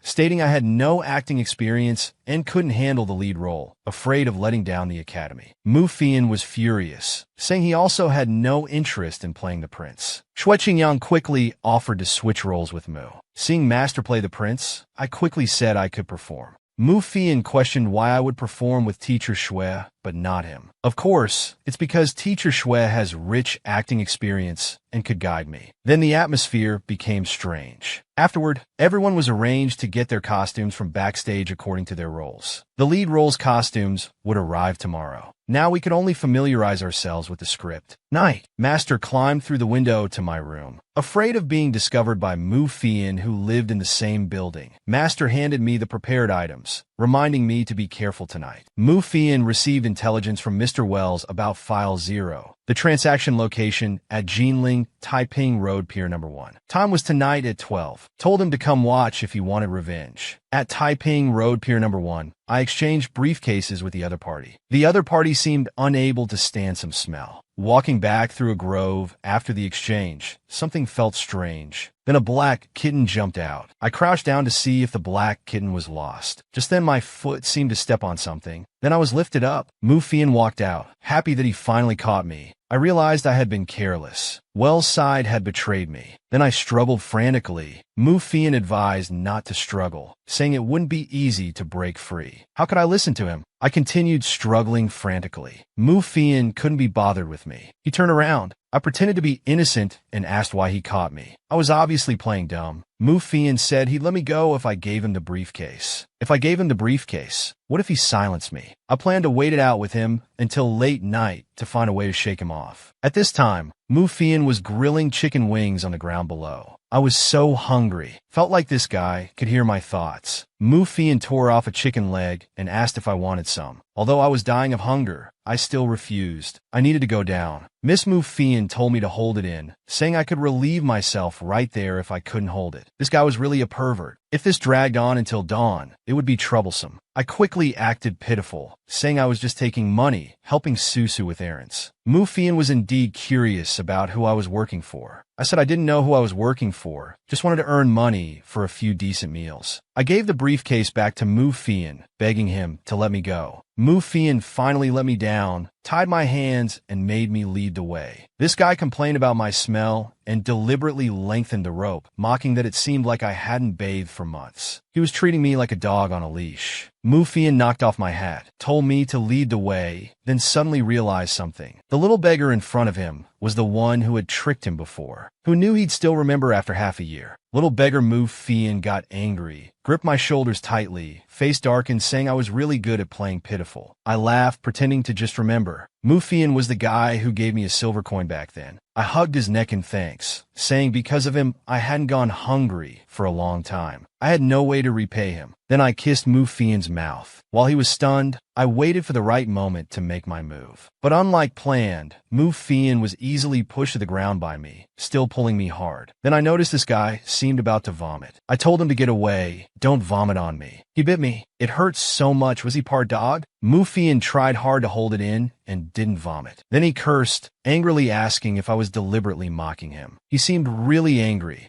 I continued playing dumb, saying I just wanted to repay him and had no bad intentions. Mu Fian felt disgusted just because I was male. He couldn't accept it. It was really heartbreaking. During the time Mu Fian was stunned, with lightning speed, I pulled the rope from Mu Fian's hand, grabbed the briefcase, and ran. It started raining. As I ran, I untied the rope from my hands and threw it away. A group of people blocked my path ahead. Mu Fian was gloating behind me. I pulled out my dagger and charged forward. Mu Fian praised my skills while asking me to throw him the briefcase to help carry it. Unable to stand Mu Fian's gloating, I ran behind him and used him as a human shield. Mu Fian drew his gun. This guy actually brought a gun to ambush me. Thinking about this, I quickly ran away. After Mu Fian finished shooting those people, he couldn't find me anymore. Mu Fian continued to chase me relentlessly, showing no intention of letting me go. The rain got heavier. At this time, more people caught up. Mu Fian was speechless. Even I didn't know how many people I had offended. Mu Fian told me not to just stand there, but help her, as she was out of bullets. What a hassle. I went forward to help. Together we dealt with the few people harassing Mu Fian. Then I pulled her and ran. This time it was me and Mu Fian running in front with a group of people chasing behind, looking just as determined not to let us go. Dark night and heavy rain, running blindly without knowing the way. Mu Fian was afraid of getting lost. I criticized him for being delicate. Just as we were arguing, danger struck. A nearby tree was struck by lightning and fell. Seeing me fall to the ground, Mu Fian sarcastically wondered how I hadn't been crushed to death. This dog thief, even if he died, I wouldn't die. That was close, almost crushed my neck. After standing up, Mu Fian reached out towards me. I didn't know what he was trying to do. We hadn't noticed we were standing on the edge of a cliff. Another lightning struck nearby, and the cliff cracked. Mu Fian and I fell down. Meanwhile, Master was extremely worried, thinking that Aang hadn't returned for so long. Something must have happened. He got up, dressed, and slammed the door shut, preparing to go look for Aang. Waking up on Mu Fian's leg in the morning was strange. Surprisingly, we hadn't died, but Mu Fian's leg seemed broken. I said I'd go ahead to find help for him, thinking I couldn't let Master worry and needed to return the items quickly. Mu Fian pulled out his gun and pointed it at my head. I questioned if the gun had any bullets left, but Mu Fian said this was his backup plan. I couldn't risk it. I had to take Mu Fian to a nearby cave and start a campfire. When I came back from checking, I was shocked to see Mu Fian taking off his clothes. He was afraid his dirty, smelly clothes would infect his wound, so he wanted to dry them. He even blamed me for not bringing clean water back, saying I was useless. He had no attitude of someone asking for help, arrogantly stating he was threatening me. This guy was so annoying. With a broken leg, he was still so arrogant. And when I came in earlier, my face was red. This dog thief noticed and questioned if I was thinking something dirty, saying it was disgusting. Somehow, my heart was racing. I was furious. This guy was showing off like a peacock, being presumptuous. I ignored him and turned to tend the firewood. It's just that dog thief's naked body. I've seen it before. It's not even as good as Master's. Don't know why I'm getting nervous. The more I thought about it, the angrier I got, and my heart beat faster. Why won't this stupid heart stop beating so hard? So pathetic. Mu Fian lay on the grass behind his clothes, using the box as a pillow. He said we were in this together now. Without me, he couldn't leave. If I dared to run with the box, he'd shoot me dead. He also told me not to get sick and burden him, or he'd shoot me dead anyway. That was true indeed. Before delivering the box to Father, I really couldn't afford to fall ill. Hearing the little beggar's voice, Mu Fian thought about being gone for a day. The school must have sent people to search, but he didn't have much hope for their efficiency. Then he thought of Xiaoying, wondering if she was worried about him. Remembering their previous unpleasant parting, Mu Fian didn't hold much hope for that either. The naked Mu Fian sniffed the air intensely, looking disbelieving. He secretly lifted his clothes and took a peek, praying that it wasn't true, that everything from the beginning until now had been my deception. The wound opened again. We must return quickly. But Mu Fian was still beside me, picking through clothes to dry them. I didn't notice behind the clothes, Mu Fian was fumbling around with blank eyes. He got hold of the gun. The next day, I woke up Mu Fian. While chewing on some fruits, I thought we should find our way back while it wasn't raining. I offered the fruits I gathered to Mu Fian, but this dog thief didn't want to eat. I persuaded him again, continuing to offer the fruits, kindly asking him to make do with them. Don't know what's wrong with this dog thief. If he didn't want to eat, fine, but he didn't have to slap the food out of my hand. Don't know why he's so angry. Slowly picked up the fruits that were hard to gather. If you want to eat, fine. I'm not the one who'll starve. I knew this dog thief would say his leg hurts and can't walk. I prepared a makeshift crutch in advance.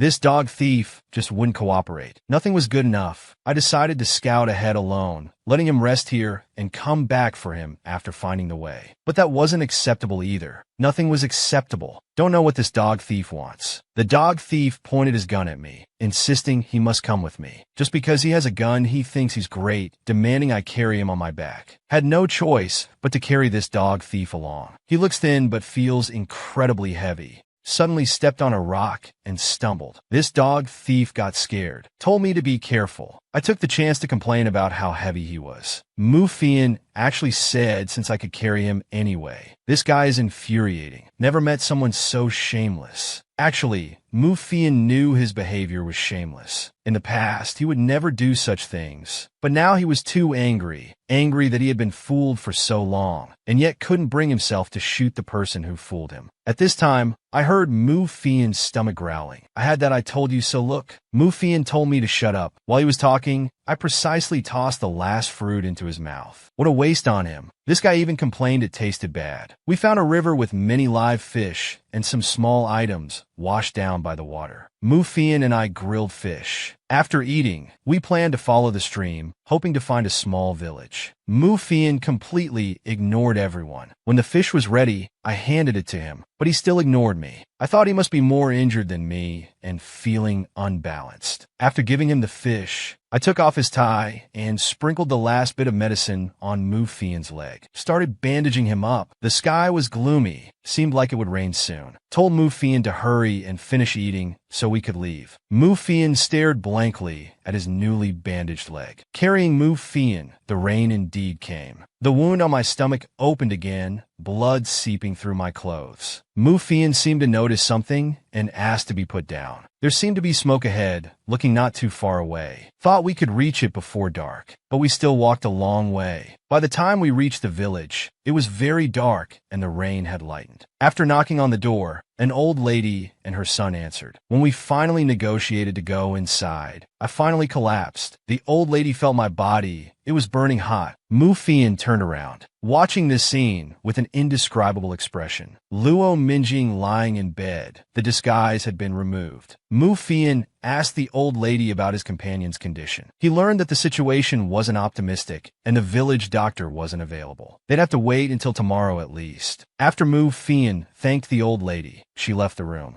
Mu Fian kept watch alone by the bed. He was angry that Luo Minjing had repeatedly impersonated people around him to steal in-house files and didn't want to give him medicine. Thinking about being deceived multiple times and how the Mu family had suffered great losses, he thought about ending it while Luo Minjing was unconscious with fever. But Mu Fian remembered everything that had happened between them, even how he had helped him before. His heart softened, and he couldn't bring himself to do it. Mu Fian sat helplessly by the bed, angry at himself for being unable to act. Then he leaned down and forcefully kissed Luo Minjing's neck, even leaving teeth marks. Though Mu Fian couldn't bring himself to harm her, he decided to let her suffer a bit more. His heart softened again. He picked up the soup to feed Luo Minjing, but couldn't get it in no matter what. Then Mu Fian thought of an idea. He drank the medicine. He fed it to Luo Minjing through a kiss. During this, as usual, that guy just came back. Now I can only cover it with the quilt. What should I do next? At this moment, I heard Mu Fian speaking in this direction. I reluctantly turned my head. Xue Qingyang demanded Gao Helen to tell him the whereabouts of his disciple. But Gao Helen asked Xue Qingyang to play a game. First, he asked him to take off his clothes. Xue Qingyang refused this request and instead demanded Gao Helen to compensate for his plan's losses. Gao Helen wasn't angry, but confused. Why couldn't Xue Qingyang be obedient like Pang Zhu and others? He and Xue Qingyang grew up together after all. It turned out that when Xue Qingyang was very young, he was a servant in the Gao family. When young Gao Helen requested to ride horses, the servants all came forward for extra food. When Pang Zhu tried to persuade Xue Qingyang to join, he refused. Pang Zhu wondered why Xue Qingyang wouldn't go when Gao Helen was so kind to the servants. Xue remained stubborn and just didn't like Gao Helen. Like when he was young, he refused to submit to Gao Helen. But Gao Helen still liked him and even claimed Xue Qingyang was his favorite dog. Suddenly, a servant came to report that the master was critically ill. After hearing this news, Gao Helen quickly left home to visit his father. Actually, this was deliberately made up by Pang Zhu to lure Gao Helen away. Xue Qingyang asked again about his disciple's whereabouts, but Pang Zhu still didn't answer. Then Xue Qingyang threatened Pang Zhu using Gao Helen. Pang Zhu had no choice but to tell him. Mu Fian came in with a crutch, but none of us knew what to say, creating an awkward situation. The old lady left the room right after Mu Fian came in, leaving just the two of us. Does this person want me to confess voluntarily? We spoke simultaneously, But Mu Fian let me speak first. Not knowing how to start, I asked about the box. Mu Fian seemed dissatisfied with these words and left under the pretext of getting food. Indeed, he must want me to confess on my own. However, why isn't he surprised about my identity? It's as if he knew beforehand. When Mu Fian left the room, he saw a mysterious person talking with the old couple. That person seemed to have ill intentions. Lying in bed at night, the more I thought about it, the more suspicious it seemed. At dawn, Mu Fian's attitude towards Xiachan and Yunjiao had become so friendly. This study trip also seemed like a sudden attempt to get close. Mu Fian isn't someone who meddles in others' affairs. Could he have discovered me earlier? I know Mu Fian isn't asleep. This guy discovered me long ago. Is it fun playing with me like this? Mu Fian was even dissatisfied. Initially, Yu Xiaohe and Xiachan's target wasn't her, but she suddenly interfered and ruined many things. This Mu Fian instead thinks I was the one who deceived first. These days, he must have been taking revenge on me. Mu Fian didn't deny my thoughts. Damn it, this guy must have been trying to take advantage earlier. I wanted to give him a hard slap, but Mu Fian caught my wrist first. He explained it was unavoidable. Who would believe such nonsense? I kicked hard at Mu Fian's injured leg. This time, he finally subdued me. Sitting on Mu Fian, I could easily strangle him now. But unexpectedly, this guy took the chance to grab my waist. I could only grip Mu Fian's neck tightly. Probably because the noise was too loud, it drew the old couple in. Now I had no choice but to let go. I withdrew my hand. I wanted to explain, but I didn't know what was going through their mind. After apologizing to the old lady, I sent them away. Mu Fian pulled me down and took over the bed. Had no choice but to sleep on the floor mat. Too tired to argue. The next day, during breakfast, Mu Fian planned to leave once the wounds healed better. I saw that she seemed able to walk now, but Mu Fian still decided to wait longer, even dreaming about riding on top of me. After our conversation, she put some shrimp in my bowl and asked about my injuries. Was she trying to apologize? It was funny seeing her act so awkwardly. Although I was also at fault and wanted to apologize to Mu Fian, seeing her like this, I decided to forget it. Eating was more important. Due to Mu Fian's sudden disappearance, the Mu household was in chaos, naturally weakening their guard over Bai Jiujiu. This created an opportunity for Shi Fanjing to rescue Bai Jiujiu. Bai Jiujiu didn't expect Shi Fanjing would come to save her. While escaping, Bai Jiujiu took off her high heels to run faster. During the escape, the few guards were taken down by Shi Fanjing. After escaping from the Mu family, Bai Jiujiu saw Yuan Kong, and they hugged happily.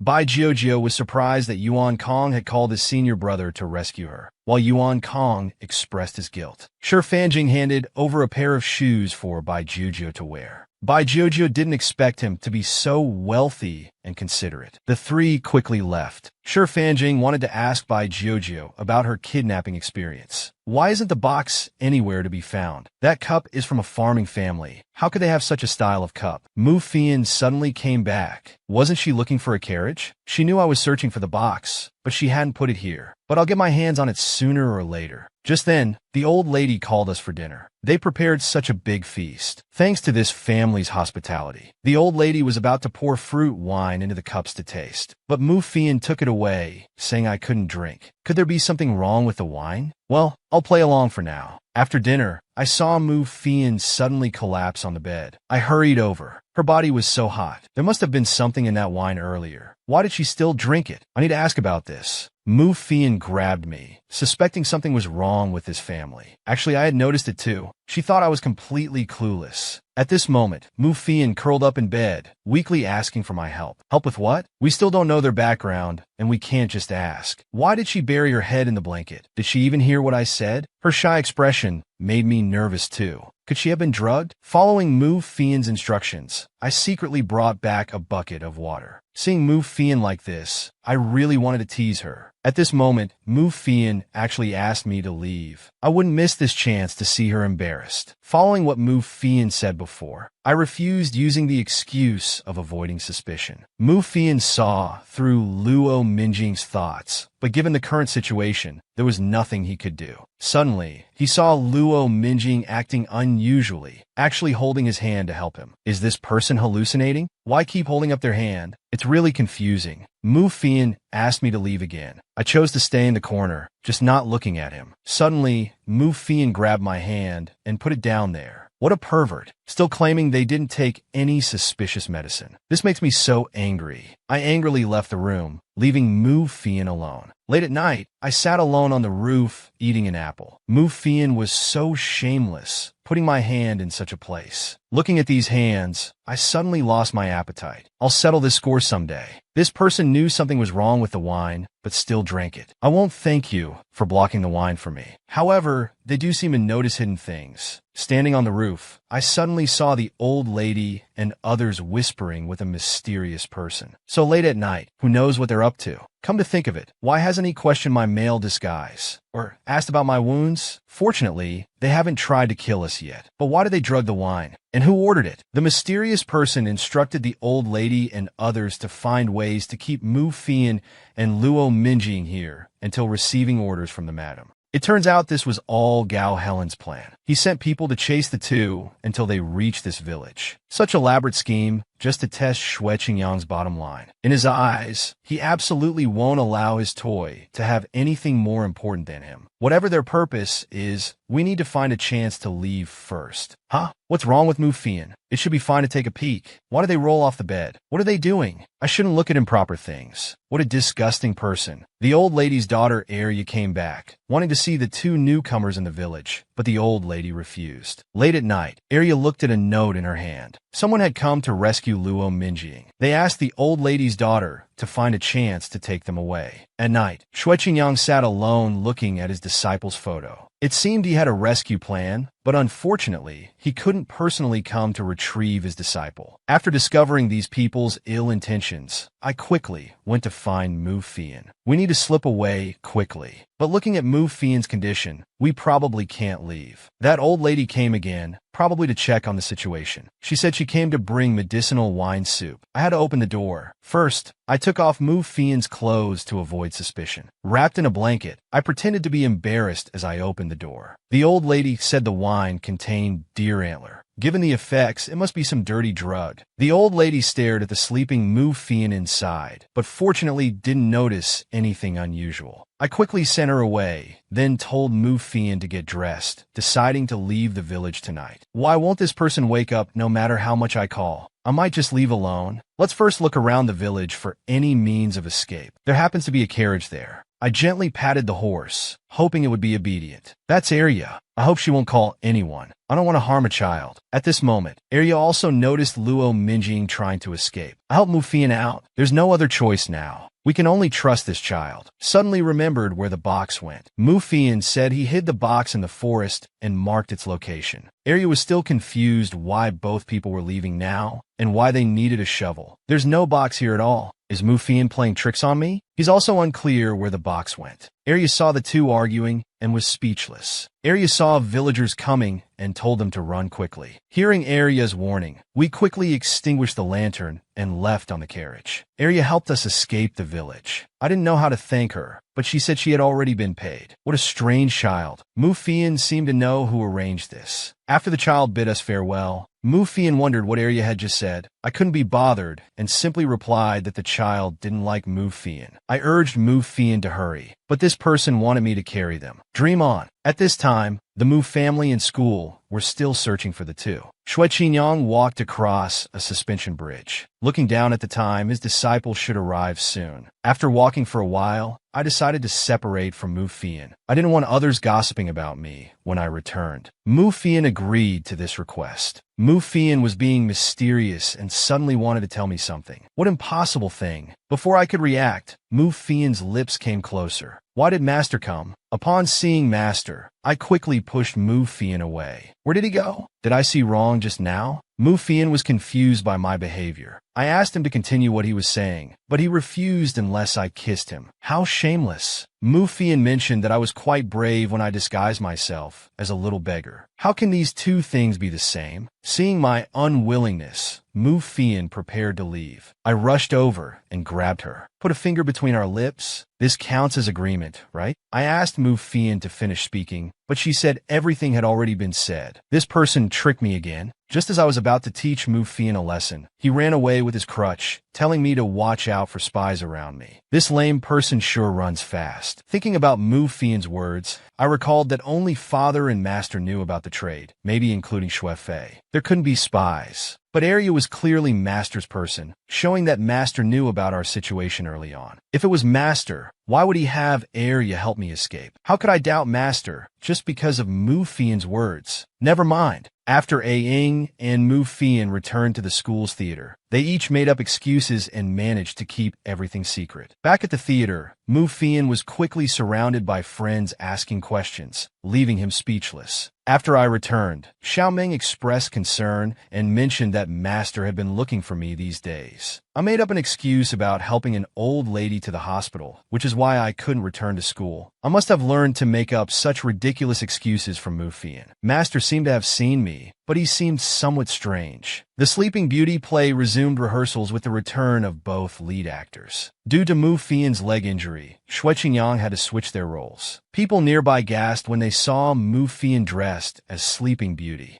Mu Fian felt this was Shui Qingyang's deliberate doing. I went to Master's room, and he immediately embraced me. I snatched the cigarette from Master's hand, telling him to smoke less. Master thought I was being meddlesome. Now Master smells strongly of smoke, unlike his previous fragrant scent. Master casually replied that he wasn't food. Regarding the box, I also sent people to search nearby. I hope Master won't brood anymore. Shui Qingyang realized the lost box was the real issue, yet he was angry about his disciple kissing Mu Fian. He wondered when he became so easily swayed by emotions. Master didn't blame me. Instead, he felt fortunate that I returned safely. However, with the box gone, he didn't know how to explain it to Father. I told Master that Mu Fian already knew my identity. Gao Helen returned and found Pang Ju, believing Pang Ju had lied to deliberately lead him away. Pang Ju was angry that Gao Helen immediately accused him, wondering why he didn't suspect Shui Qingyang. But Gao Helen didn't believe Shui Qingyang would do this. Only Pang Ju would do such things. He threatened to make Pang Ju leave for good if it happened again. Pang Ju suddenly grabbed Gao Helen's wrist and embraced him. Instead of letting go, as Gao Helen said, Pang Ju kissed him directly. Gao Helen slapped Pang Ju's face, then actively kissed him, ordering Pang Ju that everything must be led by himself. Pang Ju willingly obeyed Gao Helen's commands. A Mu family servant brought the box Mu Fian needed. Looking at the documents in the box, Mu Fian thought about how the Lu family had been making moves against the Mu family lately. Anyone would think the two families had a deep grudge. Remembering that Lu Feng, the Lu family head, was a cautious and somewhat weak person. But this person secretly trained his daughter as a spy. Perhaps his usual demeanor was just an act. Mu Fian planned to ask his father if there was any personal grudge with Lu Feng. At this time, Xiao Ren reported that the performance costumes were ready. Xiao Ren was very satisfied with the princess dress. But Mu Fian became irritated just thinking about having to dress up as Sleeping Beauty. In the morning, Pang Ju sat on the bed edge getting dressed. Looking at the still sleeping Gao Helen, he seemed to want to kiss him again. But Gao Helen stopped Pang Ju, reminding him of yesterday's words. Out of obedience, Pang Ju had to give up. Pang Ju told Gao Helen to find him if he wanted company in the future, but Gao Helen told him to leave. After leaving, Pang Ju thought to himself that if Gao Helen found someone else for company, he would kill them. Others in the theater praised Mu Fian's appearance as Sleeping Beauty. While Mu Fian appeared calm on the surface, he was actually breaking down inside. However, this prince outfit looks quite nice. The kissing scene has started, and I slowly walked to Mu Fian's bedside. Did this guy really fall asleep? Hurry up and be quiet. I'm about to start. Although nervous, I still went in for the kiss. Mu Fian wondered why it was taking so long to kiss. The thought of me being the prince kissing Mu Fian is just hilarious. I can't hold back my laughter. Master saw this scene and had no choice but to call a 15-minute break. During the break, Mu Fian said someone wanted to give me an envelope. This guy's still playing dumb. Who else could it be but him? Mu Fian suddenly asked strangely if this was in the play or real life. What does that mean? This guy even said Sleeping Beauty needs the prince's kiss to speak. What a smooth talker. Since Mu Fian has already seen the documents, peaceful coexistence between us is impossible now. Mu Fian stared at me intently, calling me an idiot. After reading the documents, Mu Fian learned that Lu Feng was behind Lu Minjing, and Aang was just Lu Feng's tool against the Mu family. Unable to understand what Mu Fian meant, he said my actions were particularly strange. Compared to Lu Ming, he seemed like someone from another world. Lu Ming knew nothing about this. Since Mother's death, except for his sister, Mu Fian hadn't cared about anyone else. Until Aang appeared, Mu Fian actually enjoyed this process of mutual conflict and got increasingly entangled. As Mu Fian continued talking about what father wanted done, I didn't want to hear more and shoved the documents back. While spending time with Aang, Mu Fian realized Aang was actually a soft-hearted person. It wasn't particularly hard to accept, but feared that if this continued, Aang's fondness would completely disappear. Mu Fian seemed to have found a solution. What else does this guy want, actually offering to give me the documents unconditionally? Break time was over. Time to return to rehearsal. Suddenly Mu Fian's clothes got caught, and when about to fall, grabbed Lu Minjing's clothes. I fell right on top of Mu Fian. Why did Master come in at this moment? Today's rehearsal ended, and just as I was about to go home, I found Father had come to pick me up. Father took Master and me away under the pretext of having dinner. Arriving at the destination, I handed the documents to Father. He was satisfied with this operation, but seemed to have different thoughts about my relationship with Mu Fian. Returning to Master's place at night, I learned Xiao Meng had gone out. Master saw my troubled face and asked about the earlier conversation. I had to tell Master that Father wanted me to officially date Mu Fian, though this was also part of the plan to infiltrate the Mu family. I asked Master about Mother. Master didn't understand why I suddenly asked about this. I didn't answer, but asked Master if I should continue going to the Mu family. I didn't want to keep deceiving Mu Fian's feelings. Master comforted me, saying this was just like usual, just another mission. Master's words were irritating. This time, it's not about approaching Mu Fian under another identity. Master asked if I was feeling guilty or afraid of falling for Mu Fian, wanting him to help persuade Father. Master's words hit the mark. On the surface, I just told Master I didn't want to deceive people anymore, but he saw right through these words. Master comforted me, saying that as long as I stay true to my heart, no one can defeat me. Though still hesitant, I accepted it, not sure if Xue Qingyang's words were meant for his disciple or himself. Tossing and turning all night, I thought about the conversation with Father during the day. I directly asked Father about the Mu Tower, whether the two families had conflicts, and why we still needed to approach Mu Fian. Father was silent for a moment, then revealed that Mother was killed by Mu Sanqi, and stepmother was killed by Mu Fian. So Father's actions weren't wrong. The Mu family must pay the price. The next day, I took the initiative to invite Mu Fian for a meal. He noticed I hadn't slept well last night. Mu Fian thought since I actively invited him to eat, there must be another purpose. I handed over a box containing the earrings Mu Fian had given before. Mu Fian didn't understand how the earrings were removed and refused to take them back, saying to dispose of them myself. I explained my position again, but Mu Fian firmly refused to take them. Mu Fian expressed that he had always been serious about the earrings matter. I leaned forward and kissed Mu Fian, actively suggesting we date officially. That's how it was decided. No turning back now. Mu Fian seemed somewhat dissatisfied with this approach, saying he should have been the one to do it. But what's the difference? Then he pulled me close and kissed me. Unexpectedly, people nearby saw us. How embarrassing. Let's run away first. Quickly pulled Mu Fian away from that restaurant. Mu Fian thought about how Lu Minjing suddenly changed attitude. There must be something else going on. Xue Qingyang just returned home to find Peng Ju and Gao Helen waiting for him. Xue Qingyang wondered why these people came to see him and stated he didn't want visitors today. After hearing that Gao Helen and others came to discuss his disciples' matters, Xue Qingyang immediately became interested. Gao Helen mentioned Lu Minjing and Mu Fian sharing a bed and being intimate in the village. Xue Qingyang flew into a rage, smashed his teacup, and grabbed Gao Helen's neck, forbidding anyone from slandering his disciple. Peng Ju panicked and pulled out a gun, pointing it at Xue Qingyang's head, making him release Gao Helen. The freed Gao Helen glared fiercely at Xue Qingyang. Xue Qingyang put on a smiling face, saying he just lost control momentarily. To make amends, Xue Qingyang offered to treat Gao Helen to a meal, but Peng Ju disagreed. Xue Qingyang said if they wouldn't go, he'd leave,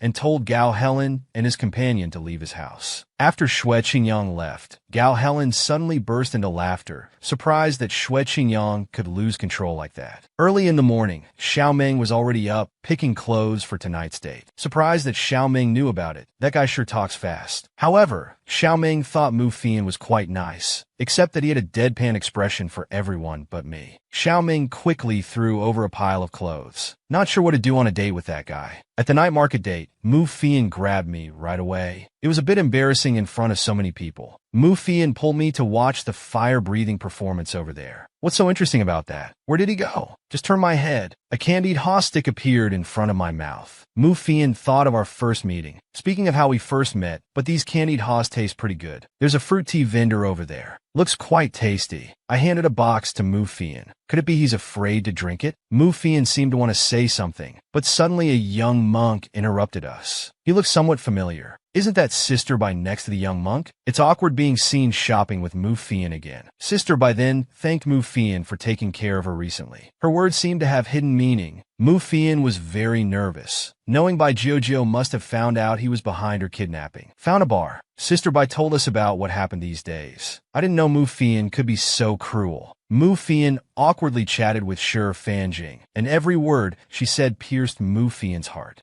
Sister Bai made an excuse and left first with Shi Fanjing. After hearing Sister Bai's words, I saw Mu Fian's true colors and wanted to leave alone, but he kept trying to explain. At that moment, I saw two people coming out of Master's house. One of the women had a strange look. So they're Master's acquaintances. Isn't that man the one Yunjio met? Does he know Master too? For the next few days, Aing completely ignored Mu Fian. The Sleeping Beauty play is finally ready to perform. Mu Fian kept feeding me grapes, trying to seek forgiveness. Dream on. He just wanted to use Sister Bai to get information from me. Mu Fian admitted his actions, saying the person has been rescued and the plan failed. He seems quite proud. Mu Fian leaned over to apologize again, promising that my friends would be his friends from now on. That needs some consideration, given how scheming he is. How dare he suddenly steal the grape with his mouth, saying he bought them. So annoying. Mu Fian, this guy is becoming harder to understand. Mu Fian suddenly said he had never liked anyone before, asking me to take good care of him in the future. He spoke so seriously I didn't know how to ruin it. Turns out he likes all my disguised personas. Then Mu Fian said he would never leave again. Although he might have other intentions, it feels nice to be acknowledged. The Sleeping Beauty play achieved the best results in school history. With this, the study tour came to an end. When Mu Fian returned home that night, he unexpectedly found his father there. Father was dissatisfied with Mu Fian's attitude. Mu Fian ignored this and asked about Lu Feng's relationship with the Mu family. Father didn't answer, but told his son not to get too involved with the Lu family. Suddenly, there was a commotion outside. Yunjio had been found. She was still noisy as before, complaining about the Mu family sending rough women to pick her up. Upon entering and seeing Mu Fian, she remembered the little devil from the past. Yun's parents were very happy to see their daughter return. Yunjio didn't know how to explain being away for so long. Suddenly, Mu Fian embraced her, and she couldn't understand why he was acting so familiar. Mu Fian secretly told her to follow his lead, or else she'd be taken home by her parents and couldn't even think about handsome men anymore. Mu Fian appeared very happy, immediately introducing his fiancée to his parents. Yunjio was shocked, not knowing when she had become engaged to Mu Fian. They barely got through the day, and at night, she asked Mu Fian what had happened these days. But Mu Fian took out a Yu Xian Pavilion VIP card and made a deal with her. To get the VIP card, she had to choose not to pursue the truth for now. I was still sleeping when I sensed danger. I raised my knife and stabbed down, but that person grabbed my hand. It was Mu Fian. What was he doing here in the middle of the night? Mu Fian just said he wanted to see me, even wanting to do something exciting. No time for excitement this late at night. I just want to sleep. But Mu Fian said the real person has returned. So he didn't die. The real fiancé is back. Mu Fian must be happy. So Mu Fian came to find me in the middle of the night, just to tell me not to believe any news about Yunjio tomorrow. Alright, he should leave now. I need to sleep. Why is he leaning over saying he likes everything about me? That's not enough? How annoying then just don't like me. After hearing these words, Mu Fian leaned down and bit my lip, drawing blood and refusing to let go. Mu Fian warned me not to say such things again. He said he would never let go of what's his. Before I could speak, Mu Fian told me to sleep. Weren't those words a bit hurtful? After Luo Minjing fell asleep, Mu Fian stroked her hair, hoping Ah Ing would like him more. The next day, Yunjiu looked at the news in the paper, feeling confused and angry. Even the photos were taken so ugly. She thought about all the grievances she suffered and decided she should ask Mu Fian for more compensation. Early in the morning, Yunjiu was taken to the temple by her mother to fulfill a vow. Since her daughter's disappearance, Yun's mother had been praying at this temple, and her daughter really did return. Yun's mother hoped there were gods and Buddhas, seeming to have something on her mind. While her mother was praying, Yunjiu wanted to look around the temple. Shi Fanjing attracted her attention. Bai Jiujiu was startled seeing Luo Minjing's true form. After Yun's mother finished praying, she found her daughter talking to a woman. When Bai Jiujiu saw Yun's mother, she seemed to remember something and left immediately.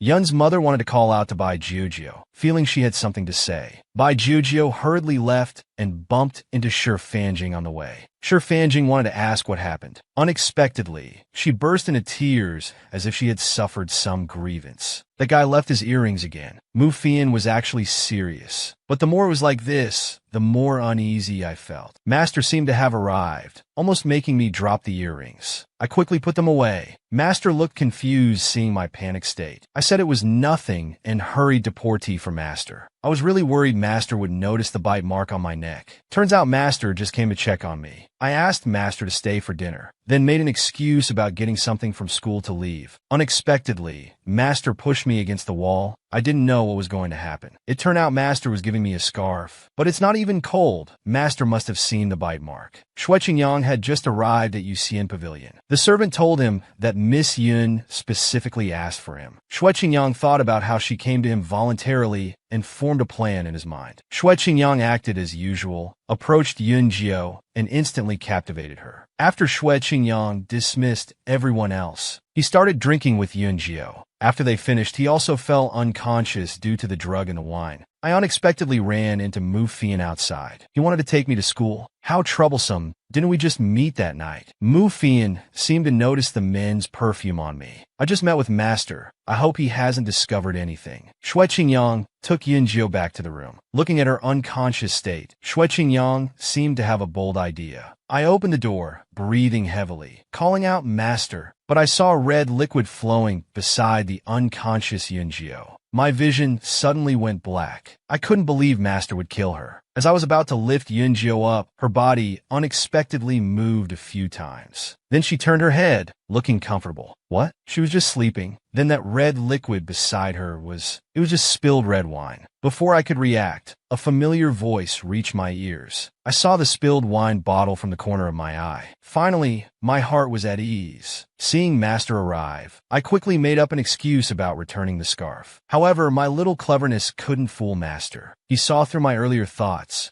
I hurriedly explained that I never saw Master as a ruthless person. My concern for Yunjiu was just to prevent tragedy from repeating and innocent people from dying unjustly. Hearing my words, Master seemed to think of something. He taught me that in this world, countless people die unjustly. My kind heart would never achieve great things and might even cause more deaths. After hearing these words, I was speechless for a long time. I only remember how Master looked at me then, as if I were a stranger. The next day, after washing up, I was eating breakfast and browsing today's newspaper. I'm furious. What are these paparazzi making up? What ridiculous expose is this? Love triangle? Palace drama? These stories are getting more and more absurd. I heard commotion downstairs. Opening the window, I saw a large crowd of paparazzi blocking the entrance. No doubt they're here because of these rumors. After thinking for a long time, I decided we shouldn't meet for now. As soon as Yunjiu came downstairs, she learned her mother was going to Jing Yun Temple again. She saw her mother's disappointment at not meeting that woman and didn't understand why her mother was so determined to find her. Although in her view, that woman didn't seem like a bad person. While Yunjiu was thinking, The servants urged her to leave. Yoonjio quickly bid farewell to her mother and went to the auction with Mu Fian. At the antique auction, bidding voices constantly echoed in Yoonjio's ears. Yoonjio looked around, searching for the handsome man. I saw Mu Fian in the corner of the auction house, and he seemed to see me too. I hurriedly ran out of the auction house, but tripped at the corner. I fell into his arms, and our lips pressed together. When I was about to complain, a tingling sensation spread through my body, and I involuntarily leaned against him. He thoughtfully asked if I had missed him. Not wanting to reveal my true feelings, I immediately replied that I hadn't. He cupped my face, gently pinching my cheeks with his fingers. Looking at me lovingly, he repeated his question from before. Though I appeared reluctant on the outside, I was secretly delighted. I couldn't believe he had just held me so tightly. I wanted to deny it and refuse to admit it, but his hand blocked my way. This guy is so persistent, just assuming I was the one who missed him. Our heads rested on each other's shoulders. He seemed happy, relieved that I no longer despised him now. Was my past aversion really that obvious? Just as we were about to go further, I heard someone coming. Those two people saw us embracing, and this guy scared them away with just one look. I really hope those two didn't know us, or else rumors would spread all over the city again. Fian wanted to hold a press conference to announce the dissolution of his engagement with Xiao Yin-9, and then introduce me to his family. But I understood that once I entered the Mu family, I would be caught in my father's plan with no way to retreat. I quickly advised not to rush this matter, but he was uneasy, worried that I might leave one day. I stood on tiptoes, held his face, and kissed him, hoping to comfort him this way. Unexpectedly, this guy got greedy and wanted me to do it again. The final auction began. A man in sunglasses was whispering with a lady. After the auction, they would invite VIP members to a secret location for the auction of remaining mysterious items. The man in sunglasses noticed Yoonjio dozing alone in the auction seats. He thought, isn't that the girl who used to be with Shue?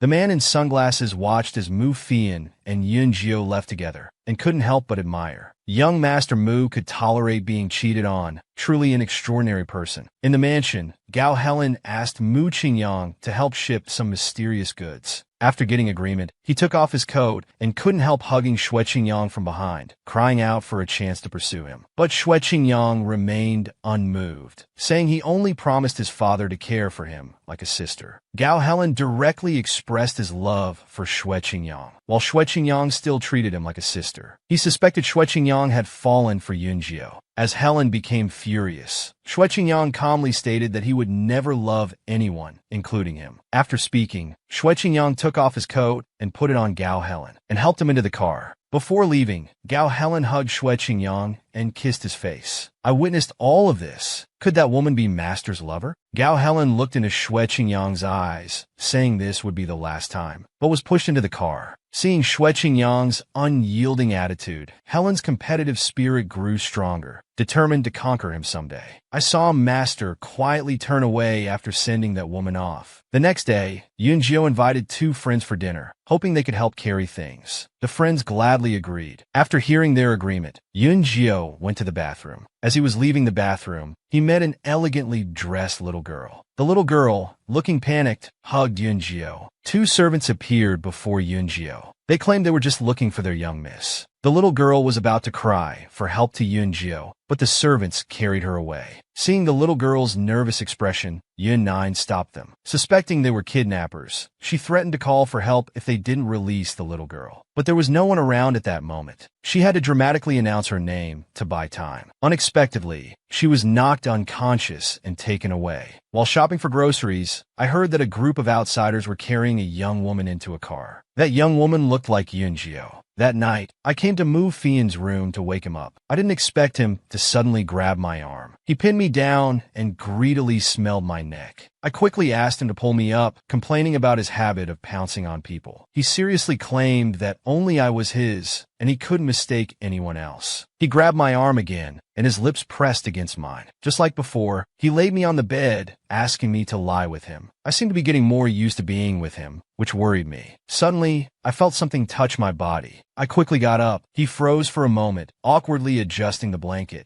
trying to explain what just happened as an uncontrollable impulse. Mu Fian was becoming more infatuated with me, but given our current relationship, I had to ask him to control himself. Oh no, I forgot the important matter. I hurriedly asked him about Yunjio's whereabouts, but Mu Fian didn't know either. This made a bad feeling slowly rise in my heart. Outside a villa, a group of children were standing downstairs waiting for something. In a room upstairs, a man in a black coat sighed, saying if it weren't for Lin's business, he might not even be alive as an orphan. However, the black-coated man's words drew mockery from Xue Qingyang. The black-coated man couldn't understand why Xue Qingyang despised his benefactor so much. He grabbed Xue Qingyang's collar, cursing him as ungrateful. But Xue Qingyang pried his hands off. In Xue Qingyang's view, without the human trafficking business, there wouldn't be so many orphans suffering tragic fates. Such disgusting business didn't need to be given a beautiful name. The man in the black coat argued that if he didn't do the human trafficking business, others would. Besides, some children were abandoned anyway, so they might as well follow rich people. At least they wouldn't starve to death. But faced with Xue Qingyang's question about whether these children might end up wishing they were dead, the man in black chose to remain silent. Xue Qingyang said the man in black could speak for those he loved, but shouldn't try to change his mind. Mu Fian and I followed the vehicles to this villa's entrance. Yunjio really has bad luck, always running into trouble. Under the cover of night, we plan to sneak in and bring Yunjio back. Let's move. In a room inside the villa, Yunjio was still unconscious. Gao Helen lifted Yunjio's head, examining his face. Seeing his good looks, he wanted to make him a special gift for tonight's auction. But the servant worried that Yunjio knew their secret and might be dangerous to them, suggesting they should just eliminate him. Without a word, Gao Helen slapped the servant across the face. He berated the servant for their incompetence, letting the little girl escape and getting discovered. He wasn't worried that this young woman would reveal his secret. After leaving with the servant, only Yunjio was left in the room. It turned out he was already awake. After hearing Gao Helen and others leave, he opened his eyes, annoyed at why he always encountered misfortune. Yunjio tried to force the window open, but found it was locked. He could only wait for fate here. Fian and I secretly infiltrated the villa. When we heard footsteps, we slipped into a room. From the servant's conversation, I learned this place was involved in child trafficking, selling children as playthings to rich people. While I was thinking, I noticed something was off about Mu Fian. Unexpectedly, he brought his nose close as usual. Damn, he's starting again. I must teach him a lesson. I gave him a good scolding in the cabinet. Let's see if he dares to be so unruly again. I decided to look for Yunjio alone.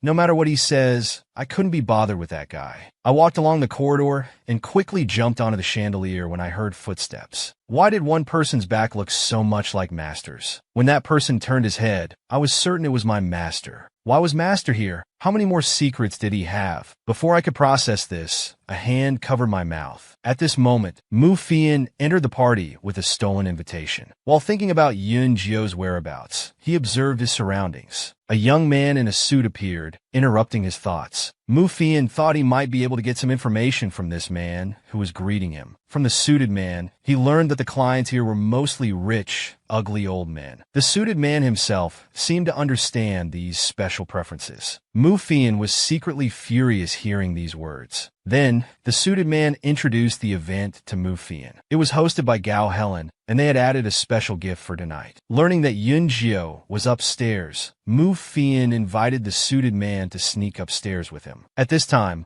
Gao Helen noticed Xue Qingyang hadn't arrived and ordered his men to find him. After Master pulled me into a room, he first asked why I was here, but I wanted to ask Master why he was at this child trafficking place. However, Master didn't answer and insisted I leave. I strongly demanded Master answer my questions. Master seemed angry about these questions, but I insisted on understanding his connection to this place. After hearing my determined questioning, Master softened but still refused to tell me the truth, repeatedly asking me to leave. Seeing Master always hiding things from me, I left alone in disappointment. I hadn't walked far when Master suddenly hugged me from behind. He decided to tell me the truth after the auction ended. Unable to resist Master's complete surrender, I believed his words as always and quickly asked about Yunjio's whereabouts. Mu Fian had already gone upstairs and defeated all the guards with Yunjio. The suited man cowered in the corner, watching them in terror. Yunjio picked up a wooden stick and angrily sent the suited man flying. Mu Fian suddenly sensed someone coming and quickly pulled Yunjio into hiding. Master took me to the room where Yunjio was held, but the guards were already knocked unconscious, and Yunjio was nowhere to be found. Had Mu Fian already rescued him? The two hiding behind the bookshelf listened carefully to the conversation. Yunjio felt it sounded like Xue Qingyang's voice. Master asked if anyone came with me. Without thinking, I denied it, though I didn't know why I lied. Hearing the commotion, Mu Fian peeked out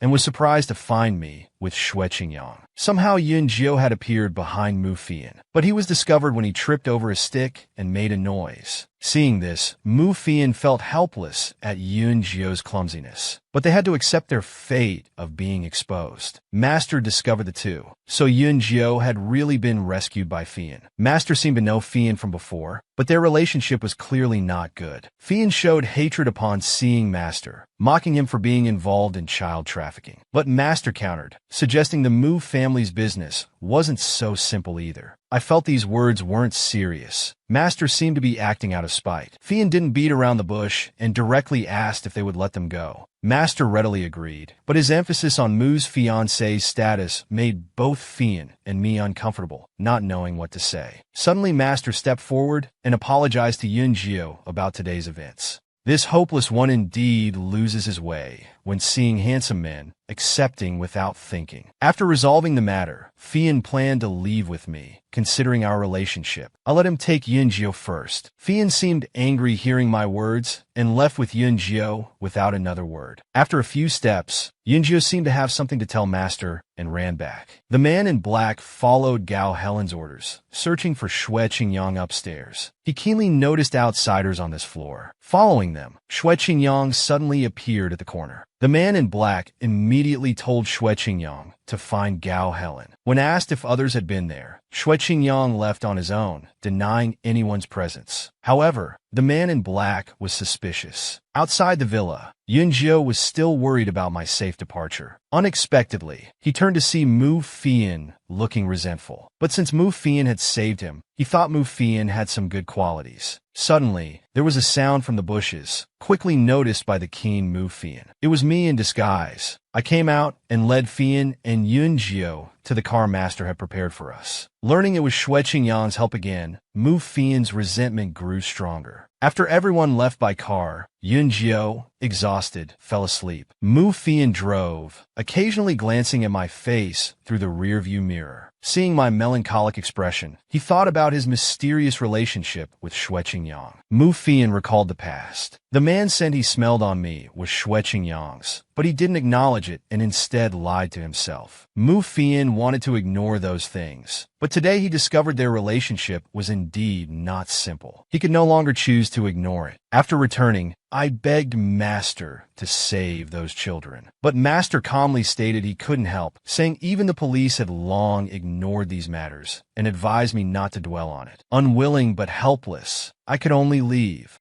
Master taught me as usual, saying only by becoming strong could one avoid being controlled by others. Seeing Master's evasive behavior, it seemed he had his own difficulties. But now, I only ask that Master tell me everything after this is over. After speaking, I closed the door and left angrily. The car stopped at Yunjio's house, and I let him go home first. Then I took Mu Fian's hand and walked towards the street corner. Before I could speak, he suddenly grabbed my waist and kissed me. I was completely fed up with this behavior and slapped him across the face.